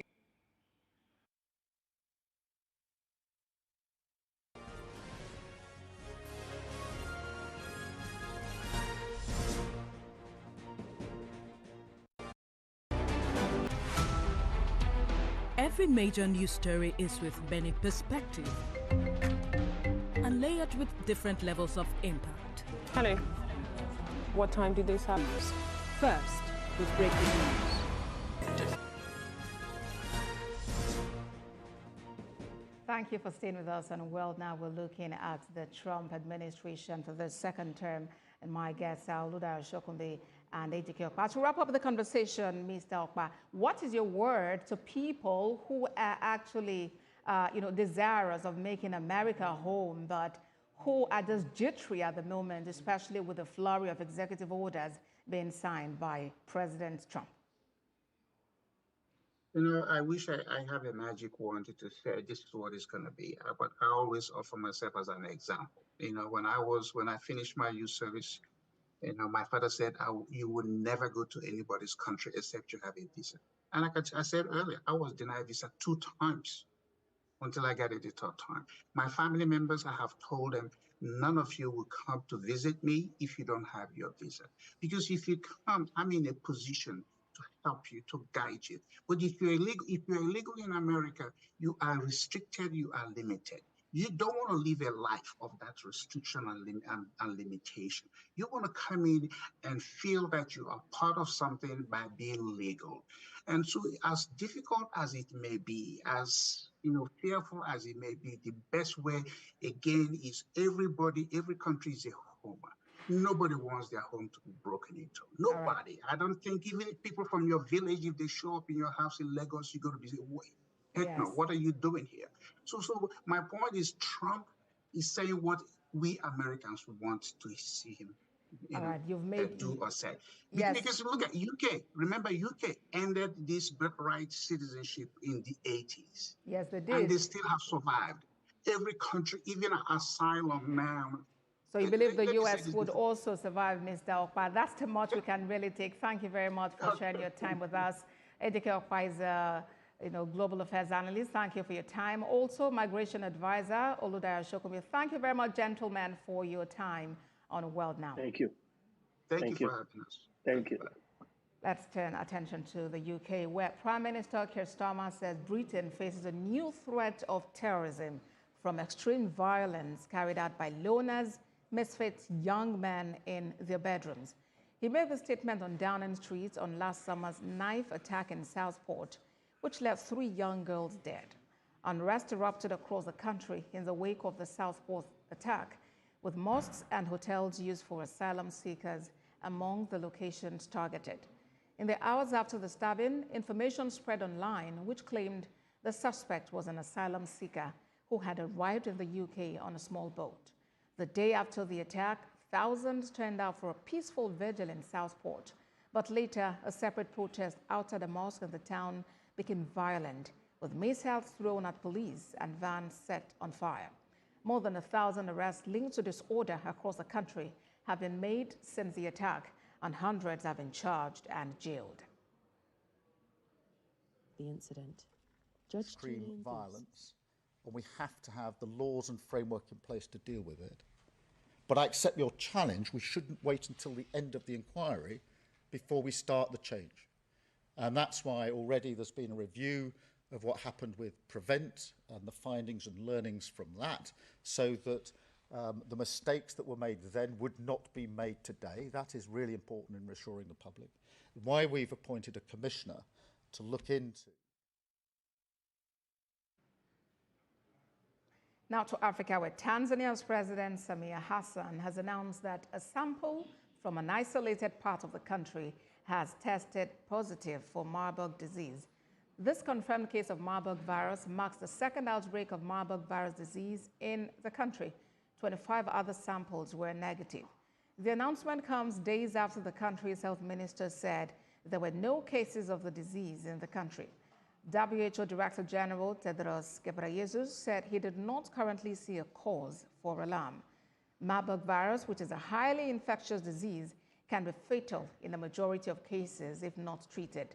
Symptoms include diarrhea, vomiting, and in some cases, death from significant blood loss. Laboratory tests conducted at Kabaile Mobile Laboratory in Kagera and later confirmed in Dar es Salaam identified one patient as being infected with the Marburg virus. Fortunately, the remaining suspected patients tested negative with other illnesses. This confirmed case of Marburg virus marks the second outbreak of Marburg virus disease in our country. As you may recall, the first outbreak occurred in March 2023 in the same Kagera region. That is World Now. We thank you very much for watching. Remember, you can get more on our website, www.tvcnews.tv. We urge you to join our online community. Follow us on Facebook, Instagram, and X at TVC News NG. We're streaming live on YouTube at TVC News Nigeria. We have updates on WhatsApp at TVC News Nigeria. Thank you again for watching. Good afternoon.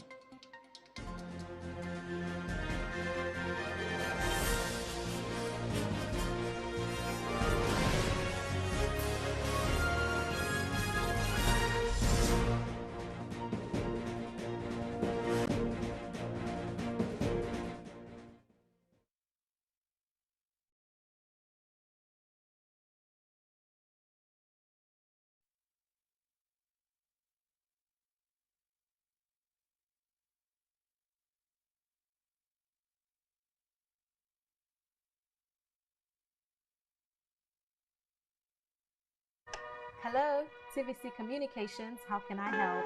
What makes TVC the right choice for my business? Excellent question, sir. Let me share some exciting facts with you. Start your in-depth analysis of events shaping the world. I will continue to speak the truth. TVC News at 7 and TVC News at 10 p.m.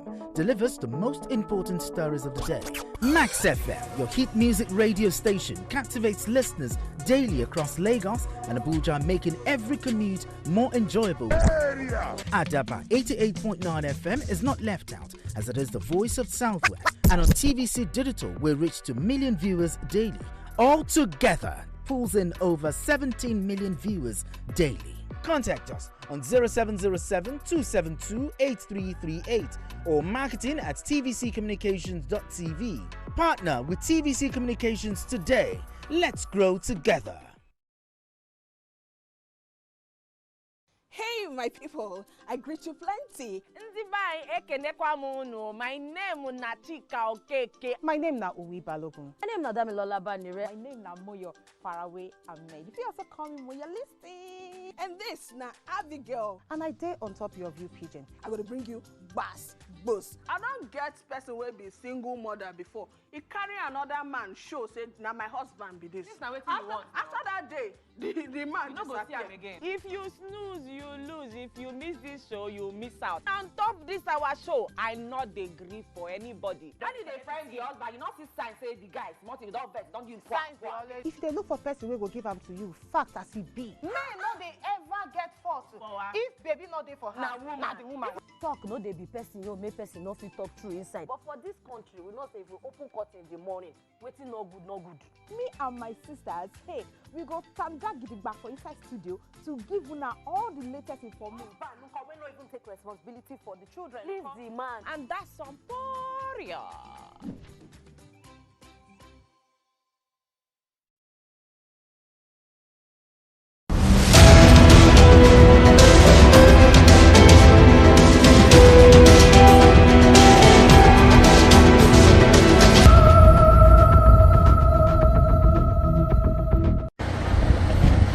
This might be just a tree to many, but it is not.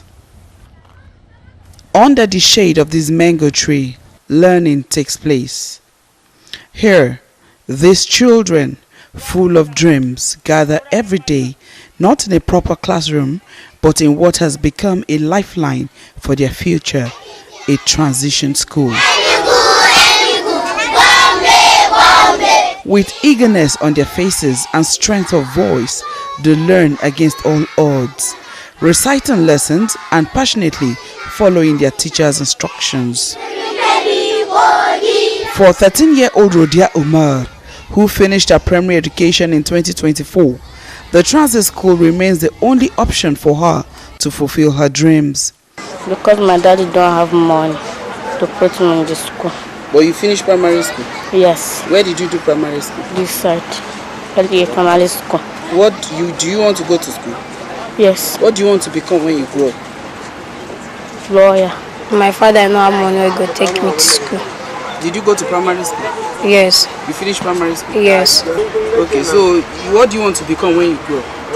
Engineer. Engineer? Yes. I want to be a pilot. A pilot? Yes, sir. Okay, so you wish to go to school? Yes. This tree holds the promise of a dream they cling to so tightly. Such dreams, according to Mr. Mukadaz, are what motivated him to establish this transit school. Every morning when you wake up, what you see on the streets are young boys and girls roaming in the street who are supposed to be in school. And boys engage in scavenging activities, moving from one completed building to another, while girls also engage in through selling of groundnut, fast food and all of that, moving from one street to another street, moving from one risky area to another. Unfortunately, the cases of child abuse, especially for girls, were reported in this community. He also spoke about how the initiative works. We have two types of out-of-school children in this center. One, we have never attended school, those who have never been to school. We bring them to this center and teach them basic skills like mathematics and English. Then we have dropout, those who drop out of school or those who could not make transition between primary school and junior secondary school, or between junior secondary school and senior secondary school. So those one, we teach them what they have already learned in their previous school, like mathematics, like English or social science. So this is what we teach them to make them busy, to keep them, from moving in the street. The dreams are quite lofty. When we started this program, we divided this community into two sections. We have western part of this community and we have eastern part of this community. So we started with the western part of this community, where we established our center. We register more than 500 out-of-school children in that center. But within 2 years, we are able to support them. We connect them with their sponsors, and today we have already achieved 0 out-of-school children in the western part of this community. So now we are concentrating in the eastern part of this community, that is this center. So by the time we enroll these children in school, we should be able to have 0 out-of-school children in this part of this community. And together we hope before February 2025, we should be able to declare this community as first community in Nigeria to achieve 0 out-of-school children using this community outreach program. For the volunteer teachers too, it is a call to service. When you wake up, you just see somebody roaming around without anything. The next thing you see is fights, talking about things that does not even concern them. You see a boy, when you heard him speaking, you hear him speaking, saying something that even you will be ashamed to say. So I thought, like, okay, how could I even help these people? What should I do to avoid what if it's my child? Because when, okay, now I'm married, okay, when that child grew up and all that, how do he will collaborate with those people and still learn from them. So how do I avoid that? That was why I said, okay, maybe when I take care of these people, when my own comes, he will be among the good ones, because they are already good. But when we leave them like that, they will have problems. So later on, I happens to know, I hear about it, that there is a place like this, and then we started. Started teaching dances 3 years ago. I'm just voluntary because this Tungakwaso is my community. I'm living here, and this is my boss. He's the one that came here 3 years ago. I met the chief of this community, and we have some challenges here. The writing boards are too small for them. If I want to write like counting of number from 1 to 200 for them, I used to divide it into 3 before we reach 200. Rhodia, by my left, wants to be a lawyer. Lawal aims to be an engineer, while Jafar wants to be a pilot. These are not pipe dreams. They are dreams that not only them nurse, but all the children in this transit school. They are dreams that can become a reality if they get an opportunity to go to a regular school. Poverty has been a leading cause of increased out-of-school children in Nigeria. This is also an excuse given by some of the parents we visited. Yes, sir. Thank you very much. Mumini Abdullahi, who has been incapacitated for some years, is full of praise for the initiative. He appeals to the government to make basic education accessible. I was having stroke, partial stroke. I've been passing through almost 3 years now. Yeah, so all this problem is on me. Now, if government can help to support the children education, we'll be happy, so that we parents will try as much as possible to hustle to feed them. Now, when we are talking of feeding, talking of food, how we can survive, Instead of government to help us about our children, about their education, the side of education, wallahi, is very terrible these days. As his daughter wraps up her junior education, he is uncertain what the next move will be for her. Authorities at the government school in the community say they have been making effort to improve access to education. We give him a waiver. He can only get a uniform for them and he buys the textbooks for them. So we waive every other thing in the school so that they will be able to come to school. She breaks down the charges. Actually, the uniform itself plus school sportswear, cardigan is 13,000. Then we have the books, textbook, English 3,005, mathematics 3,005. Then we have the literature. Some are 400, some are 350 naira, like that. So he can purchase those ones. As for the school charges, we have PTA in the school. We have PTA, we call it NAPTA. That one is for UBEP. General PTA, we call it NAPTA.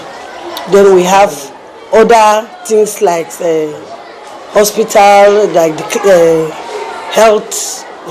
We have utility. All we waive those ones. We have examination. They give us something, a tip for examination to enable us print answer sheet and question papers. And many other things like that. So we waive, yes, more than 5,000. We waive it them so that they will not have it as an excuse not to come to school. To investigate this discrepancy, we visited the Universal Basic Education Office in the Federal Capital Territory to inquire about the extra charges beyond school uniforms and books. The issue of charges, let me be sincere to you. As I've said, one is free and compulsory. But then the parents and the teachers, they have a union where they think it goes to their credit if they can complement the effort of the government, but it's not compulsory. It's never compulsory. It is an effort where the logo of free education is that education for everybody is everybody's responsibility. But then the question of say maybe everybody should pay 2,000 naira, no. The parents on their own, if a parent on you feel like everyone can control a whole classroom, it's welcome. But it should not be a criteria for admission, it should not be a criteria for anything, no. If you have the resources, you want to support the government, you are welcome. He insists no government schools is supposed to charge any fees. But even that one, they are doing it through the window. It's an approved procedure. Okay. And that's why I say if we get such a thing,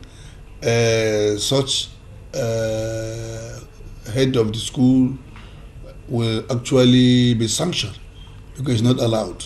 It is done through the window. It's not allowed. This highlights a stark reality. Despite existing government policies, implementation often falls short. Consequently, many government schools across the country impose fees that remain unaffordable for some parents, exacerbating the number of out-of-school children nationwide. Nigeria has one of the highest numbers of out-of-school children worldwide, ranking behind only a few countries including Liberia, Sudan, South Sudan, Afghanistan and Niger. According to UNICEF, a staggering 1 in 3 children in Nigeria are out of school, with 10.2 million at the primary level and 8.1 million at the junior secondary level. Alarmingly, Nigeria's out-of-school population accounts for 15% of the global total. Initiatives like this transit school demonstrate the impact one person can have when refusing to give up. However, addressing this crisis should not rely on individual efforts alone. It necessitates a comprehensive system that works for everyone.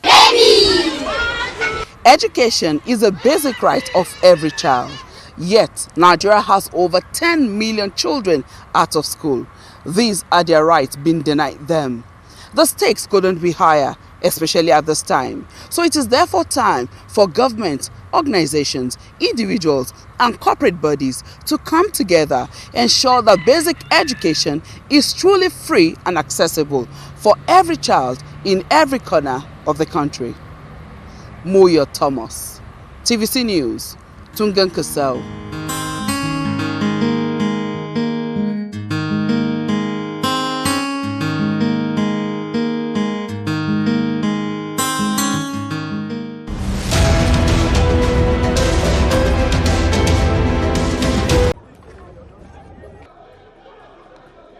Every second, every minute, every hour, and every day, time doesn't just tick away. It's a countdown to political decisions that shape our world. This country must move. Imagine the impact these decisions have on our lives. Some are consequential, others may leave us intrigued or baffled. You will have no better friend and partner than Nigeria. Step in and feel the frenzy like never before. Join me every weekday for an hour of fact-finding interviews with questions cut to the core. How would you say your administration has fared in these sectors?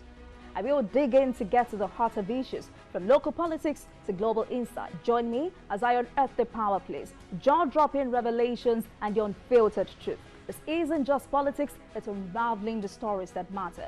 Brace yourself for Politics Tonight every weekday at 8 p.m, where every decision echoes along the corridors of our lives. Politics Tonight, only on TVC News.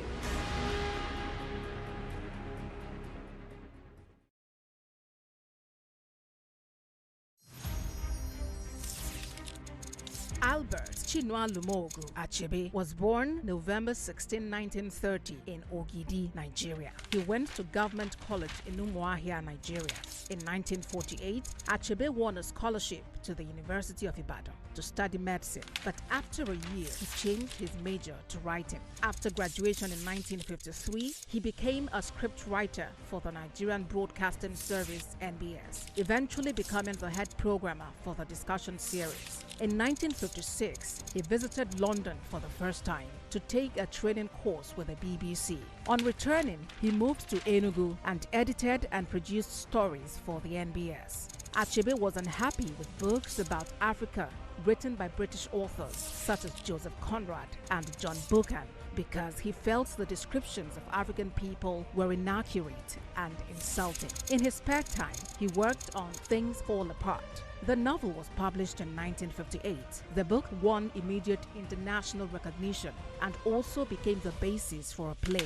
His second book, No Longer at Ease, published in 1960, is set in the last decade before Nigeria achieved independence. In 1961, Chinua Achebe met and married Christiana Chinwe Okoli, and they eventually had 4 children. The third book in the African trilogy, Arrow of God, was published in 1964. Achebe published his 4th novel, A Man of the People, in 1966. The novel tells the story of the widespread corruption of Nigerian politicians and ends in a military coup.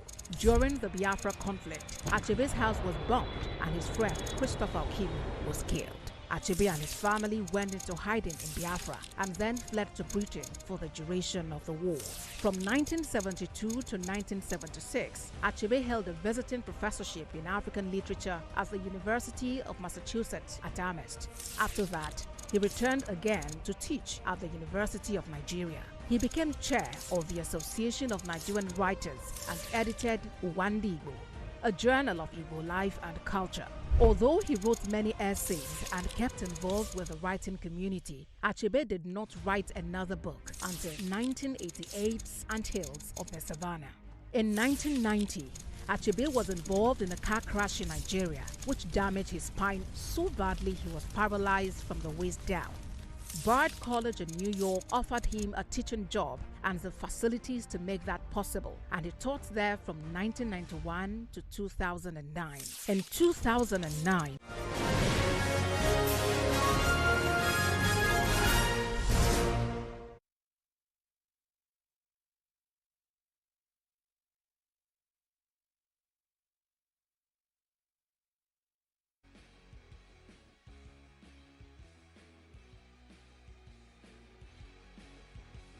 TVC Sport Desk. All right, the Premier League title race gets even tougher with the likes of Chelsea, Newcastle, and others not backing down, and Manchester City also gradually finding their form. Liverpool are no doubt the best team in Europe in terms of their form, and this is well reflected in their position in the Premier League and the Champions League this season. And it is easy to say, despite the challenge from other teams in England, the Reds are favourites for the title. It promises to be a loaded edition of the program today. This is TVC Sport Desk, and I am Promise Efoge. Pushed the home team into fifth in the table. Now let's go to Italy, where newly promoted Como defeated Udinese 4-1. The win pushed them up the table and well above the relegation zone. Let's have you highlights of these games. We'll come back, and Busola Akinyemi will be a part of the show. On the goal line to give Chelsea. Onto his left foot, he manages to wiggle away from trouble. Gay flips it up over the top, and Mojica can only see it out.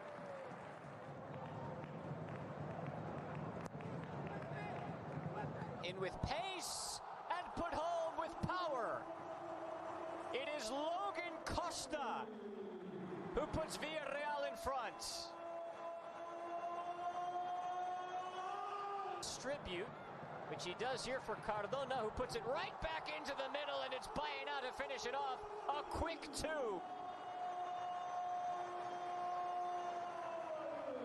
It's come again. This is Baena in the box. The cutback.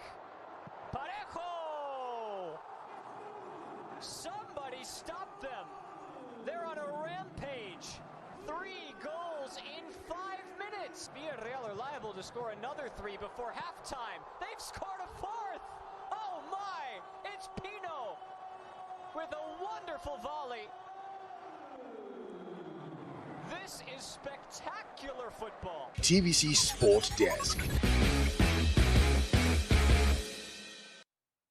All right, Busola Akinyemi is a football intermediary. He joins the program live from London at this time. Busola, glad to have you on the program today. Let me start by asking you, Chelsea's win over Wolves underscores or perhaps suggests that the Blues ain't backing down in their push for a top 4 finish, and that makes the challenge 4 places even tougher this season. Yeah, definitely. It was a very good game for Chelsea yesterday. They won 3-1 against Wolves at Stamford Bridge. This is Chelsea's first win in the last 6 games in the Premier League, so it was a win that was timely. I think I was impressed by Trevor Chalobah. He was recalled from Crystal Palace. We recalled what happened to him at the start of the season, where Chelsea said they didn't want him. He was to be sold, and he went on to Crystal Palace. But Chelsea has suffered a dip in form, and a lot of their defenders have injured. Disasi also wants to go. So he was recalled back from Crystal Palace, and in his first game, he had a very, very, very good game. So I think Chelsea is back in terms of fighting for the top 4. They are now 4 points behind Nottingham Forest and 4 points behind Arsenal. They've got 40 points, and I think it's going to be a very few weeks. All right, Busola, there are suggestions that Chelsea's depth may be their depth in squad, may be their strength. And with that in mind, I think they can build on that and hopefully win the next few games and get better in the table. Well, everyone says the title this season is on Liverpool's table. That if they want it, they can take it because they have a huge advantage. But how do you see the top 4 race shaping up with the likes of Nottingham Forest, Chelsea, you just mentioned, Manchester City, and even Newcastle all in the mix? Yeah, I think the one to watch out for is Man City, because Man City, they are a team that they tend to play very well in the second half of the season. If you recall what happened last season, where Arsenal was probably being touted to win the league in January, but Man City came back in February and they started winning all games. So I think one to watch out for in the Premier League is going to be Man City, because now they would also be they'll have a very good fight in terms of getting to the top 4. For Nottingham Forest, their form is good. They've just been linked to recently needs to Liverpool definitely winning, Arsenal second, and it will be about 4 or 5 teams fighting for 3rd and 4th. It's really, really a one to watch out for, and that is why the Premier League is the best league in the world. All right, let's talk about some of the transfers ongoing understand that they have made a second signing in 48 hours. City have completed the signing of Brazilian teenager Victor Reis from Palmeiras for approximately £30 million. Just less than 48 hours after they signed Abdul Qadir Kushinov from Lens. Now, the English champions are still expected to make a final move as they are looking to bring in Omar Mamouche from Frankfurt in a triple swoop. Busola, City are ransacking other cities for talents. When you look at their strategy of signing players, I think they want to get the young talents from Brazil. Reis is 19 years old. He plays for Palmeiras. I was looking at his video this morning, and I saw a player that is very good on the ground. He's a ball playing defender, also very good in terms of launching attack from the back. And I think these are players that City needs, because Ruben Dias and co, they are getting to that age that they might not be able to cope with the physicality of the Premier League. And City now, they're having a strategy of investing in young players. We saw that they bought Savio, although Savio was already in Spain already when they bought him, also a young Brazilian talent at 22. And we also saw how Savio has been able to adapt to the Premier League. So I like the strategy. I like the fact that they are bringing these young players. They might buy them, send them back on loan to their club, or even send them to a team in France. You know, the City Group, they have about 8 teams already in Europe and around the world. So these players will definitely move somewhere, get playing time for a year, and they will come back to the Premier League better. It's a good thing. They mean business. They know results have not been going their way, and they are really ready to bring in these players that would help them, hopefully, for next season. And Omar Mamouche, very, very good player from Eintracht Frankfurt, 25-year-old Egyptian, is known as the next Egyptian Salah. We have to see how he's going to cope in the Premier League. And we also know that Alan has also signed a 9-year contract. So I think City will be a team to watch out for next season. All right, Busola, I want to put you on the spot. I want to ask a question that will put you on the spot. And I'll do so just after we pay some bills. We'll be right back. TVC Sports Desk.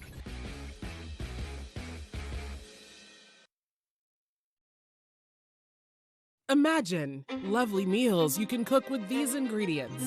You spend heavily, but no guarantee of a tasty meal. Not making a right choice of seasoning cube can ruin your meal, money, and confidence.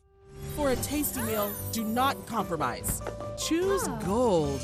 Use Terra Gold for the rich, consistent taste your loved ones crave for. Good for soups, stews, and jollof. Terra Gold. 1 cube, endless possibilities. The world needs mums. With a splash of golden Terra oil, a mum can transform a frown into a smile. Change no thanks into yes please. Resolve family feuds without blowing a whistle. Providing tasty family meals is all that matters. Where there are moms, there is love. Golden Terra Oil, for pure love. TVC Sports Desk. TVC Sports Desk. All right, Busola is still very much on the program. Busola, before I let you go, I want to get your thoughts. At the end of the ongoing Premier League season in May, who will be your top 4 teams? Who do you think will finish in the top 4? Many say Liverpool will emerge champions, but we've seen situations where I'll take Arsenal for instance. There was a particular season, I think 2 seasons ago, Arsenal had about 9 to 10 points lead. They were usurped in the end, and they lost that title to Manchester City. Now, who will win the Premier League title in May, and who will be your top 5 teams? Quickly. So for the top 4 teams, I would go with Liverpool to win the league, Arsenal to come second, Man City to come third, and Chelsea to come fourth. All right. We have this program recorded. We'll play this back in May.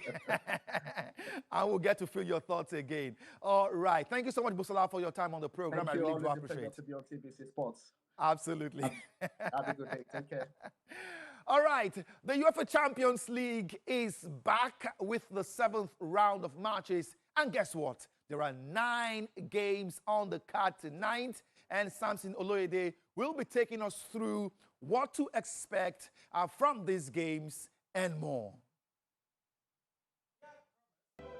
It is Europe's premier top club when it comes to football in Europe, and it's all about the UEFA Champions League competing for the biggest prize when it comes to European football. And we know quite well that Matchday 7 will provide the intrigue and spectacle for fans, especially for top teams that will be looking at securing a knockout spot in the next phase of the competition. We know quite well that's already assured of a top 16 place after 6 wins in 6 games as English table toppers, Liverpool, who will be doing so much in terms of trying to get that top spot when they face French side Lille. Let's preview that game and others, and when we return, we'll be joined by someone who understands European football inside out.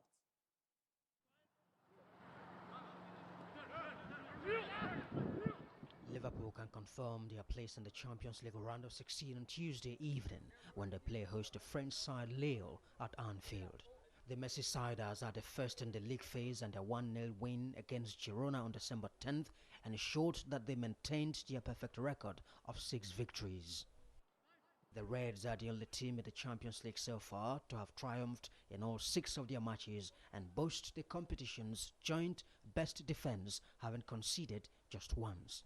Liverpool manager Arne Slot speaks ahead of the encounter.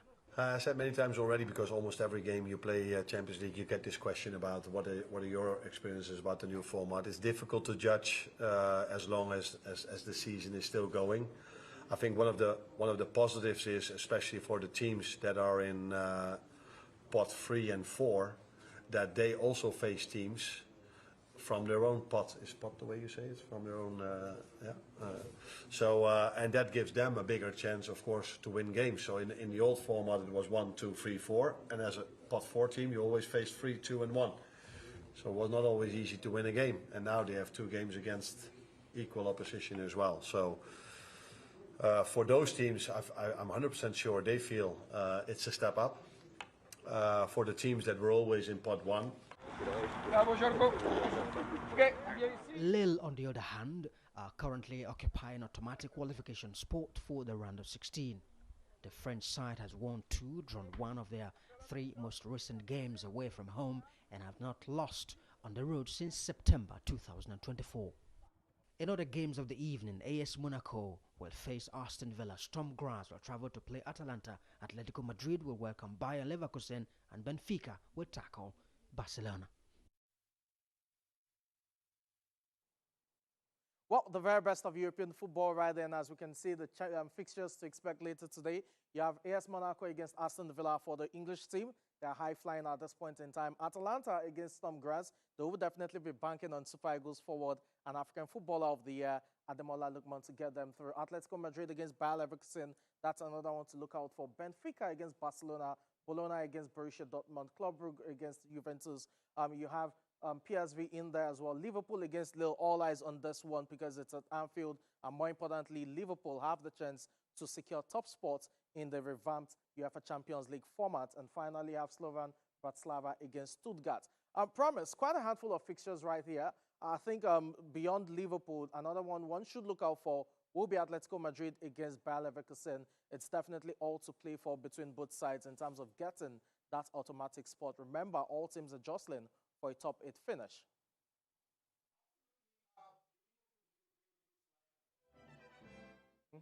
The best team in Europe this season, and a win over Lille tonight is almost very predictable. But like you mentioned, another very important fixture will be the Atletico game. They are playing at home against Bayer Leverkusen, and both teams are really striving and struggling to ensure that they get that auto qualification to the round of 16 of the Champions League. But another game there will be Club Brugge. Club Brugge will be taking on Juventus, and we'll be looking forward to see Raf Onyedika feature for Club Brugge in tonight's game. He's a Super Eagles midfielder. He's been the engine room for that club this season. Samson.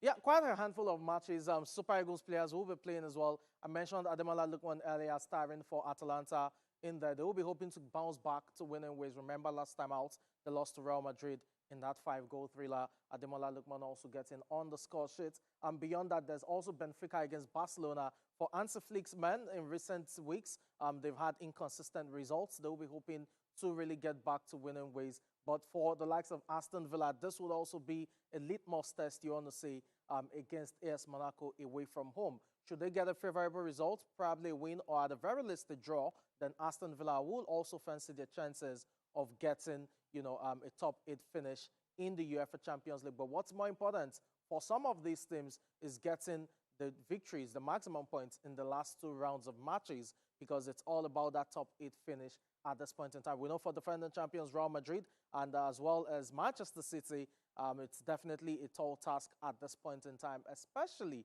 for PSG as well as Bayern Munich. These are big boys when it comes to European football, but they've not had the very best of outing, talking about the revamped edition of the UEFA Champions League, and it means that they would most likely miss out on an automatic spot into the knockout stages. It's really interesting, and I'll just really want to get your opinion about Bologna against Borussia Dortmund. For Borussia Dortmund, Norwich Sign definitely under a whole lot of pressure domestically. The form has been horrible, to say the very least, going by their lofty standards. But on the European scene, it's a different kettle of fish. Well, Dortmund, someone said perhaps reaching the final of the Champions League last season became counterproductive for them, because ever since that experience, Dortmund has been a shadow of themselves. You barely can tell what Dortmund will turn up on match day, whether in the Bundesliga in Germany or in Europe. But tonight's game surely will be a huge test for them as they travel to Italy to play FC Bologna. But one game that's also dragging my attention right now will be the fixture between AS Monaco and Aston Villa. Aston Villa started the Premier League season like a house on fire. At some point, they seem to have taken their feet off the pedal, but it seems like Unai Emery's men are back to form. We saw what they did at the Emirates at the weekend against Arsenal, coming from 2 goals down to pick a point in London with a 2-2 draw. They will want to take that form into the Champions League when they play against a Monaco side that knows how to pull the ball at the back of the net. And so that fixture is one that surely will produce lots of goals tonight. Benfica Barcelona at their Estadio Dragao. It's also called the Stadium of Light. But how much light will Benfica bring to tonight's game? We'll wait to see. PSV Eindhoven against the Resta Belgrade is another interesting game, which I think will produce lots of goals. VfB Stuttgart away to Slovan Bratislava. On paper, you may want to give that to VfB Stuttgart, but then we know that Stuttgart this season can stutter, especially when it matters the most. Well, I think that will just be our cap on the UEFA Champions League preview on the program today, as we'll take a look at other issues and other things on the show. Well, we understand that certainly we've got a plethora of Nigerian players across the world. Nigeria is indeed blessed with football talent. A number of them will be featuring in the UEFA Champions League, and their performances so far has been enormous. Indeed, this is just a show that when it comes to Africa as a continent, Nigeria is not just a giant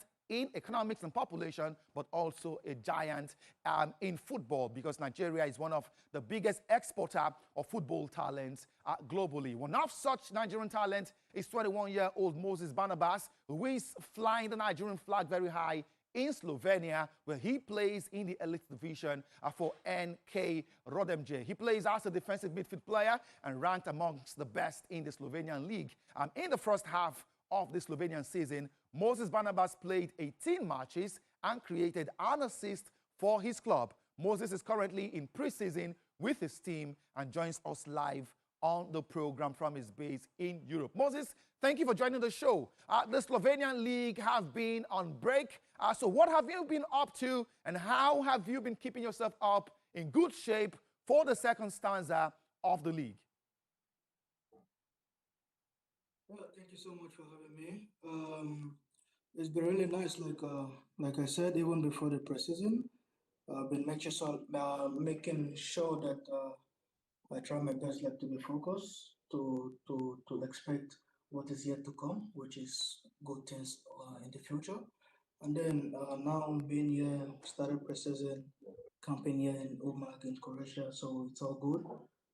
Everything also all good. So 5 games now, good result, and I'm looking forward also to start the league. Yeah. All right, preseason has since commenced, and your team have been involved in warm-up matches, including a recent 2-2 draw against Croatian side Sesveti, and the 1-0 win over NK Rijeka, a team that plays in the Europa League. Talk us through these experiences. Well, it's all good at first, with the mindset of the whole team. We came in prepared, we came in more focused, a lot of concentration. And the game was really tough at first because during preseason, you see a lot of energy, a lot of skill, a lot of things happening. But we kept with our own strategy, our own style of play, and everything was success. And with those two games, we came in prepared, and at the end, we won some game, and then we draw some. Yeah. All right, Barnabas, the league in Slovenia resumes early next month, and your club will begin the second stanza of the season with a clash against NK Koper. What are your preparations like? It's really tough at the moment. It's really tough because with the position we have on the table, there are a lot of expectation from us because we don't really like the position we have. So we're looking forward to at least finish third or fourth on the table, and this is our goal at the moment. And then, but we don't just achieve that goal at once, but it's step by step, which we need to start now. And I believe with the precision of games we've had, it's all good with the results. Everything is all good, and then we're looking forward to see Copa because we played them several times, and now it's our time to go for the victory, for the win, and everything. Yeah. All right, Moses Barnabas live on the program from Slovenia today. Thank you so much for sharing your time with us on the show. Thank you. Thank you, sir. Thank you. All right, from the league in Slovenia to the league in Nigeria, where the chairman of the Nigeria Premier Football League, Gbenga Elegbeleye, has unveiled the official match balls for the domestic league. The all-weather friendly match ball was produced by Pro Star Sports, and the official distribution to all 20 clubs in the elite league has commenced. Elegbeleye confirmed that matches of the second stanza of the Nigeria Premier Football League will be played with the official match balls, as the league organizers remain committed to standardizing Nigerian football and positioning it amongst the best in Africa. The unveiling of our official match ball started from now, because we just finished our first half of the season. Now we want to distribute these balls to the club, and this is going to be the regular features in our Premier League, the regular match balls you will be seeing on everyday matches. Pro Star Evolution NPFL match balls. These are new products, and it's going to be the one all our matches will be featuring. Before we start the second stanza, we want to give it around to the clubs so that they can at least have some practice with it. This is a product that is of FIFA standard. We'll check the ball before we can get involved with ball manufacturers. We know it means the standard of FIFA and CAF. All right, Vincent Akimbami is a football administrator. He's live on the program today with me from his base in Kaduna. Vincent, thank you for joining the show. You just heard Gbenga Elegbeleye, chairman of the NPFL, talking about the designated match ball for the NPFL. What are your thoughts about this development, Vincent?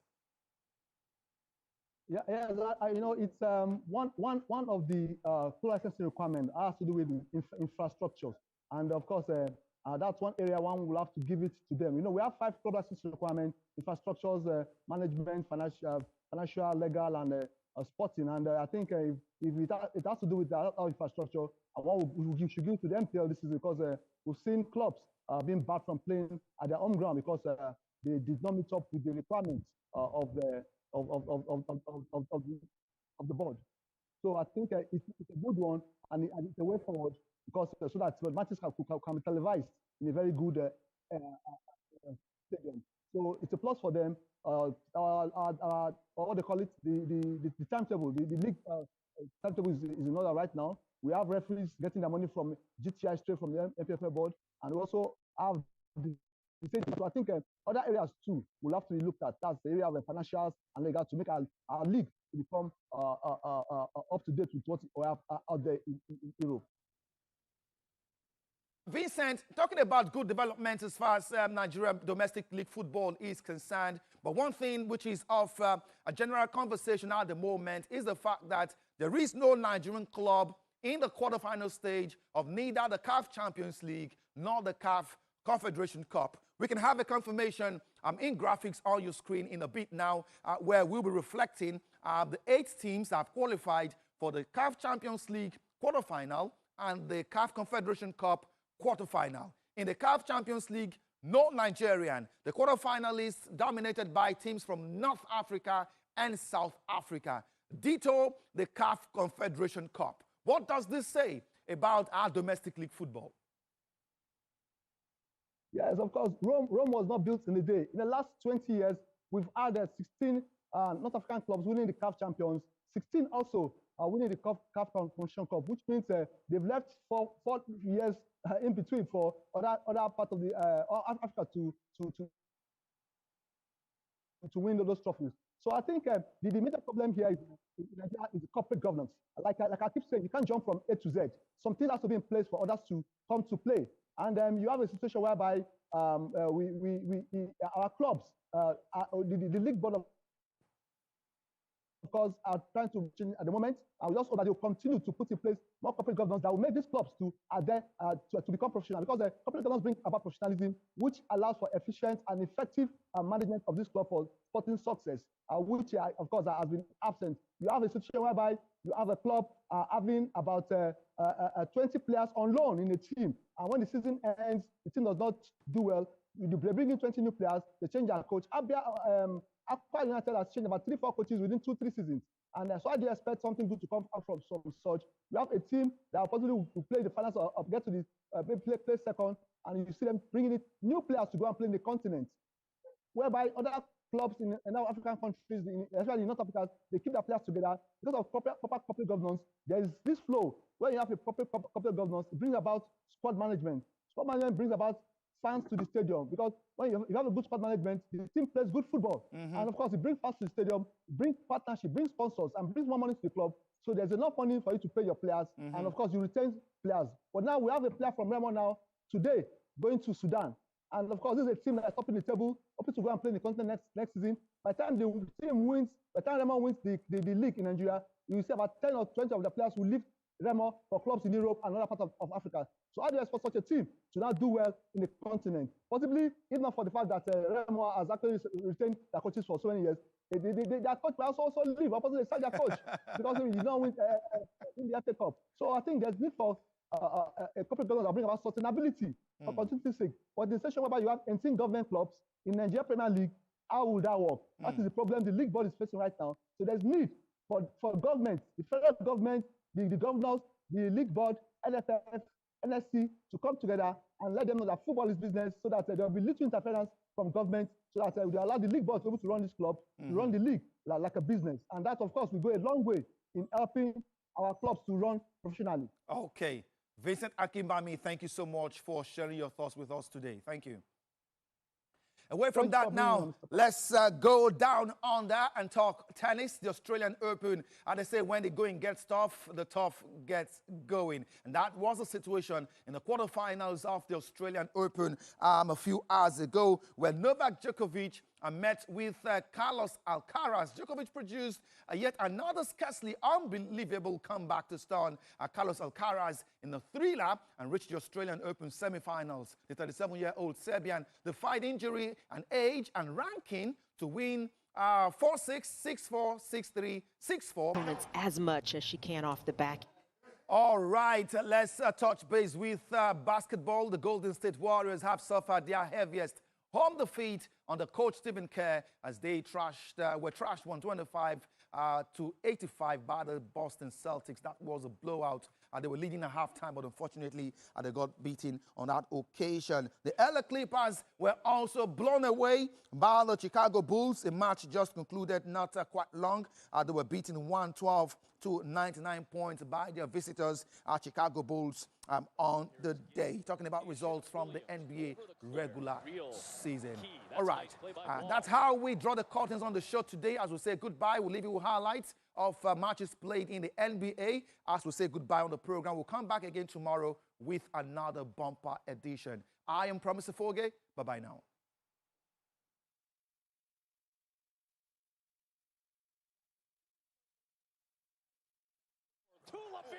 With a clutch two-hand. Terry against Powell. Buzelis saves it. Pulls a little out of sorts here, but Levine's underneath the rim. He gets bumped by... Here's Ball at the controls. Working against Batum. Horton Tucker takes a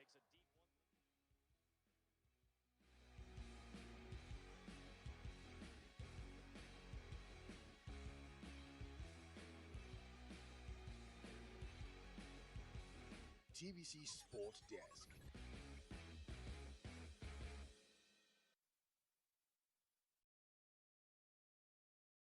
Negotiate with most of these terrorists, as it were, and he indeed negotiated with them. But after he did that, what happened?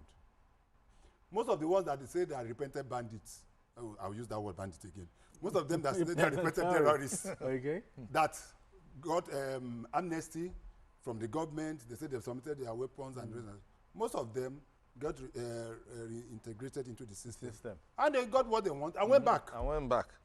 I went back into the bush. So what I am saying in essence, there is no country, there is no serious country in the world. Look, I'm also taking it further. Look at what is happening between Israelis and Hamas. At a point, after Hamas invaded Israel and killed over close to 1,200 for the past 15 months, Israel said there's no constant bombardment. In as much as they achieved certain things and they didn't at a bet, they made a statement and they drew the line. So it is just of late that Biden is leaving and Donald Trump is coming. That some kind of another thing is yes, the issue. Let me land finally. It is what we need is to support our military to do the needful. We need to support our Nigerian army to do. Let me give you a classical example. I just came back from the east. After the Christmas, I visited my village in Obo.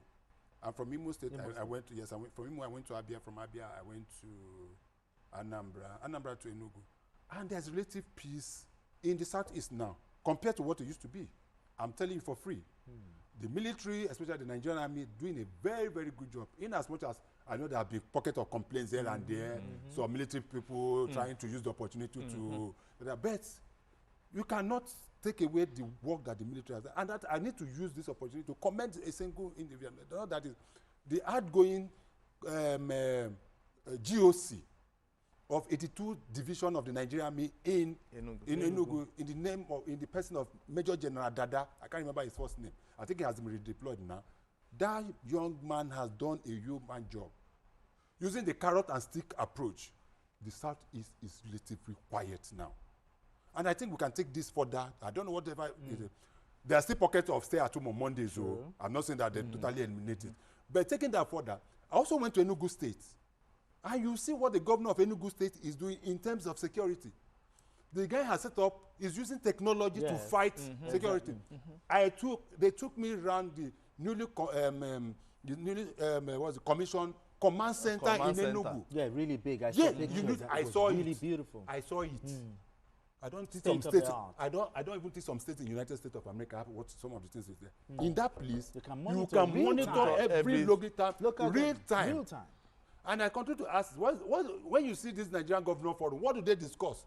Because the essence of Nigerian Governor Forum is, if there's something you are doing well, I'm supposed to come and go to you and tell me, say, and talk to me. But anyway, gentlemen, is it safe to say that when bandits come out to lay their arms, surrendering, is it a sign that the Nigerian military is doing something, is hitting them right?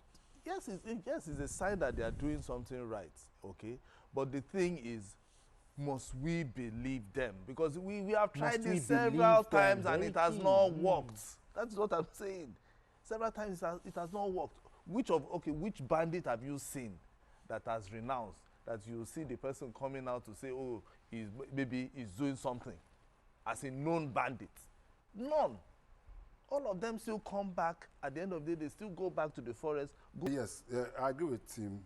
But we need to take these people, take drastic measures, to stop this thing.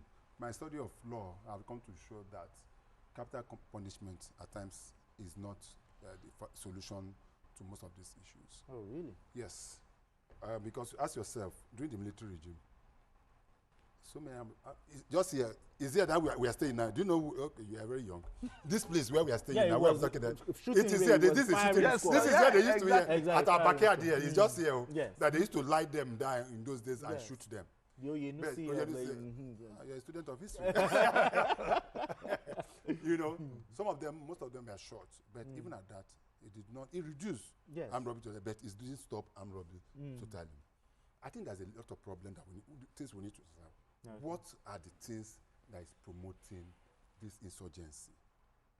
We need to know. Poverty, illiteracy, and all. Have we got into the roots? Okay. So let us deal with the issues at stake, but also continue to support the military. Let the politicians have the political will to allow the military to do their job. Because the problem is that the politicians are interfering so much in military activities. When these guys go around and deal with these guys, try to kill them or capture some of them, our politicians will be the ones to come back and give them amnesty. And that in itself demoralizes the military men. That is what I'm talking about. So we should deal with them in a way and manner that if we're going to prosecute them, we saw what happened in Dubai. Okay. Within 1 week, they got those that need to be tried them and jail them. Yes. All right, gentlemen. We need to go on this quick break. And when we return, the conversation continues. Don't go anywhere. It's still Journalist Hangout.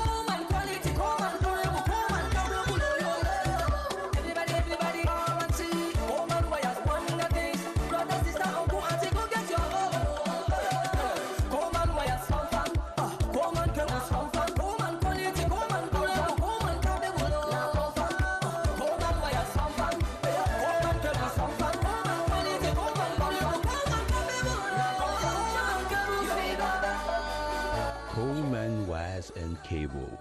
Great quality, now with the new look.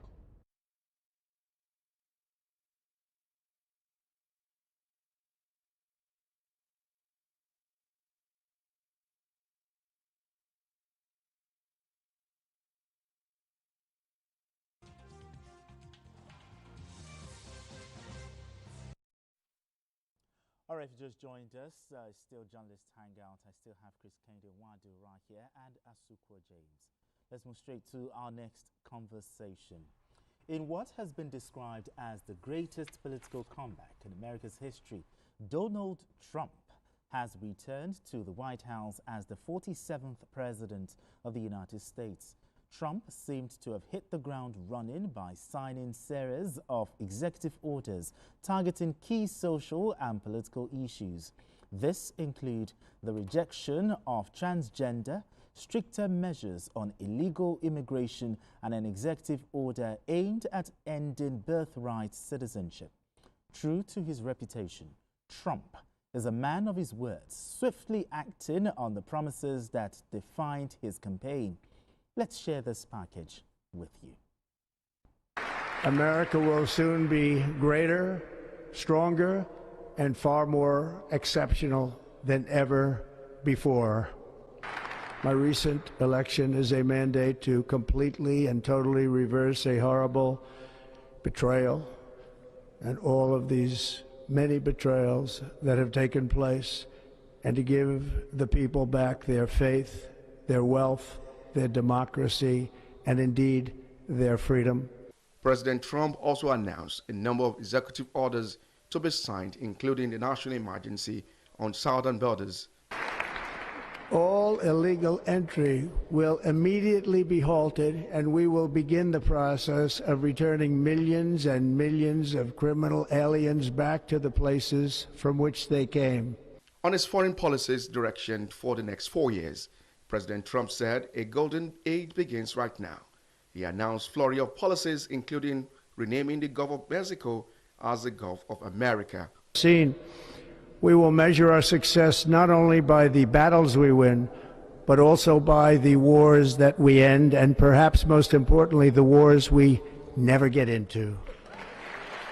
In what may have come as a shock to keen observers in U.S. politics, President Trump said his strongest legacy will be to unite the country. All right, President Trump 2.0, just like someone said. I also heard someone said return of the Trump. Yes. Okay, but when he came in, the inaugural address, he signed a few executive orders. But first of all, let me ask you, my first question to you will be, will the Trump's administration, how will it impact the world, Africa, and also what should Nigeria expect? For the world and Africa, that is a thesis for you. That's a big one. Because the man himself, his political campaign was American first. So when you say American first, if you look at his speech yesterday, there's nothing about the rest of the world. Yes. It was 99% America. He doesn't care about others. So don't raise your hope so high what he's going to think of Africa. Or even the one that just left, Joe Biden, 4 years. I think it was just about 1 week or 3 weeks to the end of this thing that he came to one African country. It was just passing, and that's it. So that is not a problem for me. But congratulations to the people of United States of America. They've gotten what they want. They've gotten the 45th, who is now the 47th yes. President of the United States. And yesterday, at his inaugural speech, what he just did was a repeat of his campaign promises. There was nothing that he said that was new. In fact, he didn't say, if you watch, he had two inaugural speeches, what I'll call two inaugural. That was the original one, where he was sworn in. Then after he left there, he went to another one, the caucus with someone, where he said he's now, because he said there are certain things he wanted to say, but his wife and the VP say he should slow down. So that particular, the second one, he said, hey, this is where I can talk. This is where, and he said, with his party supporters. I like the way the Americans play their politics. You saw what happened yesterday. The former presidents of the United States, either Democrats or Republicans, they were there. Even there are some African countries or some other countries. By the time Donald Trump started firing Biden with all this, he would just stand up, an African president would just carry him back, call the wife, let us go. But they remained there and they absorbed everything. But that is the beauty of it. But the question you're going to ask yourself, he was talking about peace. But it's so ironic that the man that is talking about peace is going to be peace is the one that also want to conquer other countries. You want to go to Panama and pick up some territory in Panama. He's talking of Mexican border. He gave reason. He said he was giving to. He said he was giving to Panama that Chinese have taken. So we are going to. Is that a man that wants peace? So, but the issue is that let us look at some of the issues that number one is the issue of LGBT. 100%. As an African, as a Nigerian, I totally agree. He said there will only be two genders. Male and female. Male and female. Any other one that they talk about, my hand no day. That's the second one. They talk about withdrawing for WHO. That was not a surprise to me because he was also having issue with WHO due to COVID. Yeah, during the COVID period. Yeah, that COVID period. We're still going to talk about that. Yeah, he was talking about the issue he had with COVID. So it was so legitimate for him to be able to. Then also, the most controversial one is the U.S. birthright citizenship. It's going to have issue there because it's more constitutional than just signing an executive order. Already, people are already starting going to court. And at the end of it, we were surprised that the Supreme Court would finally decide. But this is not the first time. Let me tell you what happened. In 1983, there is a woman called Margaret Thatcher. She did the same when she came in. And stopped everybody coming to United Kingdom. You know what people do, even Nigerians, if you get one small money, your wife don't get belly. When you do this 7 years, you ship them to America so that you're going to have an American baby. Margaret Thatcher stopped that in 1983. It used to be that like that. So he stopped that and she stopped that and that has been so that is the same thing that John Trump is doing. But as I said, it's going to be constitutional issue.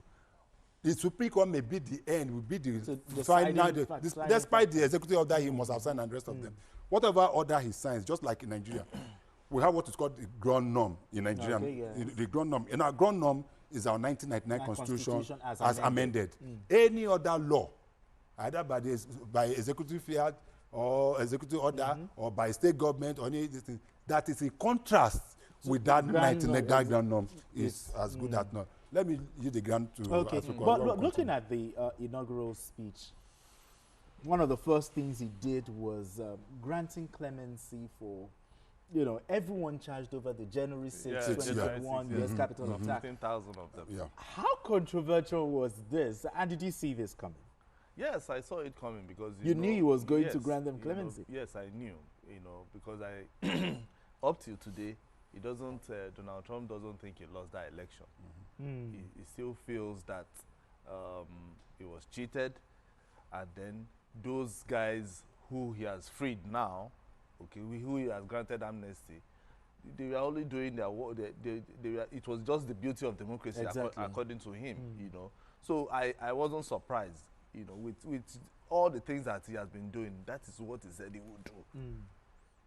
So when people come and say, even when they are going to court, just like the CKN said, the birthright issue, citizenship issue, it will take like a vote of 2/3 majority in the Congress for that to fly. CKN has said that it is enshrined in the Constitution. Yes, but do you think it will stand? You think it's that's what I'm saying. But don't forget, in both chambers, the Republicans are... They hold a majority. Both, exactly. So, and now it's like the Republicans are now at home with him. There were some opposition, even within the Republican Party. But now everybody seems to be okay with what Donald Trump is doing. So I don't see they are going to go to court. The Supreme Court, because so many advocacy groups have taken that case to court. Presently, I know about 3 or 4 that's over the matter.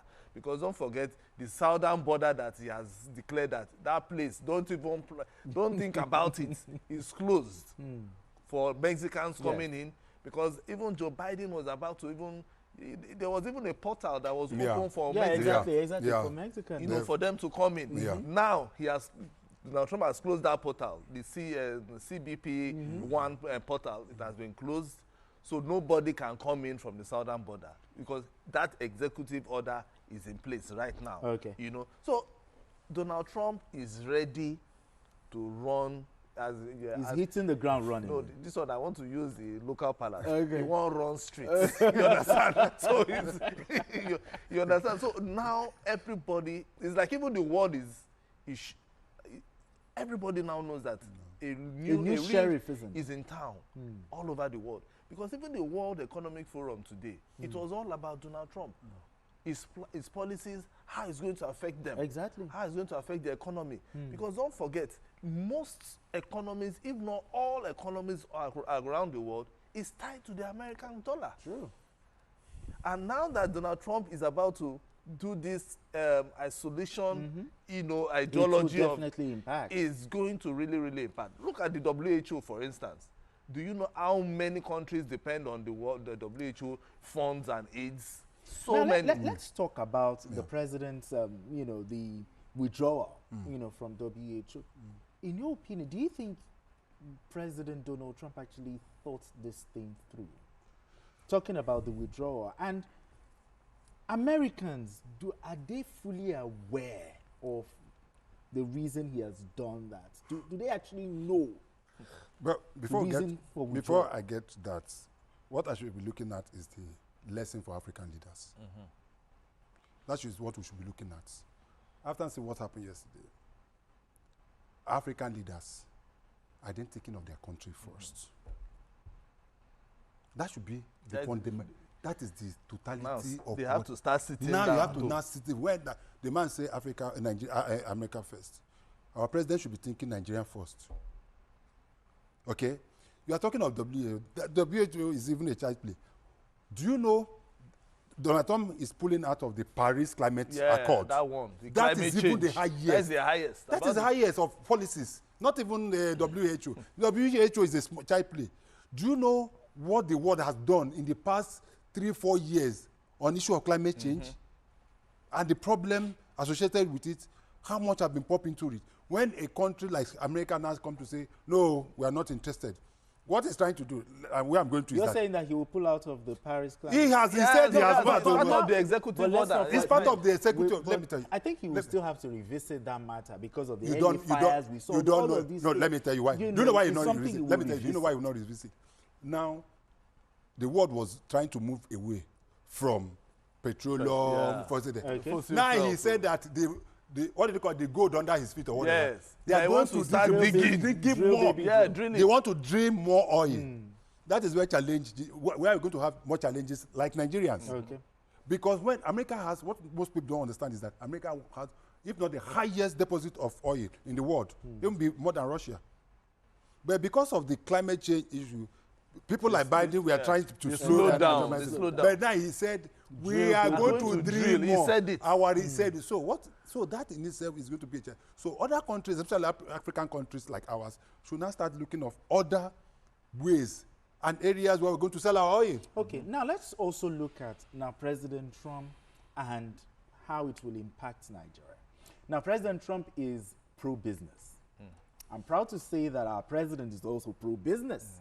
Now, do you see the Trump presidency, with his presidency, do you think it will also promote it in Nigeria in a significant way?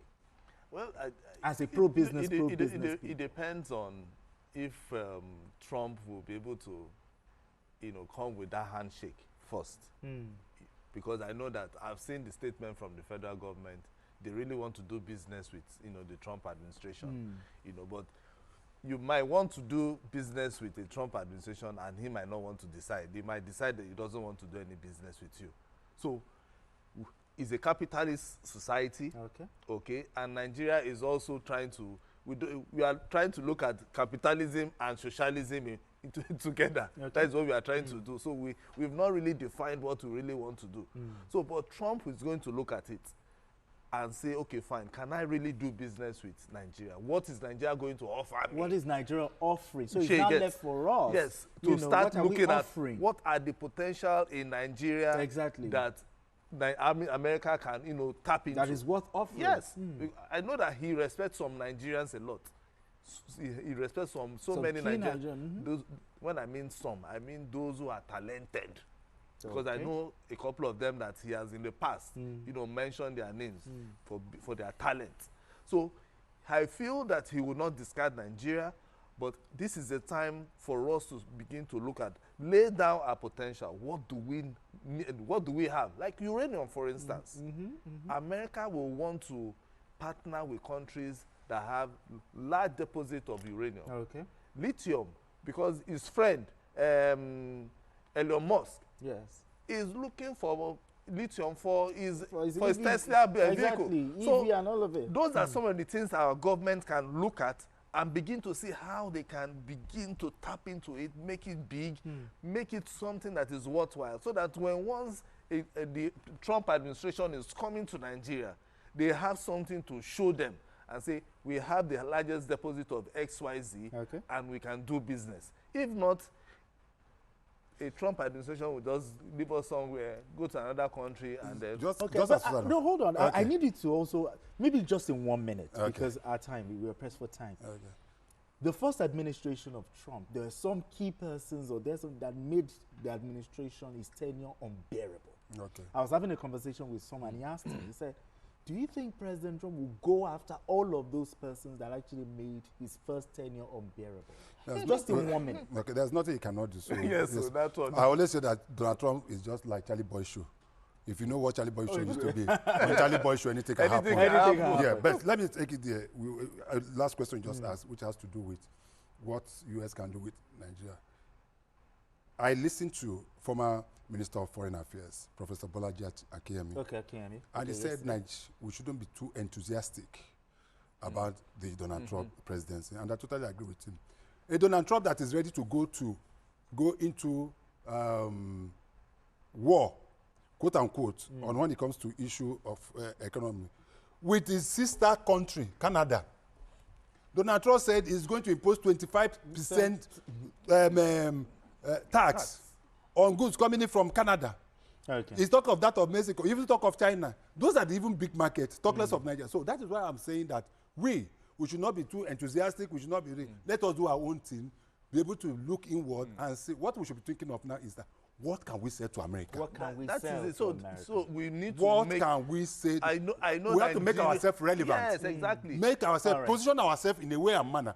Especially in the area of technology. You can see what he's doing. His focus is on technology. That's why you see Elon Musk, the guy in Google, the guy in Facebook, all of them. All right, gentlemen. All right, gentlemen. Okay, let's move straight to our final conversation because we're pressed for time. Intelligence refers to the collection of analysis and dissemination of information to safeguard national security and counter threats. For a country grappling with persistent insecurity, effective intelligence operations are indispensable. In light of this, the House of Representatives Committee on National Security and Intelligence has declared the 595 billion naira allocation earmarked for intelligence services as inadequate, while commending the president for allocating about 4.91 trillion naira to the defense and security sector. The panel appealed to President Bola Tinubu to direct the full release of the 2024 capital allocation to the security and intelligence sector in the overall interest of the nation's security. Now let's share this story by TVC News' Joke Adisa with you. This budget defense session, the lawmakers acknowledged the 4.91 trillion naira allocated to the defense and security sector in the proposed 49.7 trillion naira 2025 budget. Even as the allocation underscores the priority accorded to security, the committee says the intelligence subsector is grossly underfunded. Out of the proposed 4.91 trillion naira for defense and security sector, only 595.02 billion naira is for the subsector, an amount the legislators describe as insufficient. I am therefore calling on Mr. President of the Federal Republic of Nigeria, President Bola Ahmed Tinubu, GCFR, to please intervene, not just for an increase in the allocation to the agencies, but to also direct the Honorable Minister of Finance to, as matter of national security, prioritize the full release of all the outstanding 2024 budget allocation to the intelligence agencies and sustain the practice and prompt releases to them going forward. The agencies are led by the National Security Advisor, Nuhu Ribadu, who is represented by the Permanent Secretary Special Duties. The proposed budget is tailored towards addressing the evolving security challenges facing our dear nation, ensuring the effective coordination of security agencies and seamless intelligence gathering and information sharing. To find a way out of the low budgetary allocations, the meeting turned into a closed door that lasted for about 1 hour.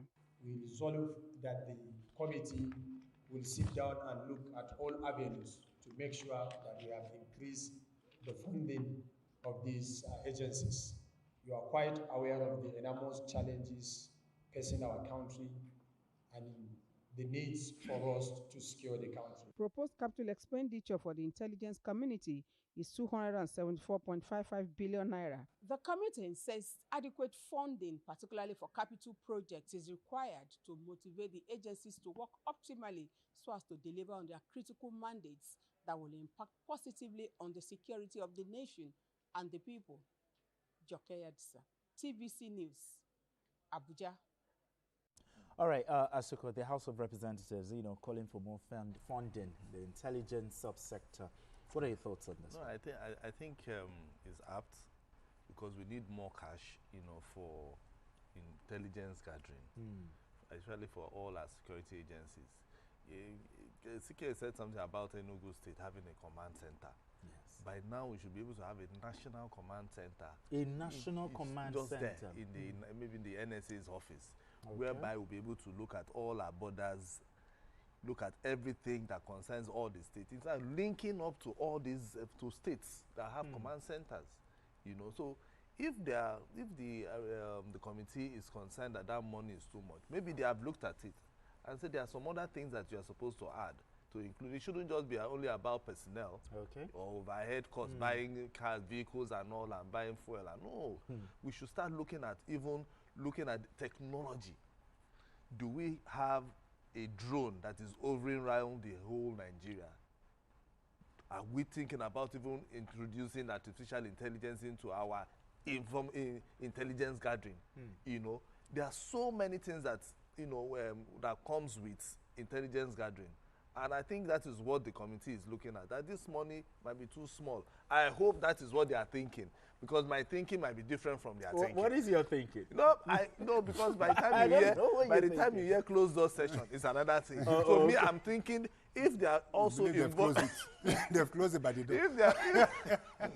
If they are talking about maybe bringing technology into intelligence gathering to stop, to reduce insecurity in Nigeria, I'm in for it. Like I told you, drones, hovering around the whole of Nigeria. Somebody is there watching the entire country, watching it, and knowing that, okay, this is a threat. Because the thing about this is that before a threat happens, they should be able to deal with it. Exactly. So that is what we are talking about. That is where the money goes. Now, what is the significance of this when the intelligence subsector gets more funding? Will this improve the fight against insecurity? It will. But my main concern is the issue of budget performance. That has always been the problem with Nigeria. The president goes to National Assembly, lay the budget before the National Assembly. It's either increased, decreased, depending on whatever they want to do. And the budget is signed. Now the problem becomes the release of funds and implementation of those budgets.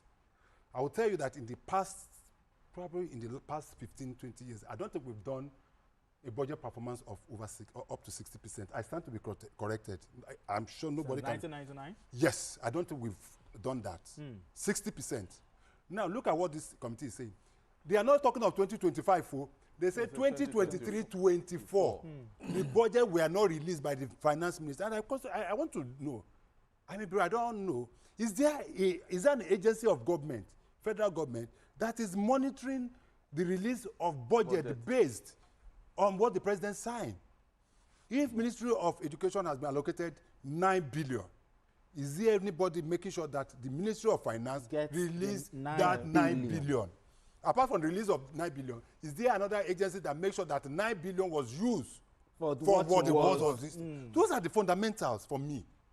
So because, yes, for accountability. So it's not just for president every year to sign this. And it's a fact, most of those ministries don't get that money. They don't. Go and check.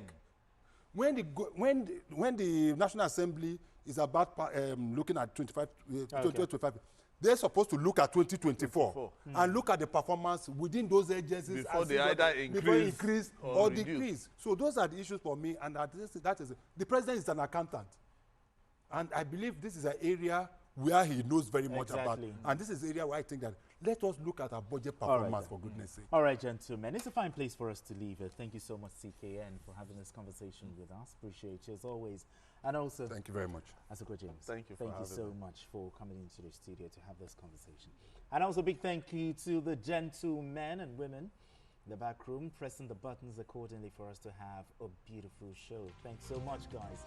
And that's it on Journalist Hangouts today. Join us tomorrow for another episode of the program. You can watch the repeat broadcast of this episode tonight at 11. Join us on Sunday from 1:30 to 3:30 p.m. for Journalist Hangouts on Sunday. We are on YouTube at youtube.com/TVC News Nigeria. I am Benga Oreshegun. Bye for now, and God bless Nigeria.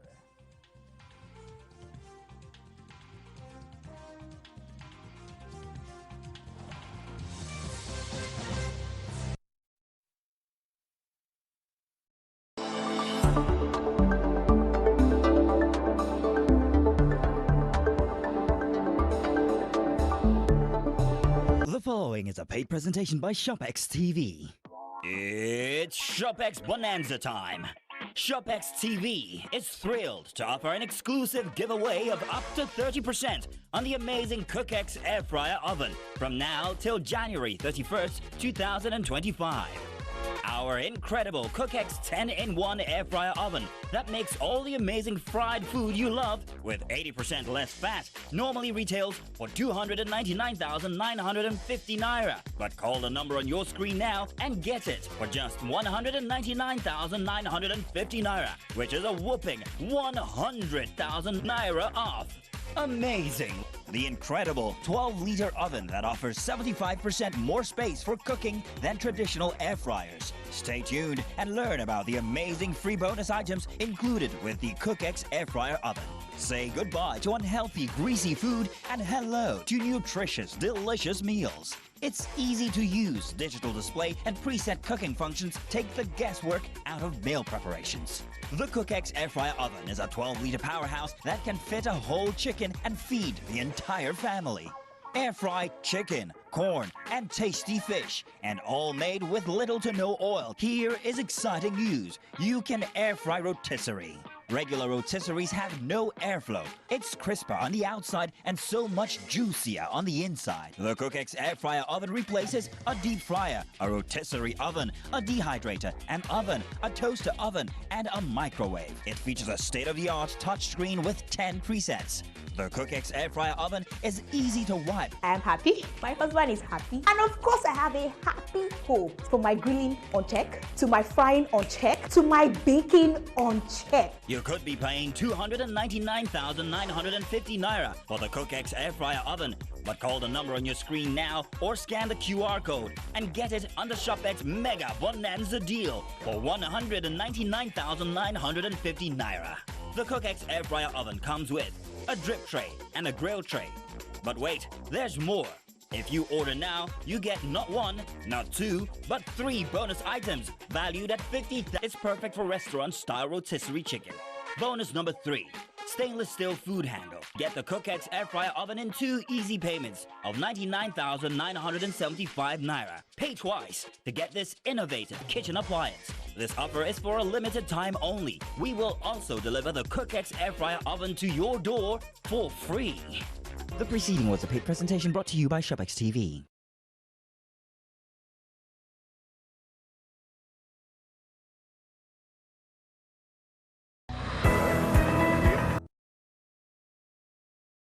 Hey, my people, I greet you plenty. My name is Nachika Okeke. My name is Uwi Balogun. My name is Damilola Banire. My name is Moyo Faraway Ahmed. If you also call me Moyo, listen. And this na Abigail. And I dare on top your view pigeon. I'm going to bring you bass, boost. I don't get person will be single mother before. He carry another man show, say, now my husband be this. This now what you want. After that day, the man you go see him again. If you snooze, you lose. If you miss this show, you miss out. On top this our show, I not dey gree for anybody. When you dey find the husband, you not see sign say the guy smart, you don't vex, don't give signs. If they look for person we go give them to you, fact as it be. Men no dey ever get fault. If baby not dey for her, na the woman. Talk no dey be person, no make person no fit talk true inside. But for this country, we not say if we open curtain in the morning, waiting no good, no good. Me and my sisters, hey, we go tanda gidigba for inside studio to give una all the latest information. We don't even take responsibility for the children. Leave the man. And that's some Poria.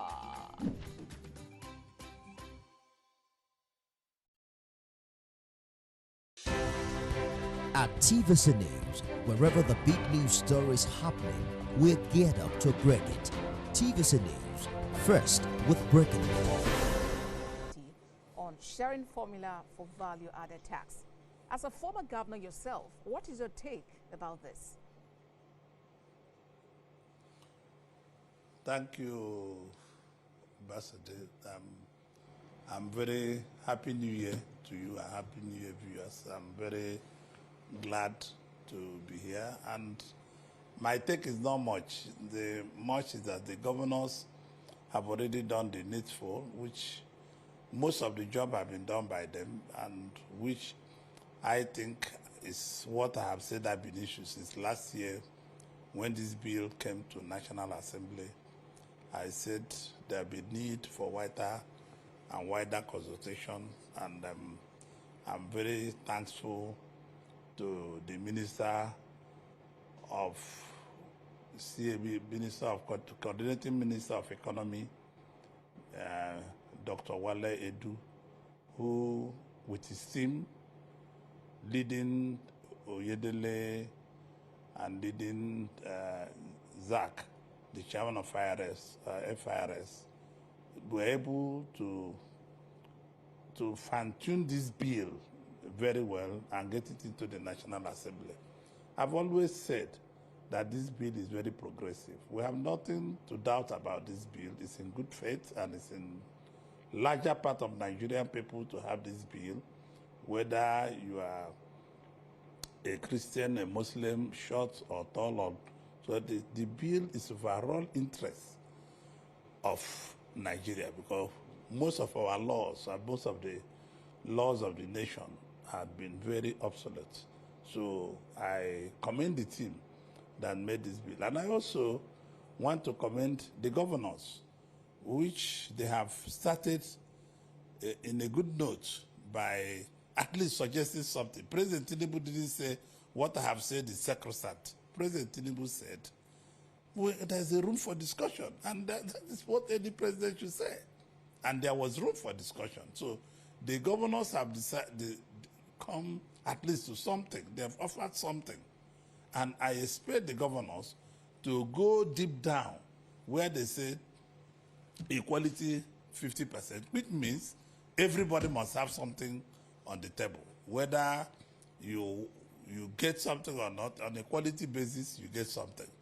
On the consumption attribution, they said we can go for 30%, which gets a lot to do. And on population, they say, well, we can go 20%. It makes a lot of meaning to me. There's no difference between what the president is saying and what they are saying. It's just about negotiation. Let me be honest with you. Nigerians and Nigerian people need to look the good part of the bill. And the good part of the bill is the law itself, because this sharing is political. Sharing is just for politics. It's not the real bill in there. We have not addressed in the bill what I would like to see the companies, the manufacturers' we'll get interests to that. have not Senator, been... Senator Carlo, we'll get to yes. that, yes. But still talking about that, because it does appear that the governors has mainly focused on that. You seem to agree with them completely, but one of your colleagues, Ali Ndume, representing Borno Stout, actually thinks that 30% based on derivation is too much. Do you think that this and maybe some concerns being raised by some other lawmakers could pose a challenge to the successful passage of this bill? Well, it will not be for my best interest to be defending what any senator said. And Ndume is a very high. I hope all my colleagues in National Assembly should come back to look at it. And that is his opinion. And that is not my opinion. My opinion in the floor of the Senate will be what I'm just telling you, because it will be nice for you to repay those who are making the money or where the money is being made. It's not just easy to leave it. I think when Ali Ndume comes with our colleagues, we'll be able to discuss the matter. Ndume is a very respected senator here, and I hold him to high esteem. All right, Senator. Wait to see how the conversation, among your colleagues go. But let's talk about the personal income tax. What is your take on the current arrangement of this income tax? Well, I'm not particularly about the income tax. There's nothing to be changed in the income tax. But what I'm more interested is the company tax, which can flow us in foreign direct investment. Because if we are not having new investment, leaving our taxes at 30%, the company tax, I do not support it. I think we should come down about 25, 27% to give room for foreign direct investment, because I would like to see people with money preferring giving manufacturers a sweetener, because every time, because the VAT can even in future, after some time, increase when the quantum of manufacturing is there. That will give the manufacturer to the ability to come to Nigeria. When they are manufacturing in Nigeria, we create jobs, we create opportunity, we create all kinds of things. There are many, many things that follow with manufacturers manufacturing here. And it's going to give absolute confidence to our society and create more jobs to the people of Nigeria. All right, then. And we know that the governors, appear to have really focused, concentrated on that and derivation. But, Senator, another major issue here is defaulters and many non-compliant companies causing low revenue for the government. With reduction, in this tax being received by government, will the purpose of the reforms not be defeated? No, because the reform is not just about hiking the tax. We can leave it at 30%, but it's not going to bring a lot of foreign direct investment. But that is minor. The most important thing, there is always room to amend these laws as we go on. I don't see anything wrong in putting the laws before us and amending them at any time. This is why we're in National Assembly. We can always amend any law which is not correct at any given time, so which is not bringing sincere play to the table to our people. So I don't see anything. Even if we amend these laws today and it gets tomorrow, we are not fighting with government. We are here to be very helpful to the government because we want Nigerian people to come out of hunger, to come out of problems, and this is what we are fighting for. President Tinubu is committed to that, and our party as a party, we are committed to that. There's hunger all over the world, not only in Nigeria. You listen to President Trump yesterday, he's talking also about hunger in the land. If you go to Canada, it's hunger in the land. You go to UK, there's hunger in the land. So we must come together without thinking about which political party we belong to and tell ourselves the truth. We are not telling ourselves the truth as a country. We must come down together and fix ourselves. And when we fix ourselves, Nigerians will be the beneficiary of we fixing ourselves. But Senator, the figure being proposed is actually still less, cheaper than what is obtainable in some countries out there. Don't you think that that could in its own way also boost foreign direct investment? No. The figure being proposed of 30% for company tax, it's okay, but I'm saying we can have a sweetener by reducing. I'm a manufacturer. You can't expect me to support everything government says. Because I'm a manufacturer, I must give a sweetener, and I'm here as a senator. I represent my constituency, and I also represent the manufacturer's constituency. I must fight for the manufacturer. I might be a lone voice, but my voice must be heard. Whether you like it or not, I cannot just tell you that what you have proposed for the manufacturers is the best. No, I'm a manufacturer myself, and the Manufacturer Association of Nigeria will be looking at me and say, what are these our members? What did they say when they were there? And this has to be in record that I defended the interests of the manufacturer, because the manufacturing sector of Nigeria is very low. If we really want to come out of our problems, we must go back to production, and production will bring us to manufacturing. We must go back to our farms. We must, if you see a country like China, which people say they lack human rights, they don't obey any law, they don't do this and they don't do that. China, for the last 40 years, have grown by 10% GDP every year for the last 40 years, 4 decades. So for us, we need to go back to the farms. There are certain things government need to do to bring back people. Look at number of people who have out of school. Look at number of people who have out of road. If we have those people, we must be able to function well. All those trader money, the last government, I advised them to remove the traders' money and put it into farm. Because when you put 500 billion, you say you dash people 500 billion, and we don't know where 500 billion is going to be coming from, and you dash it out.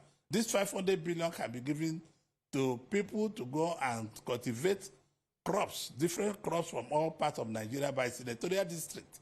People can have, each senatorial district can have 10 billion to do different part of things. Given to businessmen, I'm not saying given to senators, given to businessmen on 1%, and the 500 billion will still be belonging to federal government. Than saying that there is trader money and we share the money on the street. And like one minister came to the Senate in the 9th Assembly and said that she shared 54 billion in 2 weeks. I asked her, do you know what is 54 billion? Because these are the kind of lies and things I see government people do that is not right. So I think we must go back to production. All right, Senator, I see. Minutes, every hour and every day. Time doesn't just tick away. It's a countdown to political decisions that shape our world. This country must move. Imagine the impact these decisions have on our lives. Some are consequential, others may leave us intrigued or baffled. You will have no better friend and partner than Nigeria. Step in and feel the frenzy like never before. Join me every weekday for an hour of fact-finding interviews where questions cut to the core. How would you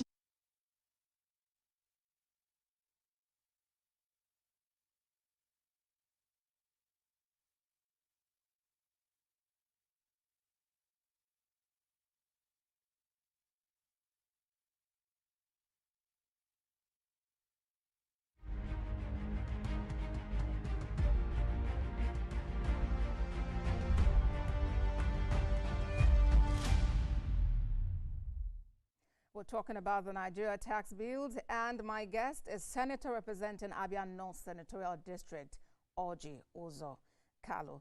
Senator, before we went on break, you identified the fact that as a manufacturer, a whole lot goes in, and especially marrying that with politics. How do we create a balance? Where do we draw the line, with politicians who appear to act always like Oliver Twist, always wanting more and more? No. I'm not being a politician when I said as a manufacturer. The interest of manufacturers, if we really want to put this economy down and put it on the straight line to be running, the interests of manufacturers have to be protected. I am asking, nothing has been done for the manufacturers. I'm asking the federal government to look a way where they can give some of them tax holidays, give them incentive to manufacture and all the rest of them. So there are a lot kind of things we need to do, because I believe Nigeria can manufacture goods that will be sufficient for entire part of this part of West Africa, let me not say Sub-Saharan Africa. But we can't be able to beat the numbers and make less imports to other countries by giving our manufacturers in Nigeria a real incentive and give them light. You can see the pricing of fuel is very high for them.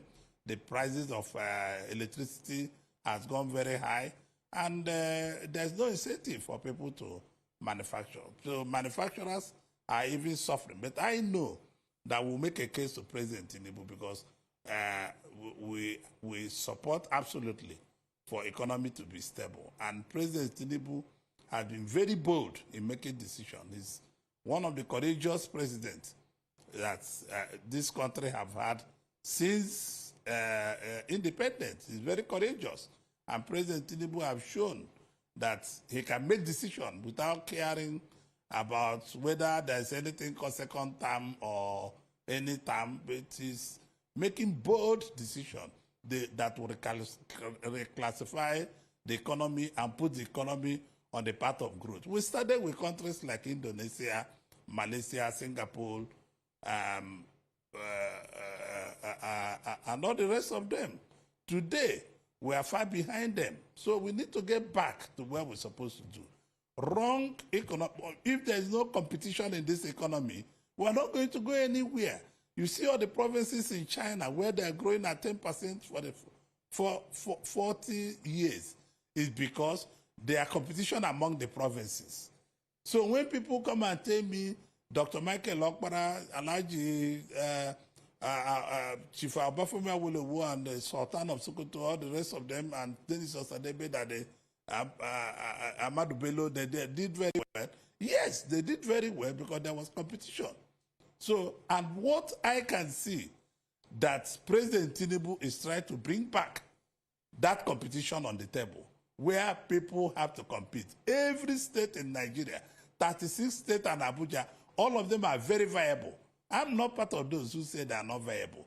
These people can wear their thinking cap. They can go back. There's no state in Nigeria that is not viable. If they are not viable in oil, they are viable in food. If they are not viable in food, they are viable in solid mineral. If they are not viable in solid mineral, they are viable in human resources. So can use their brain to do take technology. So this country is well blessed, and we should not take it for granted. And Nigerian people, I can tell you, most of us are very lazy. You see people loitering in Abuja looking for work when there are a lot of work to do in the farms, when there are a lot of work to do in area. When you give people, Chinese economy and American economy is based on production. It's based on the support people give to people.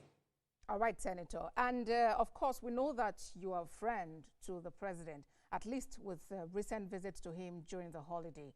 What is your advice to him in handling the opposing voices against the bills? No, president is doing what a president should do. He's doing negotiation with them. And there are a lot of backdrop discussions going on. And the president is not keeping quiet.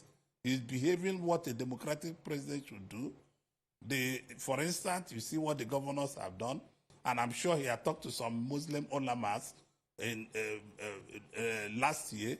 He's been able to talk to some leaders of all kinds of leaders. He's speaking to them collectively and individually. So there's a lot of discussion, background discussion going. But I must also tell you that the Senate, through the Senate President, committed this bill to public hearing, which is the evidence of that the law is on. Let people come and say the pros and the cons of the bill. We respect every opinion. We respect everybody who has anything to say by this bill.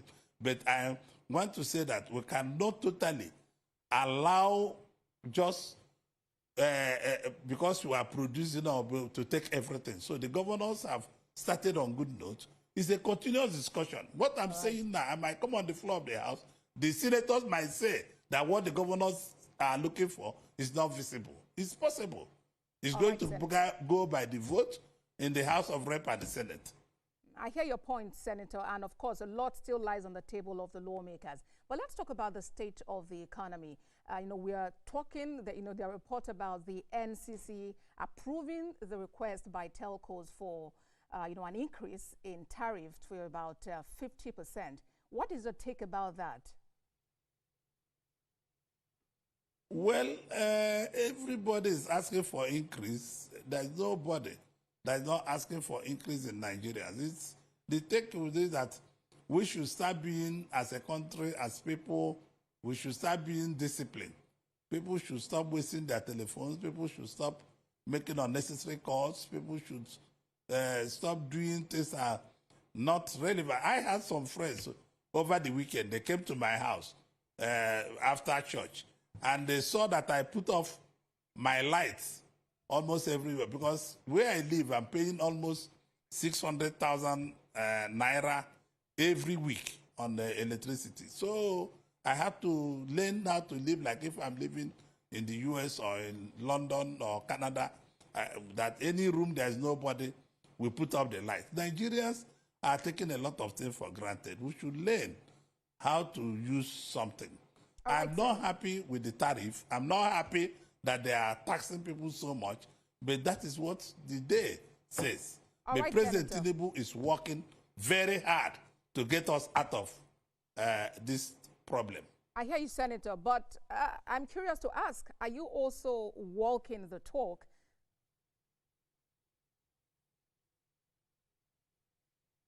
Are you also I'm not walking hearing the talk? you, please. I'm asking about whether you are also walking the talk of cutting back or cutting down on, some of these excesses that you have put in. Sure, I'm doing it. People see me now on commercial flight. I've dropped my private jet. I'm not using it, and I'm flying commercial plane. I'm putting off lights in my house. I'm putting off most air conditioners in my house. I'm using more or less fuel. I'm going on less. Like the president directed the ministers to go with 3 cars. I'm using less cars to move around. I dropped some of my aides not to follow me around when it's not necessary. So this is what we are saying. Nigerians should know how to start managing what we have. Senator representing Abia North Senatorial District, Senator Orji Uzor-Kalu, thank you very much for your time on the program today. Thank you. For that program, watch a repeat broadcast at midnight and at 6 a.m. I am Abosedi Adeniwa Doremi.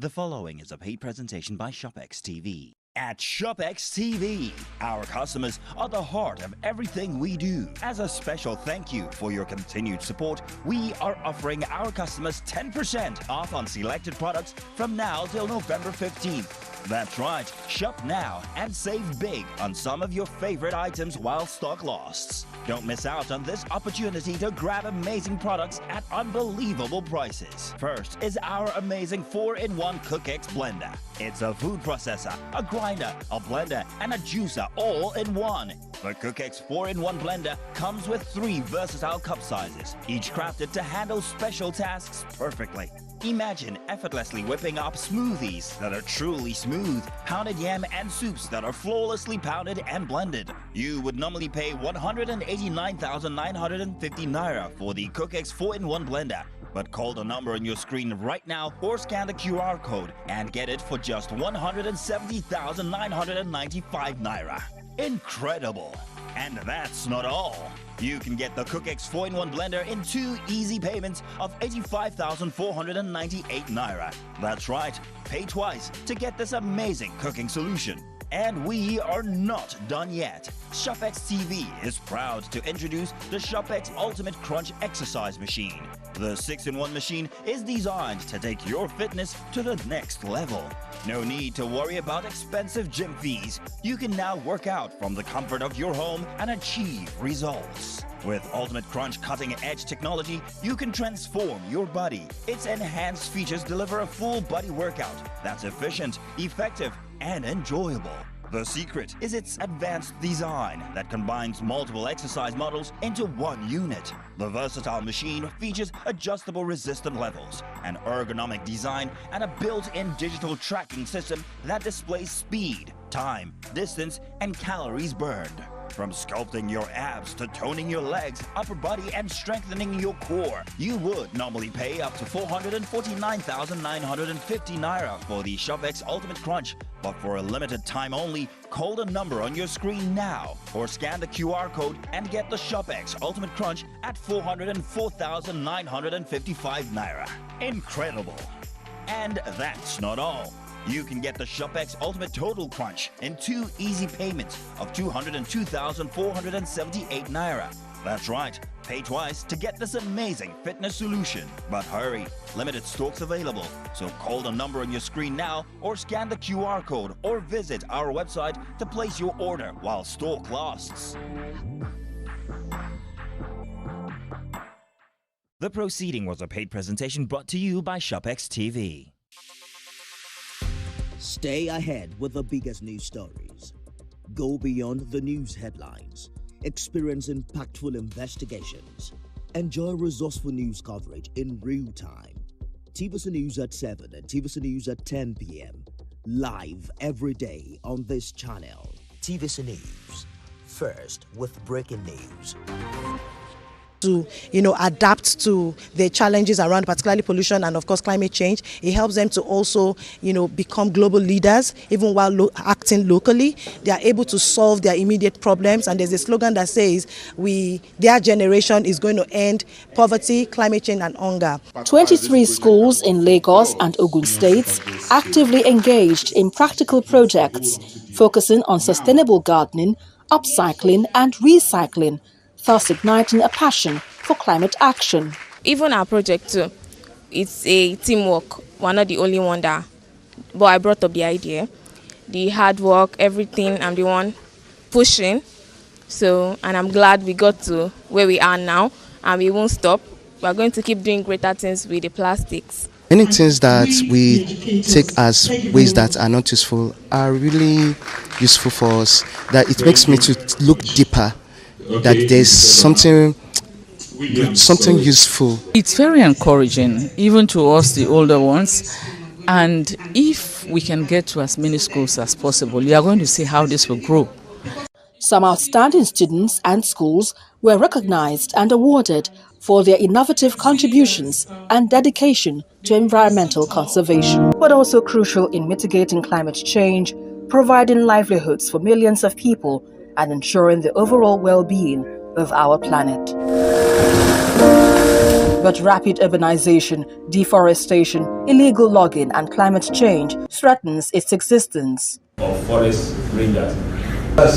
This event seeks to highlight the critical need to harness the power of innovation to protect and sustainably manage our forests. And when we talk about environmental protection, we don't actually mean environmental protection, we actually mean human protection. Because the environment will always protect itself. But when the environment protects itself, it does that at our detriment.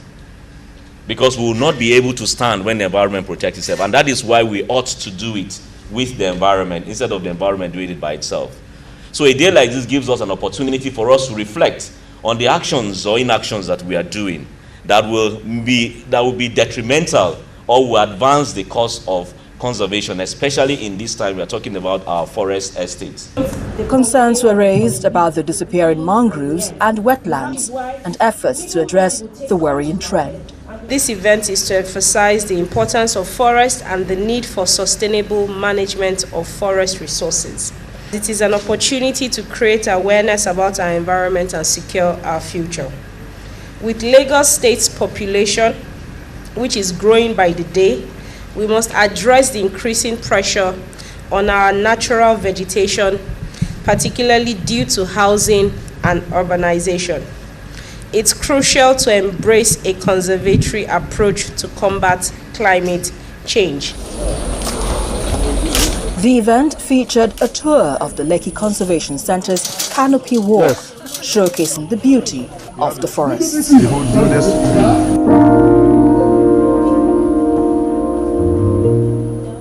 The fresh air, the oxygen, different from what you have out there. So if we have this kind of forest reserve spread across the country, everywhere you go, you breathe fresh air and you live their life. Early this year, there were viral videos of the canopy walk not being in good condition, prompting safety concerns. But this has been dismissed as an act of mischief on social media. The incident that came up on social media, number one is that it was a mischievous social media post that somebody made. So the facilities we have here, the canopy walkway, just like every other facility you have, experiences wear and tear. So we have dedicated staff, technicians who are part of the construction of the canopy walkway, who are our staff. They carry out daily routine check on the canopy walkway before we allow tourists to come on board. But you know that being materials, man-made materials, they could experience some snap. So that particular day, there was a snap of one of the brace joining the canopy walkway. So that person came and took a video of that particular point and got other previous videos that people have come to posted people who came here to make skits. You know, someone like Sabinus, the day he came here, he wanted to make a skit that would go viral. And he was doing as if the thing was, when you go on the canopy walkway, which you have experienced, you will see how it swingles and all of that. And that's the beauty of it. So Sabinus was saying, he was shaking that as if that he's scared it's going to fall. This guy went and caught a clip of that, added to his own video and so many other things, and made it sensational and put it out on the social media. I'm sure you've seen the difference walking on the boardwalk and the canopy walkway coming. What you used to experience before and what you saw today, there's a huge difference. So this place is very safe. Beyond the canopy walkway, LCC's Family Park is a hub of leisure and recreation. Visitors engage in oversized chess games, enjoy the serene ambience of the fish pond, and immerse themselves in nature's tranquility.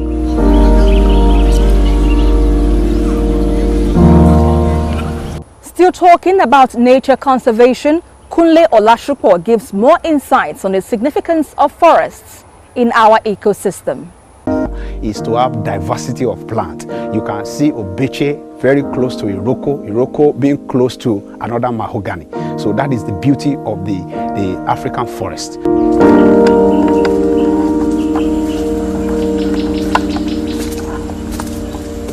Like encouraging people to have home garden, keep home gardens, plant some trees that will not disturb your property, like destroying your fence. 1 or 2 is okay, just for one plot of land is okay, because a tree, it is being proven scientifically that a tree will supply the required oxygen for 4 people. So if you are a couple, you have 2 kids, so you are fine with 1 tree. So you could do a kind of urban planting, let it be sensitized. Also, the government should also contribute to this. They can sponsor habitat restoration. Some of this, a very big vast area of land that has been destroyed, and it should be native trees. Not that a public figure will now be planting something like all these alien plants. We are not from California.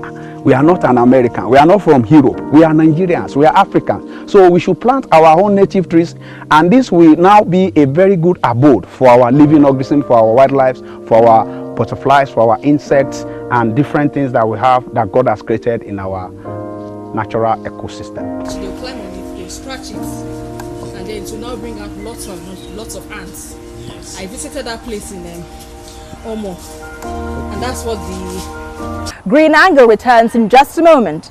Stay with us.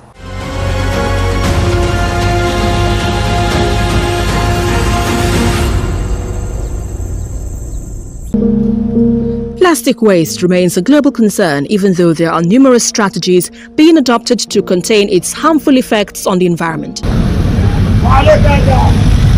Here in Lagos, Nigeria, the situation isn't different, and with an ever-increasing population in a relatively small area, the task may be challenging. There's a significant reduction in the volume of our waste that gets to the lagoon and the front now, and that credit goes to our governor, Achebe, for a lot of work that's been done on our drainages, and at the same time for tenements, for ensuring that they are patronizing PSP rather than capture. So the volume that we used to take from our marine team on a daily basis really gone significantly down, way below half now. So it shows that people inland are doing a lot of right things, but there's still a lot more to do. However, some local startups, organizations and individuals have taken it upon themselves to promote a sustainable environment through converting plastic waste into valuables.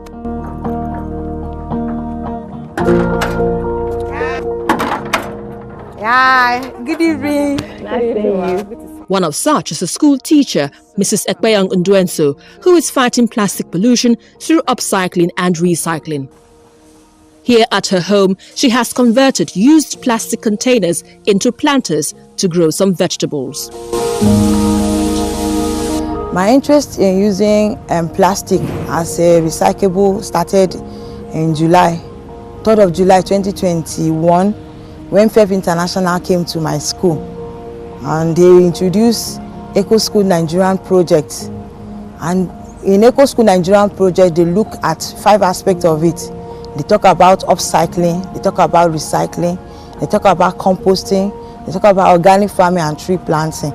And then when we started, they told us that that whatever we found in our environment that we feel that is a waste is not a waste until it's completely wasted. I would say it is a waste. So I was like, how? They now say the PET bottles that you have around you, you can use it for something. So that was when they now brought the idea of turning it to a planter, PET bottle planter and tires planter. And at her school, where she is a science teacher, she enlightens her students about the dangers of plastic waste and trains them how to upcycle these waste into Ottoman seats. On the wall, so put this away. Creating this piece might look simple, but it requires precision and great skill. Count how many are here.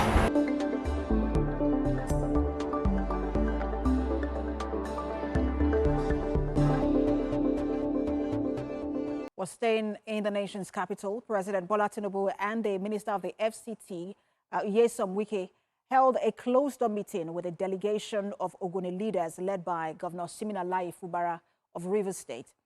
President Tinubu assured his administration will prioritize peace, justice, and sustainable development in Ogoni land. He said this when he met a delegation of Ogoni leadership on a visit to the State House in Abuja.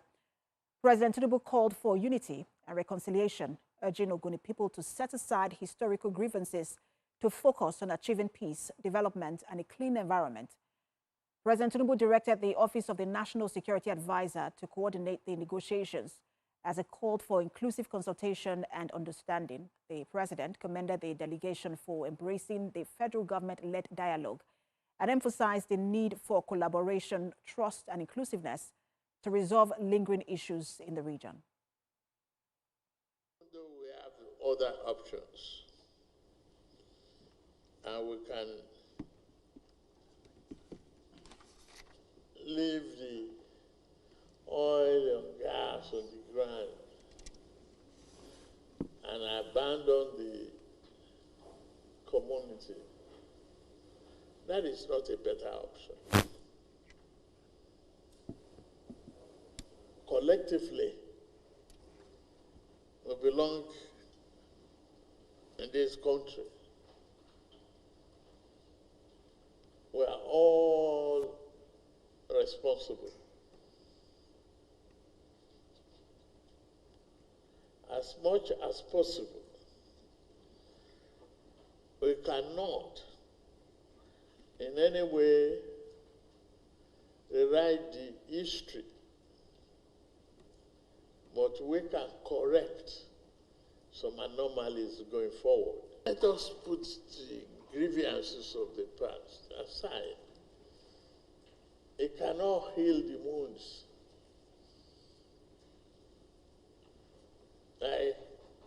If we continue to be angry, the oil exploiters have moved on. But I know what to do in the memory of our beloved ones, so that their sacrifices will not be in vain. Let's bring in our State House correspondent Femi Akonde, who joins me on the news this hour. Femi, the conversations around Ogoni cleanup has been a very contentious one over the years, and to now see the president stepping in must be a relief from those, for those from that community. What more can you tell us about this particular meeting? Well, hi, Precious. Well, for the benefit of hindsight, let me just put this into proper context. That meeting is the outcome of growing protests in Ogoni land, following plans by the federal government to resume oil production in that region. They met with President Bola Tinubu, and Minister Nyesom Wike was just in that meeting on the president's delegation as a stakeholder in Rivers State, and also the member from Rivers State in President Bola Tinubu's cabinet. But the Ogoni delegation was led by the governor of Rivers State, Siminalayi Fubara, to the presidential villa alongside traditional rulers and other key stakeholders in the community. But all of this is just to ensure that the unrest in this region, the Ogoni region, you know, is settled. The agitation that has been in that area over the years following oil spillage that has led to environmental degradation and caused significant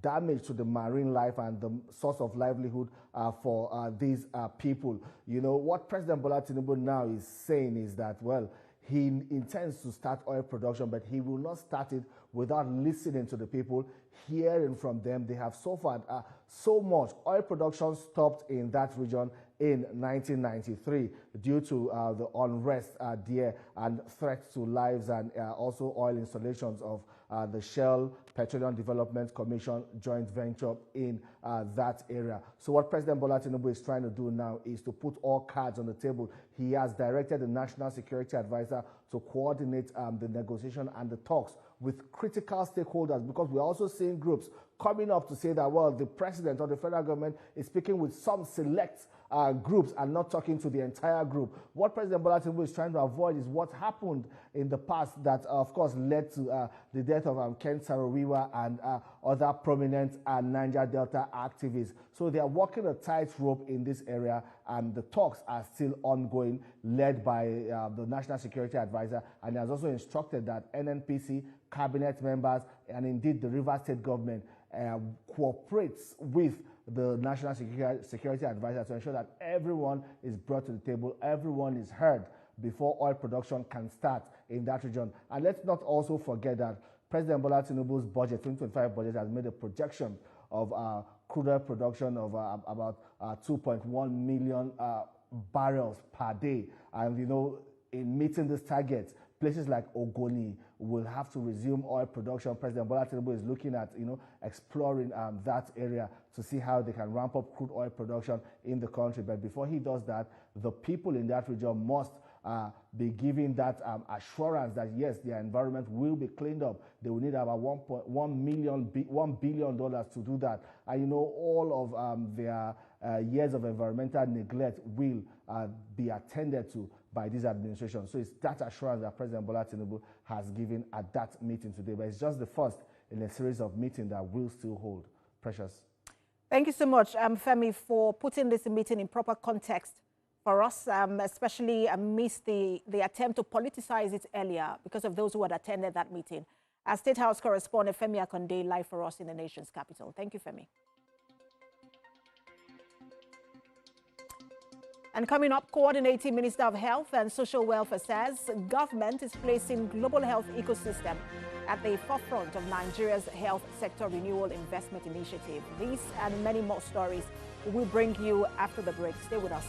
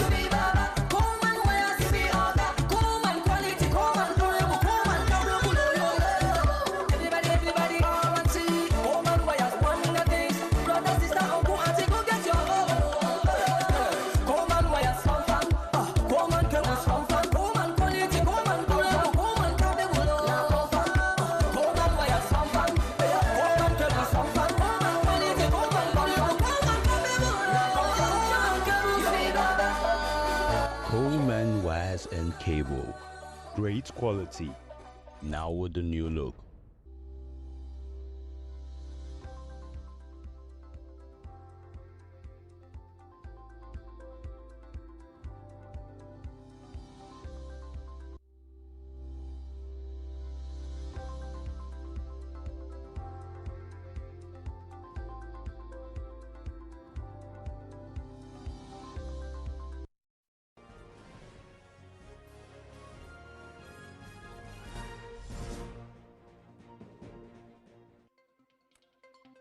Thanks for staying with us on TVC News at 7. A reminder of our top stories.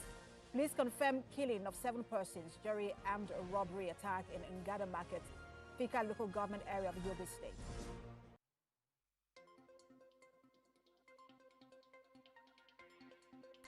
President Tinubu, FCT Minister assures Ogoni leaders led by Governor Fubara of prioritizing their peace and sustainable development. And outside Nigeria, 66 dead as fire engulfed popular Turkey ski resort hotel, leaving some to jump out of windows.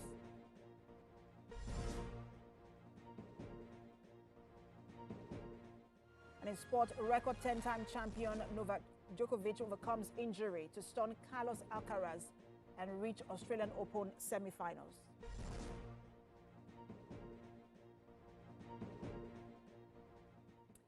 Let's now turn to judicial matters. A witness has told Justice Marianne Aneni of the FCT High Court in Maitama that the design of the Naira produced by the central bank was different from what the president had approved, as well as what the Board of Directors and Committee of Governors of the bank approved for implementation.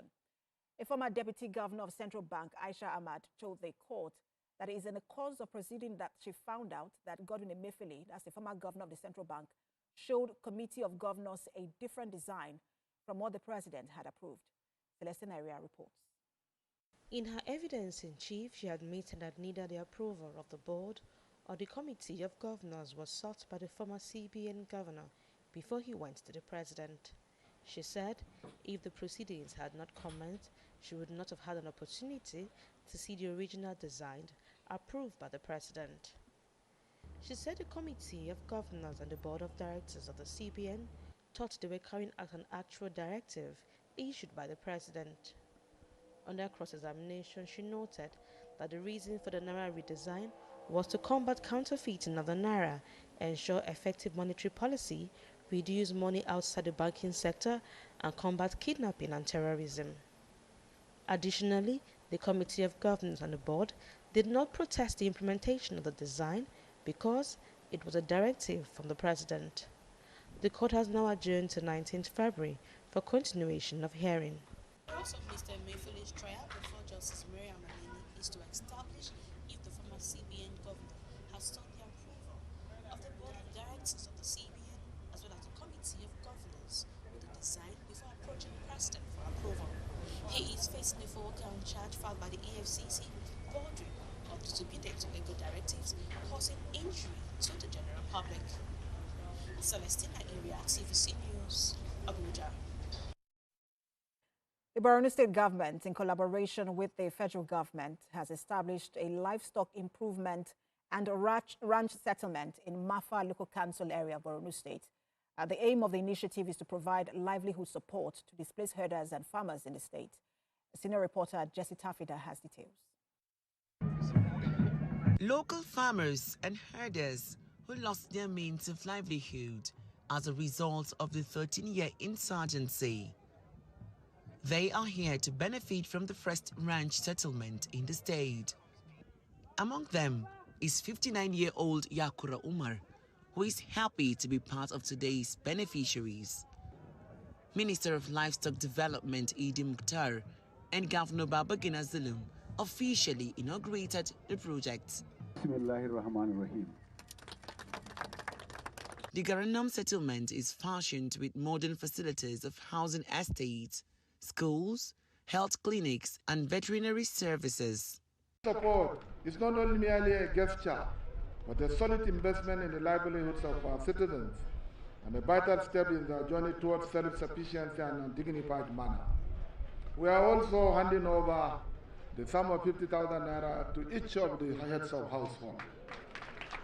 In addition, housewives will also receive 20,000 naira in addition to the wrappers, mattresses, and others. And I want to assure the people of Borno State that inshallah, before the expiration of my tenure, Borno State government under my distinguished leadership will close all the IDPs inshallah. Today's commissioning of the settlement underscores government's commitment to modernizing the livestock sector. The ranch is not just a settlement, it is a symbol of hope, commitment to what clearly will help drive economic growth, uplift the lives and livelihoods of our people, and provide employment for our citizens. This is what any good leader ought to do. Each of the 461 households here will take home pairs of bull, heifers, and goats as part of efforts to restore their livelihoods. Food, non-food items, and houses are part of today's gesture. The Garinam Ranch settlement is one of the 3 ranching centers in the state, and the government reaffirms commitment to improving livestock rearing, which is the mainstay of most returnees. Jessie Tafida, TVC News, Mafa. And now to health matters. The Coordinating Minister of Health and Social Welfare, Professor Ali Pate, says the global health ecosystem presently underemphasizes women's health as a significant investment opportunity, even as the Federal Republic of Nigeria is placing it at the forefront of the Nigeria Health Sector Renewal Investment Initiative. In his remarks at the high-level panel, which included the CEO of Siemens Healthineers, UNICEF's Chief Executive Officer, and others at the World Economic Forum in Davos, Switzerland on Tuesday, the coordinating minister says Nigeria's newly unveiled National Health Fellows Program is designed to bring young women to the forefront of health sector leadership into the future, while prioritizing women's health as a primary national health focus to strengthen national productivity and economic growth. For us in Nigeria, we had an ambitious agenda in terms of our health sector renewal investment initiative to start aligning and focusing our efforts towards improving population health outcomes. You can't get through that without looking at reproductive, maternal, newborn, and child health. So focusing on that, expanding our primary healthcare system, training our frontline health workers, more than 53,000 of them, thousands of primary healthcare centers revitalized, but also dealing with financial protection, because many women don't access services because they cannot afford them. Taking that barrier out, whether it's for reproductive health services, antenatal care when they come to deliver, or emergency obstetric services, we're on a path to make that free so that women who are eligible can have those services. The difference between life and death for some women is affordability of things like cesarean section, mobilizing resources to be able to do that.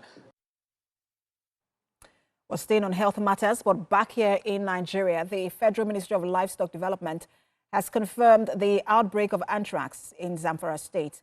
Anthrax caused by the bacterium Bacillus anthracite is a zoonotic disease that can affect various warm-blooded animals, such as cattle, sheep, goats, horses, and wildlife, as well as humans.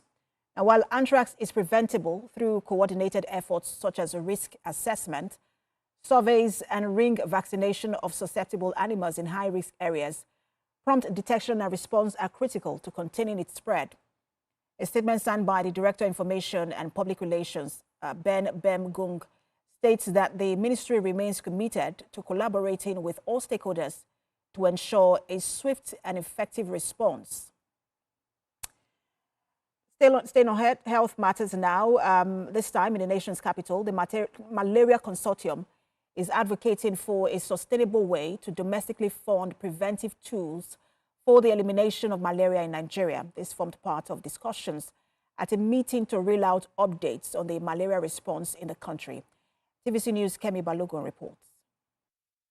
Nigeria still accounts for the highest malaria burden in the world, gulping up an entire 55% of all the malaria cases and 31% of estimated deaths in the West African region. This is according to the 2022 World Malaria Report. Experts here say the disease still requires the effective mobilization of resources to end the burden through the designing of innovative tools in order to fast-track its elimination. What we will be seeing is that in that same base, different populations are targeted. We see that there's been an integration of more than one intervention. You have areas where there are vet nets being distributed, but there is chemo prevention also going on. There is case management And I'm sure that with the coming of the vaccines, once this is added onto the portfolio, you will see dramatic drops in mortality. We also know that the way the epidemiology of malaria, the trajectory of it has changed over, let me say, 10 years. We have moved from majority of the states or locations within the country being largely high prevalence of malaria to situations where we still have pockets of high prevalence, but we have also some locations in which the prevalence is very low, in which case such situations are now requiring different mixture or different types of strategies for us to be able to fast track the elimination of malaria. Last year, about 27 million children were targeted and reached with the seasonal malaria chemo prevention drugs across 21 states and the FCT. It has been proven that if we continue with SMC, more than 80% of malaria cases will be reduced among children 3 months to 59 months, because that's the age group target in Nigeria. Malaria Consortium says an increase in donor funding through both government and private sector financing is one way to achieve the elimination of malaria in Nigeria. Kemi Balogun, TVC News, Abuja. And you're watching TVC News at 7. We'll take a break now and return with more stories. Stay with us.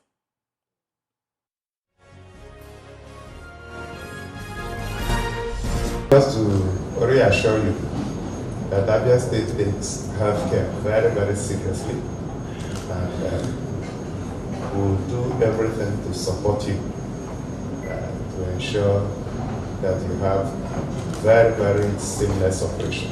The revived team is expected to work in partnership with the local team of experts to deliver medical intervention to the residents. To ensure that they meet the major surgeries and about 1,000 medical consultations would be achieved before the team leaves for Belgium in 10 days. Nina Gabriel, TVC News, Mvose, Abia State. And away from health, two other stories. Nigeria's creative industry can boost the country's GDP if properly supported and harnessed. The president of the Theatre Arts and Motion Pictures Practitioners of Nigeria said this while speaking about the hidden treasure in the industry. Senior reporter Kazim Olowe reports. It has been confirmed that Nigeria's creative industry is capable of contributing nothing less than 154 billion naira annually to the gross domestic product of the country. The president of the Theatre Arts and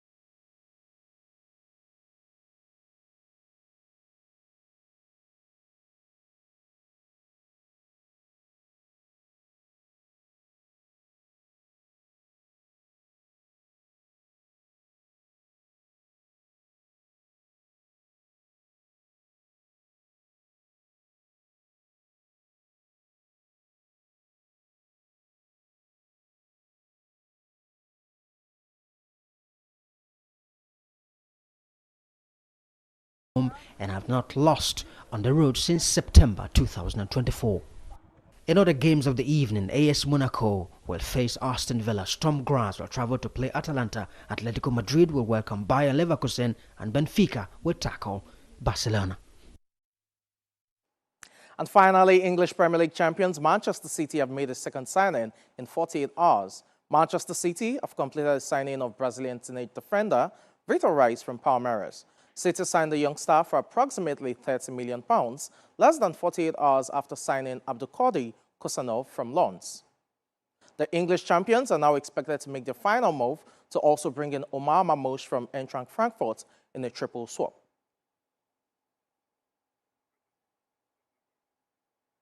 And that's sports wrap at this point in time. It's back to you, Precious.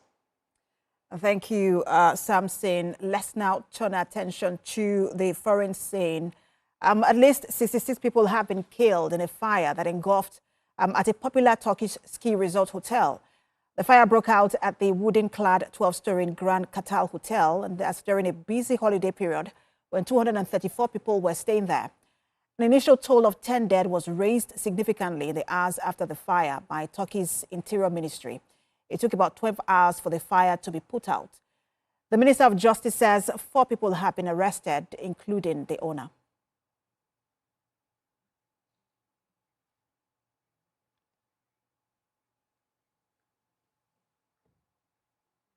And that's TVC News at 7. For more updates on the stories we're monitoring, you can visit our website, www.tvcnews.tv. You can also follow us on social media. We're on Facebook, Instagram, and on X at TVC News NG. On YouTube, we're live at TVC News Nigeria. Thanks for watching.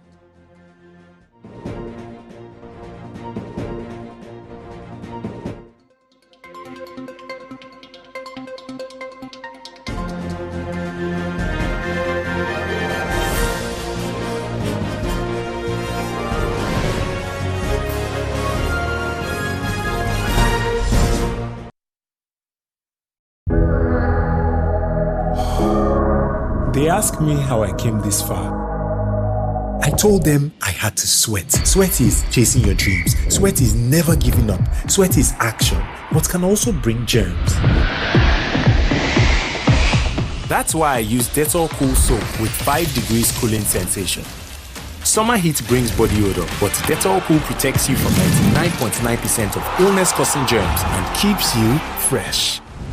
Step up with DSTV and we'll show up by giving you more incredible entertainment. Buckle up, here we go. Upgrade your subscription between the 13th of January and the 31st of March and get an even higher package for a whole month on us. What a day he's having! There's nothing better than putting a little bit in but getting a lot out. Time to boost some office morale. And what a finish now, Martin, back in P5. You gotta know what you want. Step up and we'll show up on your home of entertainment, DSTV. If you want to become something, become a child again. Why be a patient? If you must worry, then worry about winning. Why worry about germs? When you come home, bring tales and stories. Why bring in germs? Shield your families from germs. When Dettol is a part of every household bucket, then you and your family can stay protected from up to 100 illness-causing germs. Everyday use of Dettol keeps my loved ones protected. The following is a paid presentation by ShopX TV. At ShopX TV, our customers are the heart of everything we do. As a special thank you for your continued support, we are offering our customers 10% off on selected products from now till November 15th. That's right, shop now and save big on some of your favorite items while stock lasts. Don't miss out on this opportunity to grab amazing products at unbelievable prices. First is our amazing 4-in-1 CookX blender. It's a food processor, a grinder, a blender, and a juicer all in one. The CookX 4-in-1 blender comes with 3 versatile cup sizes, each crafted to handle special tasks perfectly. Imagine effortlessly whipping up smoothies that are truly smooth, pounded yam and soups that are flawlessly pounded and blended. You would normally pay 189,950 Naira for the CookX 4-in-1 blender. But call the number on your screen right now or scan the QR code and get it for just 170,995 Naira. Incredible! And that's not all. You can get the Cookex 4-in-1 blender in 2 easy payments of 85,498 naira. That's right, pay twice to get this amazing cooking solution. And we are not done yet. ShopX TV is proud to introduce the ShopX Ultimate Crunch Exercise Machine. The 6-in-1 machine is designed to take your fitness to the next level. No need to worry about expensive gym fees. You can now work out from the comfort of your home and achieve results. With Ultimate Crunch cutting-edge technology, you can transform your body. Its enhanced features deliver a full body workout that's efficient, effective, and enjoyable. The secret is its advanced design that combines multiple exercise models into one unit. The versatile machine features adjustable resistance levels, an ergonomic design, and a built-in digital tracking system that displays speed, time, distance, and calories burned. From sculpting your abs to toning your legs, upper body, and strengthening your core, you would normally pay up to 449,950 naira for the ShopX Ultimate Crunch. But for a limited time only, call the number on your screen now or scan the QR code and get the ShopX Ultimate Crunch at 404,955 naira. Incredible! And that's not all. You can get the ShopX Ultimate Total Crunch in 2 easy payments of 202,478 naira. That's right, pay twice to get this amazing fitness solution. But hurry, limited stocks available. So call the number on your screen now or scan the QR code or visit our website to place your order while stock lasts. The proceeding was a paid presentation brought to you by ShopX TV. Ignorance is the mother of personal destruction, a voluntary misfortune, and it is worse when you are ignorant of your ignorance. You and Your Health with Dr. Richard Okoye is brought to you by Dr. Sibilai Foundation as he uncovers the mystery behind most deadly diseases, their causes, prevention, and latest treatment. Send in your comment and health-related questions. Together, let's liberate Africa from health ignorance. Hear this, you are ignorantly awaiting the arrival of your wife's menopause. If you have low sperm count and ignore it. Join Dr. Richard Okoye every Sunday. Through reforms by his ministry.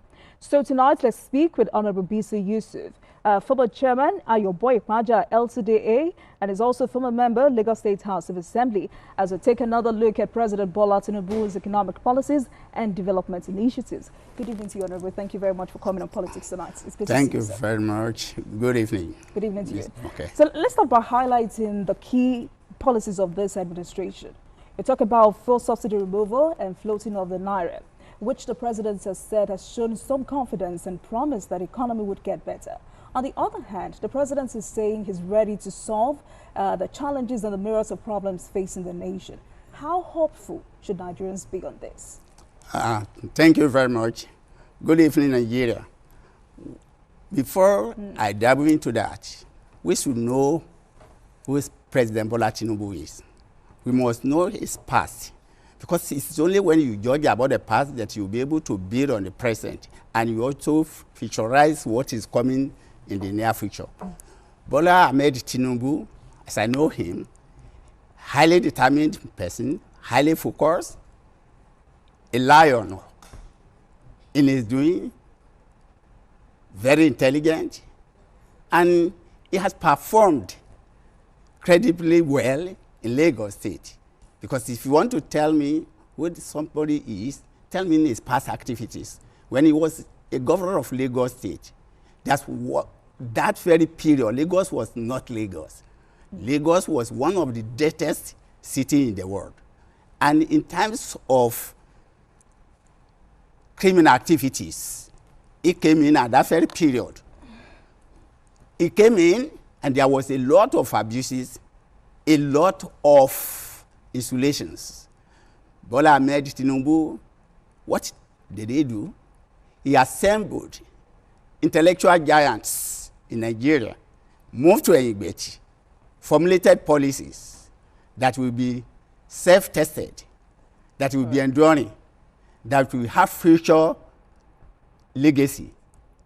Egbeti blueprint was the one used to transform Lagos State as what it is today. And I can tell you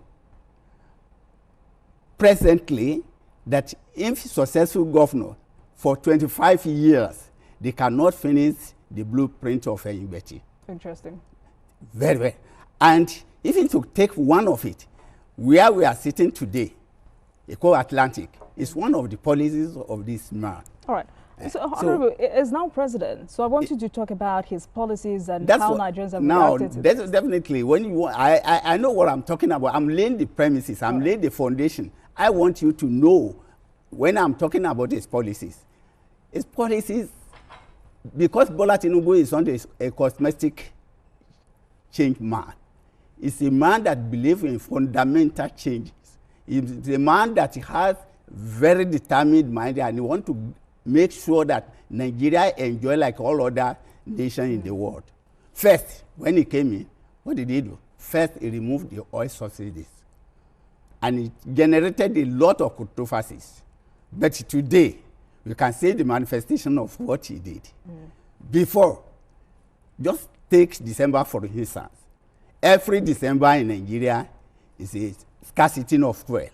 People will be sleeping in the petrol stations. But this past December, you move into petrol station and come out. Now the price, very expensive. Yes, the price of is expensive. There is nothing good that it will not be very expensive. So he moved in and stabilized the price, and you can see that the price is falling now.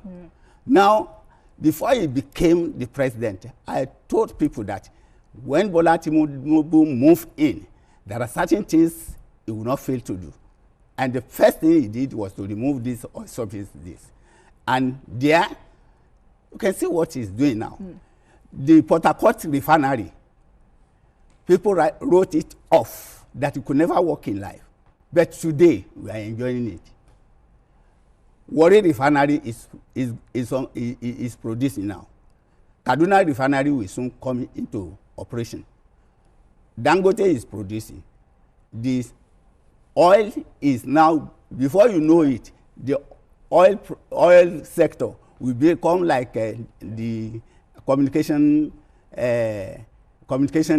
business that MTN. All right. So, Honorable, if you're to evaluate the way the president has handled reactions from Nigerians as a result of, the ripple effect of removing fuel subsidy, how would you say the president has handled that? Look, when you are determined, people criticize you. Please act like a dog with a bone. But the bone normally distracts the dog. The dog wants to gather the memento, and he drops the bone. So when you are criticizing, please, when you have a focus, please don't base on the criticism. Know what is good, and that is the Bola Tinubu for you. It's determined. Its criticism is good, because if you don't criticize, some aspects of policies may not be okay. Then you adjust, but you should not make that one to be the vote of contention. Focus on where you are going. At the end of the tunnel, there is going to be all right, because light. Economic experts will always say the need to diversify the economy, reduce the cost of governance, and also improve revenue generation are panacea towards economic development. How much concentration would you say the federal government is paying to these different segments of reviving the economy? Oh, thank you. We are talking about energy. You can say even electricity today, no matter what people will say, we are still enjoying electricity today, though it's expensive. The expensive. And Nigerians are the ones suffering for it. Nigeria are suffering for it. Poor Nigerians, to be very specific. Later, there is you don't have better thing, and you do not pay for it. Better thing, even in Freetown, there is nothing free in Freetown. So once you want something very good, definitely you have to pay for it. I'm not saying that Nigeria are not suffering now, but when he came in, he met the economy in shambles, and the economy needs surgical operation. So what Bola Tinubu is doing now is to make surgical operation for the economy of Nigeria. And when you are performing operation, you know you have to feel pain. But after the pain, there is going to be comfort. So Nigerians are saying how soon? Because the president continues to say, please be patient with me. You have also sat here to say later there would be some relief. Nigerians are saying how soon? We have started enjoying it. We have started enjoying it before. It was so hard. But today, we have seen the manifestations of some of the policies, and it's yielding fruit. Like today, before, you can say the price of tomato, onion, and the rest of it in the market. But today it's dropping. The thing is dropping due to the concentration on the boosting of agricultural products in Nigeria. It's coming down. So then look at investment on infrastructure. That is a great thing. Right away from Sokoto to Badagry, from Lagos to Calabar, that's huge investment. And very soon, you will see. The huge of the multiplier effect of that policy alone, Nigeria will be laughing. Because it will attract foreign investors. You can imagine how many new towns and cities that will grow up from here to Calabar and from Sokoto to Badagry. Then what of security? That is one, the bottleneck of security now. Those will be eliminated by that first time. So Nigeria are trying. Before it came in, you can say score of deaths, bandits and the rest of it. They are reducing today. We are getting used to normal life. We were living borrowed life before. We were living what we call forced life before. But the reality is with us now. Manage what you have. So definitely that is what. Before, you will see people going on the street. When they see their friend, they will park the car and start the car will be running and they will be discussing. But today, it's no more like that very well. So if you are concentrating on what, if you don't need anything, you don't buy it now. If you are not going to a very important place, you just remain where you are. So that's you talking about the cost of governance. How well would you say the president has fared in that regard? Because Nigerians continue to ask the president to address the lavish lifestyles of politicians, both appointed and elected. How well would you say the president has fared in that regard? Thank you. Of recent, I heard the president saying that reducing the entourage, that's part of cutting down the expenses on the government. And if you know it, if you are not any ministry that is not viable today, they are going for it. So the reduction in either the politicians and the appointed or elected officers, people will criticize that, but we are running presidential system, and the cost of presidential system we know is very costly, and we have to. Or because we made it so. No. Even in America, they have just saw in Trump. You can see how much dollar that went in that swearing. You understand? I do. It's just because if our economy gear up now, definitely people will not talk like this. What the focus now is that how the economy will grow.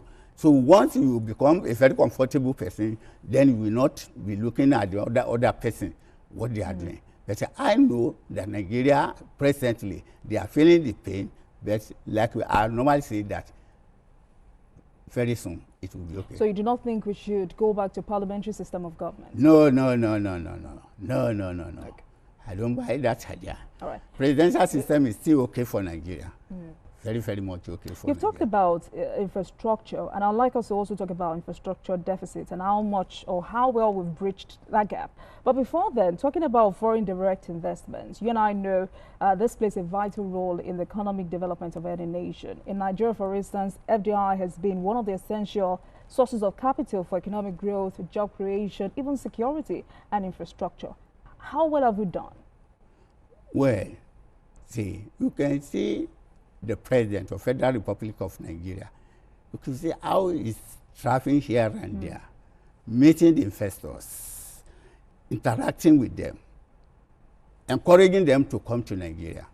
What the investors were afraid before was the issue of kidnapping, banditry, all these Boko Haram and the rest of it. But today we are investing seriously on our security personnel. So they are tackling this. And the president is using the opportunity of reduction in the kidnapping and the rest of insecurity in the country, talking to these people. For instance, look at Lagos State, see what we are doing in Lagos State. Now, Lagos State, economy of Lagos State is bigger than, is in fact, more than 5 countries in West Africa. And the 5th largest economy in Africa. It's because of our investment on the security. So, because of that now, people are moving in. People are definitely moving in. And Bola Tinubu is also a person that think fast. When Econet first came, invested only 4 billion. And within a very short time, he sold it off. We gained almost 15 billion. That's a huge amount of money. And that's exactly what he's doing now. So you think this is yielding the desired results? Definitely, yes. Definitely, yes. Definitely, yes. You know, one key message of the president to foreign investors is that Nigeria is safe and truly open for business. How favorable will you describe the business environment in Nigeria since Bola Tinubu assumed office? That's a good question. You see, the moment you believe as a marketer, you should allow people to accept you before they accept your product. Okay. Bola Tinubu is selling the image of Nigeria to the foreigners. And definitely with what is going on now in Nigeria, the investors are having confidence. Really, the way you talk to them, the approach to most of these investors, he went to Saudi Arabia, all these OAU and some people. So they are making very frantic effort to come to Nigeria now because they know that there's a reduction and Nigeria is investing seriously on security. So when they come, definitely.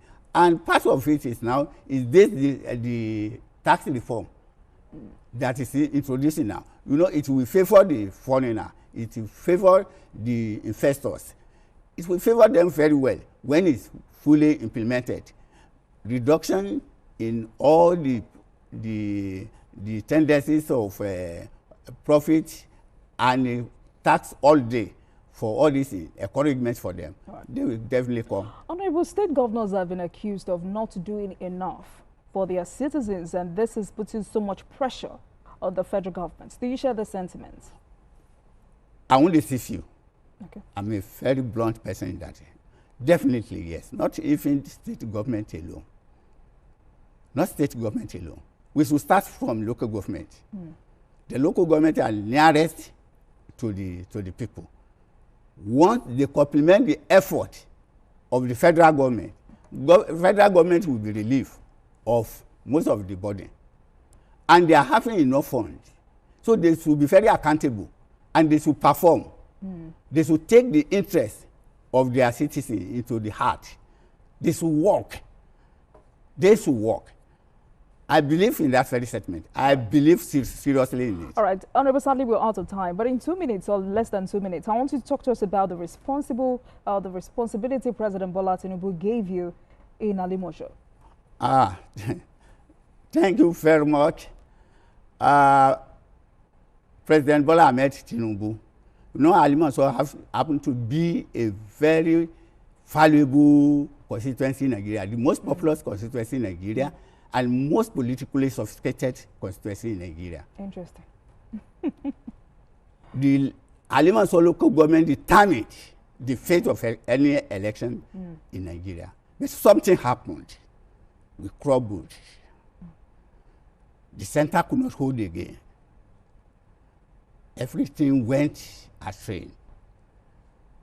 We failed woefully to deliver 2023 elections. It was a very painful. Bola Ahmed Tinubu invested seriously in bringing Alimosho to what it is today. And failure in elections should not be the one to repay him. And as a result of that, now the assignment given to me is to rebuild the confidence they had in us. And that's what I'm doing now, seriously. That the Alimos should regain past glory. So what kind of engagement are you having with your people? Every day now, my office has been turned to Mecca. We are engaged people right away from all segments of the society. The League of Imam, the Khan, Iyaloja, Babaloja, artisans, CDC, CDA, and we did one very massive rally meeting for Alimaso that we have never had that kind of a thing before. I've been talking to warring factions so that we can unite. And division will not allow us to be focused. So, but now that I'm on the aim of affair, by the special grace of God, we will regain. So you're telling the president you're capable of delivering by the special grace of God. Right. I even promised Mr. President that coming 2027, by that very time, Nigeria will be begging Mr. President to come back. All right. But Alimanso as a whole, we will not give him less than 1 million votes. All right, we look forward to that, and I wish you the very best, Honorable. Thank you so much for joining us on Politics Tonight. Honorable B.C. Yusuf, former chairman, Ayoboy Ekpaja, LCDA, former member, Lagos State House of Assembly. Thank you so much for joining us. Thank you very much. Thank you. Okay. Thank you. And thank you very much for watching, everyone. That marks the end of today's episode of Politics Tonight. But you can watch the repeat broadcast of this episode at midnight. Get in touch with us on our social media handles, Facebook, Instagram, and X at TVC News and at Olajumoke using the hashtag Politics Tonight. We're also on YouTube at youtube.com/TVC News Nigeria. I am Olajumoke Olatunji. I'll see you again tomorrow.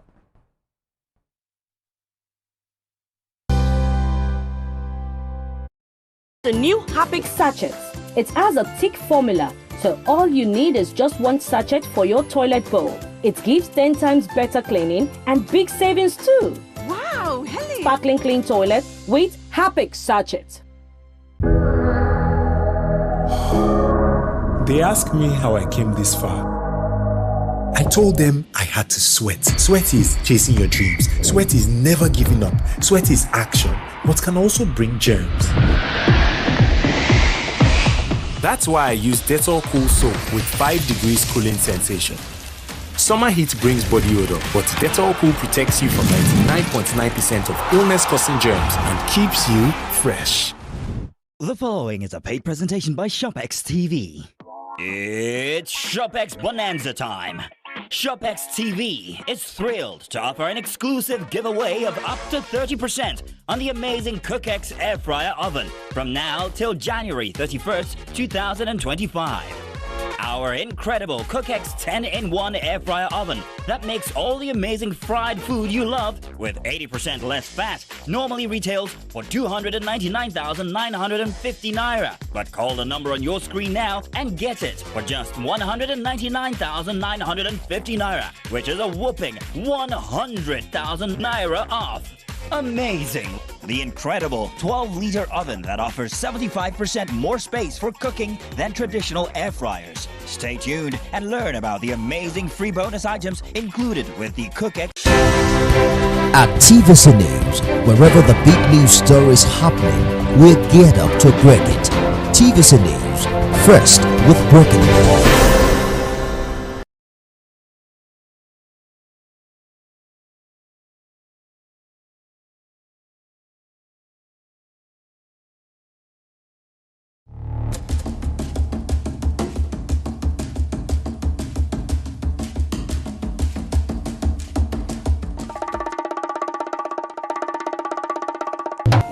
Churchill once said, "Happy are the painters, for they shall not be lonely. Light and colors, peace and hope will keep them company till the end of day." Welcome to another edition of the Art Express.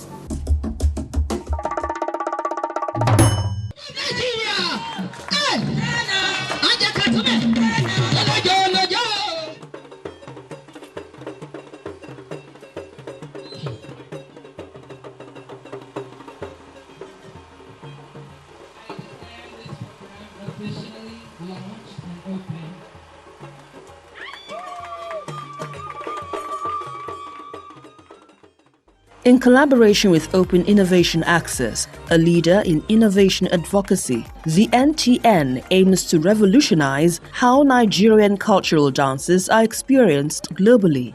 This transformative project will harness technologies such as virtual reality and augmented reality to create immersive experiences for audiences worldwide. Viewers will be able to enjoy the beauty and diversity of Nigerian cultural dances from the comfort of their homes or designated venues. My name is Moriam Ajaga. I'm Special Advisor to the President on Arts and Culture, Office of the Honorable Minister of Arts, Culture, Tourism, and the Creative Economy. The launching of the program today is an exemplary example of cultural preservation. We're so excited about this partnership between OIA and the National Troupe of Nigeria for the innovation of this cultural preservation. This will not only preserve our cultural dances, our cultural music, our languages, as well as our drama. We're excited for the access that it will bring to Nigerians within Nigeria, as well as the global citizenry across the globe. Shola Adekoye, CEO, founder, Open Innovation Access. It's significant because it is a turning point in the history of Nigeria. We saw that 1970 has been the time when Nigeria was most celebrated from Festac 77, and since then there's been some sort of decline in the appreciation for our culture. So what we've done here is to try to bring culture alive and bring it to be more accessible to people worldwide. Our younger generation as well have been so disconnected from our culture. This here reconnects them or connects them all together, and people in diaspora as well. So that is why it's such a significant turning point in the history of Nigeria, and a significant project for us as well.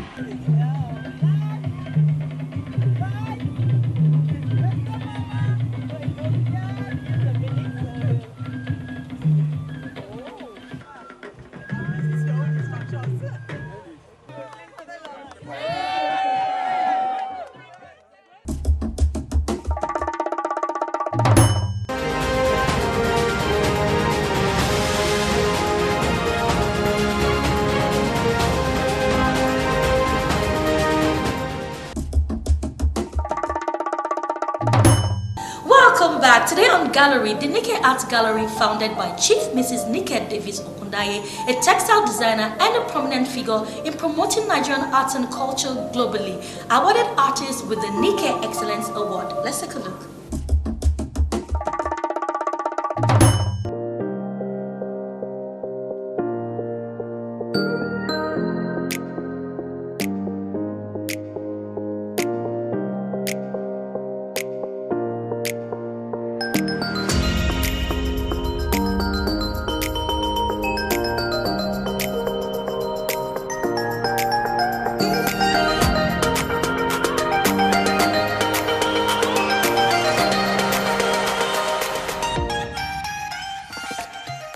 This is a very laudable initiative, because when you see people who appreciate your effort by wanting to celebrate you, that gives you a lot of encouragement and will want you to do more.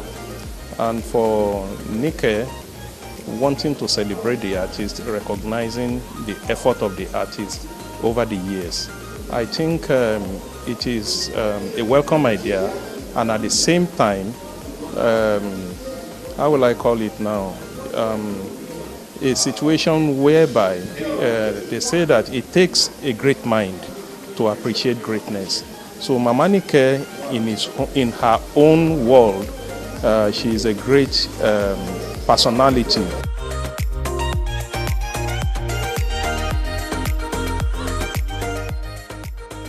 She's first a mother. She's a fantastic person. She's an art promoter. She's a supporter of the arts, and she's a pillar in Nigerian art.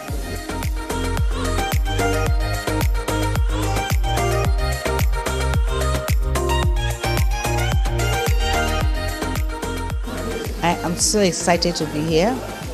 Mommy has been our pillar. She has been a force taking Nigerian arts to the world. She has promoted both male and female. She has been our pillar and the greatest support. For me, painting or color is what water is to fish. And I don't just paint to sell. I paint to make a statement. I paint to weigh into what is going on around me. And for me, I paint the Nigeria I want to see. A better Nigeria that is possible, a better Nigeria that is richer than what it is. So if you look at my work, you see high level of texture, tactile quality, impasto. It's intentional because I know that we have all it takes to be what we want to be. We are not just there yet. So my works are futuristic. It's the Nigeria that will happen. And I will keep doing what I'm doing to add value. Award starred NIFA, which means Nike Visual Art Award. This is initiative by Chief Dr. Mrs. Nike Okundaye, and is to celebrate the frontiers in the art industry. And at the same time is to motivate and serve as a form of encouragement and lay the initiative down for the generations to come. For me personally, I see something great to emulate for the upcoming one, the generation coming behind, to emulate from the frontiers like Chief Nike, Bruce Onobrekwea, what they are doing. These are an example of what we need to emulate from them and hard to hit. So this is a great initiative to celebrate, to appreciate, and to let them do more for the humanity.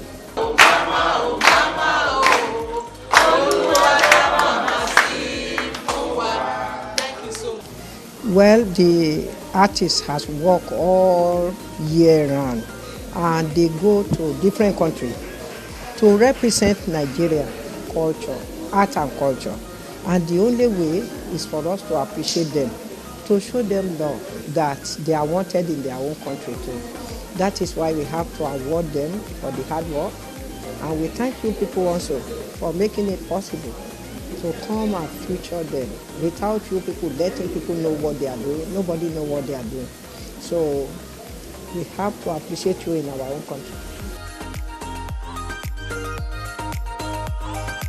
My name is Mireille Boale, and my design name is, my artist name is Mirabo. I'm from DRC Congo, Kinshasa, and I'm here to work with Mama Nike. She's a mother for me, and she's a Mama Africa. She can embrace all women in Africa.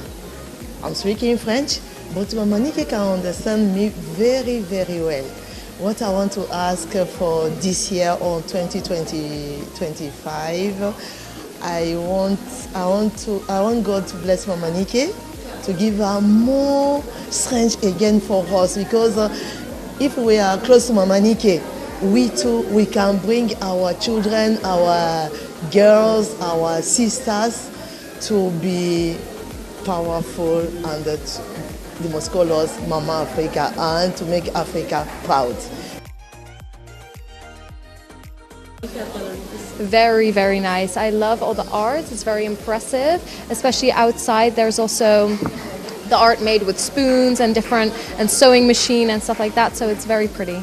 I haven't seen the other floors yet, but I've yet to discover it.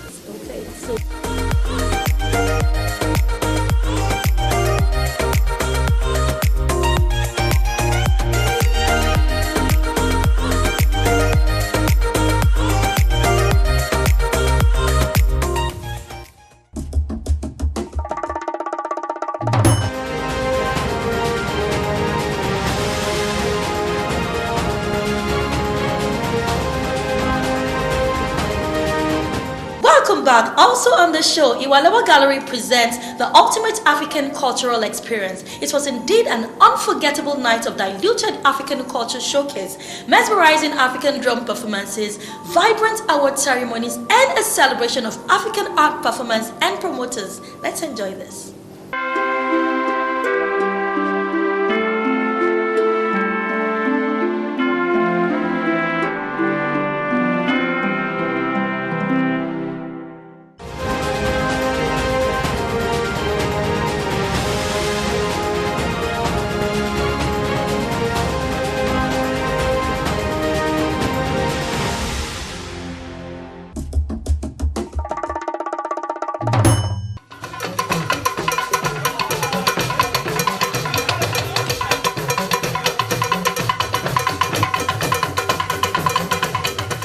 So today's event is all about fun, Kakaki Anga. We are promoting culture. Here we are here to mingle, make friends, and just have fun and enjoy yourself.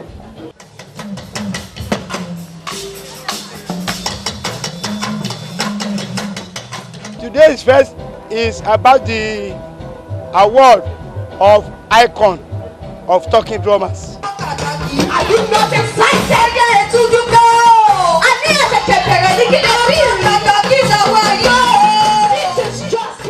Yeah, my name is Achebe. Yes, culture and art is the way of the people. So what Kakaki is giving to us is for us to be able to go back to our roots so that we don't easily forget our roots, so that we'll be able to enjoy the basics of culture, and while we are growing, we don't throw away all those things. So when it comes to culture, it's something that we should cherish, because as is usually said, if you forget your culture, you forget your roots. So that is what we are here to enjoy. Wow, today's event is going to be awesome, and majorly it is for us to, it is actually for the traditions, you get to know more of the musical traditions, and then a lot. Well, I'm the band bassist, so I play bass guitar for the band.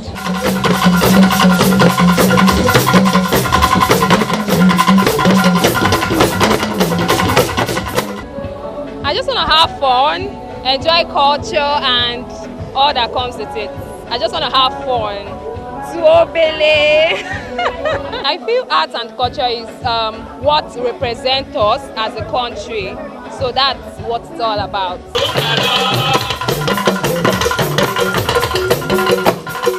Yeah, I'm here to listen, vibe to cultural songs, see different cultural attires.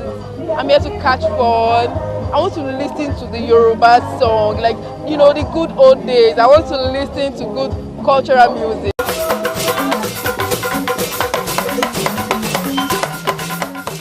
Culture is a total way of life, like we were taught in primary school, right? So our culture in Yoruba land has to do with the way we do our acts, our custom, the things we do and how we do our things. Like Yoruba will say, "Báyìí la ṣe ṣe lé wa, èèwọ̀ ibòmíì ni." So báyìí la ṣe ṣe lé wa yẹn is our culture. Guys, I like to play my song.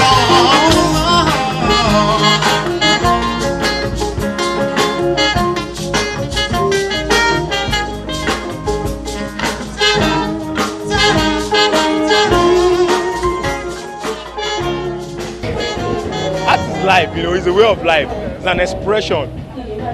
Same as music. It's the way you express yourself, express your feelings, Anything you see in art is an expression of someone, what his thoughts, his thinking, and what he's passing a message with. So that's art to you. I'm a performing artist. I do percussion, all African drums, majorly African drums. So I'm a performing artist. What do you like people to take home? I want you to see that culture is something you take pride of. Culture is your thing. Culture is what you have to practice it. You have to act it. You have to be in it. So that's the take home for today. Practice your culture, embrace your culture, enjoy your life, and God be with you.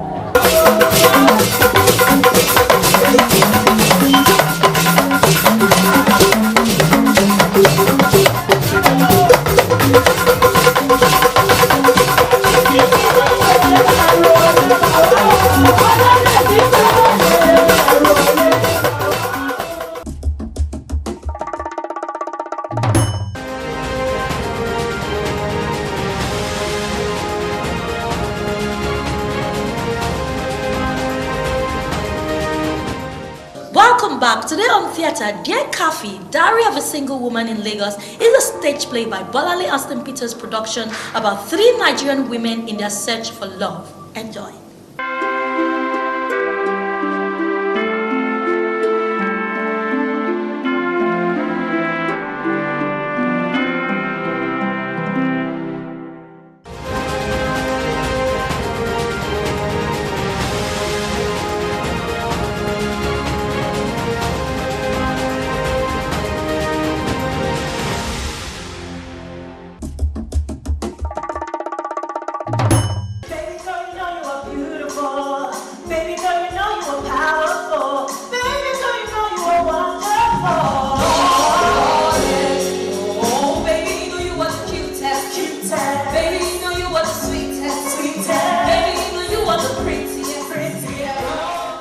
Yes. Oh, it was amazing. It was really good. I think that from the costumes to the act to the song, the voice, everything was perfect. The lighting, I love theater, so this was amazing. I love it. Hey, sis. Now you must be my future sister-in-law. My name is Tamara, but my friends call me Tam Tam. Yeah? I'll see you later, baby. Oh, yeah, sure. And one for my sister. My name is Abiola Lekbe. So my role, I'm the best friend of the female lead, the protagonist. We are supporting her, but also like, girl, get serious. These men, you're still running back to them. You're letting them run back to you. So we're giving her the truth and love and comfort at the same time. Post reliable sources. Oh, not the sources. Let me call that. So you can gather the sources for you. Wait. Let me call him. It's not true. Chicken eats sources. It's not true. Well, Otumba is the traditional Yoruba father who's very anxious about how his daughters seem to be growing old and they're not getting married as quickly as he would have wanted. And he's just ready to do whatever it takes, even if he upsets them. Just go and get married and give us grandchildren, finish. Very, very traditional, cultural man. It is my own responsibility to educate and empower my children, which is what I am doing. I'm not doing it so that they can become an option for one nonsense man. Let's go to... This play is beautiful. I love it so much, and I think it's just very relatable, especially if you know the Lagos story. I think it's one that just clearly defines Lagos, and I love it. And I love the casting was superb, the production, everything was perfect, and I trust Mrs. Bolali. Every time amazing, and this was nothing short of amazing. You are not formidable, Kike. Seriously. You know my name. How? Yes, I overheard your... I need to go. Bathroom. Yeah.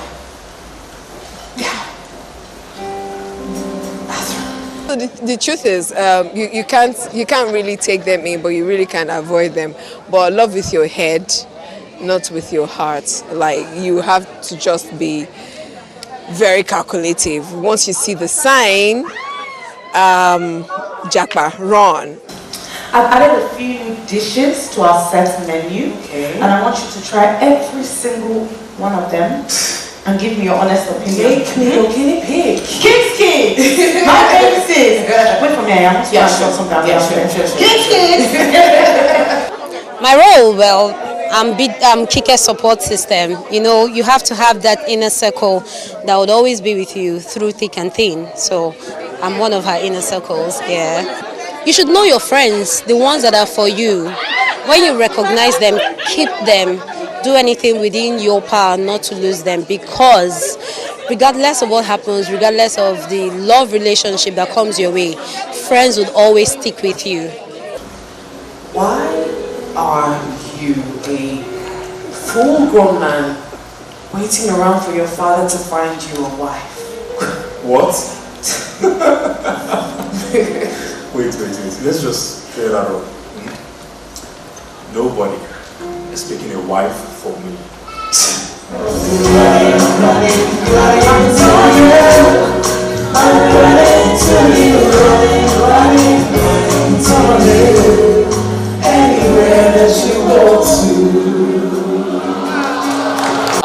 portray a 35-year-old girl who has been through the rubbles with men. She's never been lucky with men and dating. It's always been guys who take advantage of her, either financially, sexually, or academically, and just reenacting her story, and hopefully and hoping that people would learn a lesson or 10 from the entire play, because there are many aspects to it. So yeah.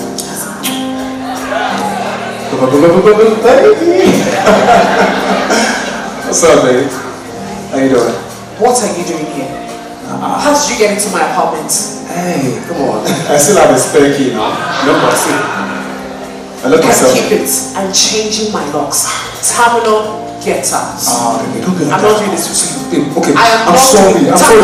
I swear. I'm not doing this. Well, you know, the man-woman relationship can be very complex. Within these complexities, there are a lot of stories you can tell, and a lot of lessons you can learn. So in producing this, what we were looking at with BAP, apart from entertaining, it's also for people to learn lessons, and people see the complexities in relationship and the things that happen in relationship. And you know, sometimes it's so difficult to really tell what women really want and even what men really want, you know.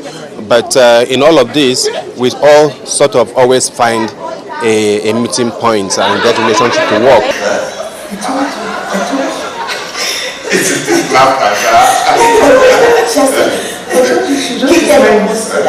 Don't keep us in the dark. Yes. Let's know what's happening so that we can start ordering the Achebe. It was a beautiful show. I totally enjoyed myself. I came here with my daughter. Dear Cafe, summary Lagos life of a young lady. Beautiful seeing the different variations of a relationship, and it was good to see the ending. The ending was superb. I think what I enjoyed most was the engagement from the audience. You know, at each point in time, you could see them participating in her story, participating in her experience, and also contributing. And I think we've left here knowing that these things happen, and it's relatable. So beautiful acting, beautiful cast, beautiful storyline, but most enjoyable for me today.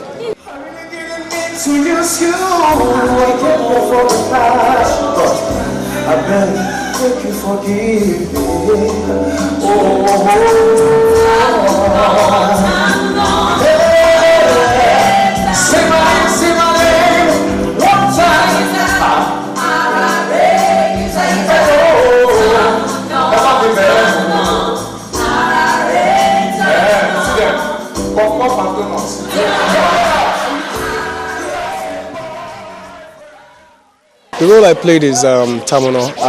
He's a gym instructor. He is out for the cash, basically, hunting Lagos girls. And, you know, he's not interested in marriage. Marriage is kind of like what's a lot of... The narrative these days, what we are seeing right now, is more like marriage is one of the ways that you kind of like get the Lagos girls interested in a relationship. And then when it comes down to that, like the marriage thing, the business, the guys are not ready to commit, and that's what Terminal basically is. It's about the cash, it's about what he can get. He's not ready to commit, and that's the role. At last, I'm so happy.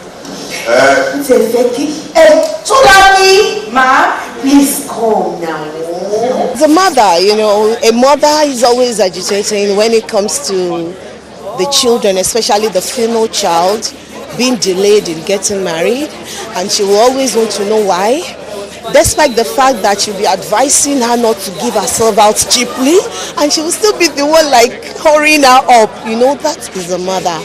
But at the same time, we'll be guiding her, you know.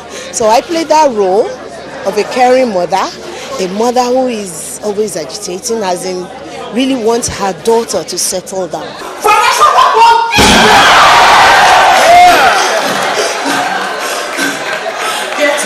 I'll give you that. Terminal, get out. Terminal. I need your help, please. I cannot do this without you. Terminal, Get out. Get out. Why did you get off your shoes? Get out. Jesus. Dear Cafe is a story that I've been thinking about for a long time. You know, talk about the issues young ladies or women face in Nigeria in relation to dating, right? And yeah, I decided to talk about it through a play. It was written about 3-4 years ago by Shola Dada and myself, and this is what you see today. We're following the life of 3 ladies and their experiences in the dating space in Lagos.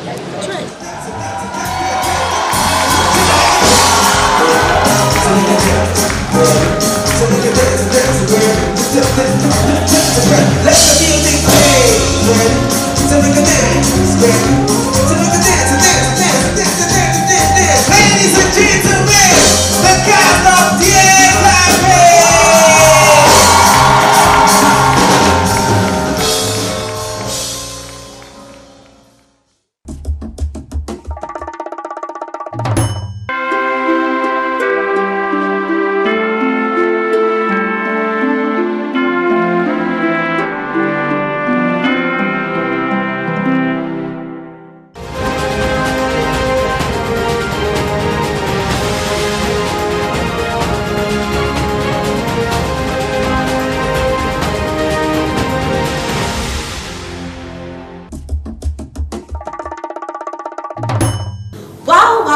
Wow, a beautiful production there by Bolali Austin Peters and her team. Well done! Now, art is not the possession of a few who are recognized writers, painters, actors, or musicians.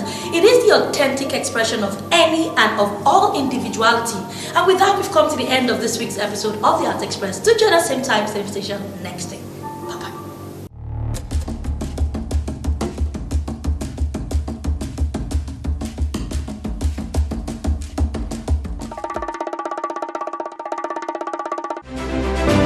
And we won't stop. We are going to keep doing greater things with the plastics. Many things that we take as ways that are not useful are really useful for us. That it makes me to look deeper. That there's something useful. It's very encouraging, even to us, the older ones. And if we can get to as many schools as possible, we are going to see how this will grow. Some outstanding students and schools were recognized and awarded for their innovative contributions and dedication to environmental conservation. Also crucial in mitigating climate change, providing livelihoods for millions of people, and ensuring the overall well-being of our planet. But rapid urbanization, deforestation, illegal logging, and climate change threatens its existence. Of forest rangers.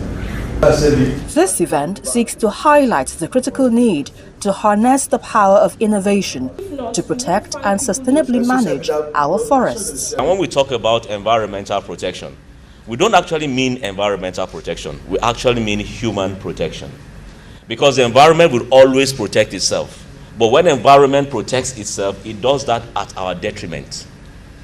Because we will not be able to stand when the environment protects itself. And that is why we ought to do it with the environment instead of the environment doing it by itself. So a day like this gives us an opportunity for us to reflect on the actions or inactions that we are doing that will be detrimental or will advance the cause of conservation, especially in this time we are talking about our forest estates. Concerns were raised about the disappearing mangroves and wetlands and efforts to address the worrying trend. This event is to emphasize the importance of forests and the need for sustainable management of forest resources. It is an opportunity to create awareness about our environment and secure our future. With Lagos State's population, which is growing by the day, we must address the increasing pressure on our natural vegetation, particularly due to housing and urbanization. It's crucial to embrace a conservatory approach to combat climate change. The event featured a tour of the Lekki Conservation Centre's canopy walk, showcasing the beauty of the forests.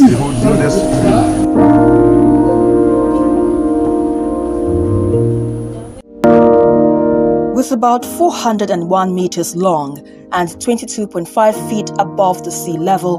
The canopy walkway at the Lekki Conservation Center gives a panoramic view of the entire forest. The canopy walk here is divided into 6 platforms and 7 walkways. Starting from a serene boardwalk, the journey to the canopy takes about 20 minutes, captivating visitors with its natural beauty along the way. Tourists, fun lovers, and nature enthusiasts often throng this nature park as a getaway from the hustle and bustle of city life. This is my first time of doing this, and it's very scary, but at a time now, I started enjoying it. Why I chose LCC above, than any other place, probably like the beach or an eatery. I just wanted to try something different, something new, and this canopy walk is unique. Trust me, it's unique. I will encourage anybody to do this. Spanning over 1,315 feet, the canopy walkway at Lekki Conservation Center holds the record as Africa's longest, offering a unique perspective on the coastal ecosystem. It's been around for more than 34 years. So we acquired the Nigerian Conservation Foundation, who are the owners of the Lekki Conservation Center, acquired this place in 1987-89, and then became functional since 1990, and has remained an attractive and tourist site since then.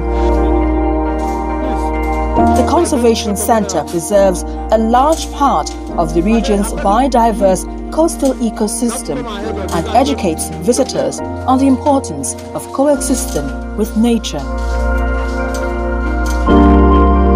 We are happy that we are partnering with Lagos State Government today to mark the International Day of the Forest, and we charge everybody out there to try to preserve and conserve the environment close to you.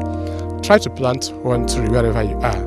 So our population is estimated to be at 200 million and above. So you can imagine each person planting 1 tree, or even half of the population planting 1 tree. That's 100 million trees that we'll have this year, and that will contribute a lot to making the environment a better place for us to. You came here, you can see the fresh air, the oxygen, different from what you have out there. So if it swingles and all of that, and that's the beauty of it. So Sabine was saying he is shaking that as if that he's scared it's going to fall. This guy went and caught a clip of that, added to his own video and so many other things, and made it sensational and put it out on the social media. I'm sure you've seen the difference walking on the boardwalk and the canopy walkway coming.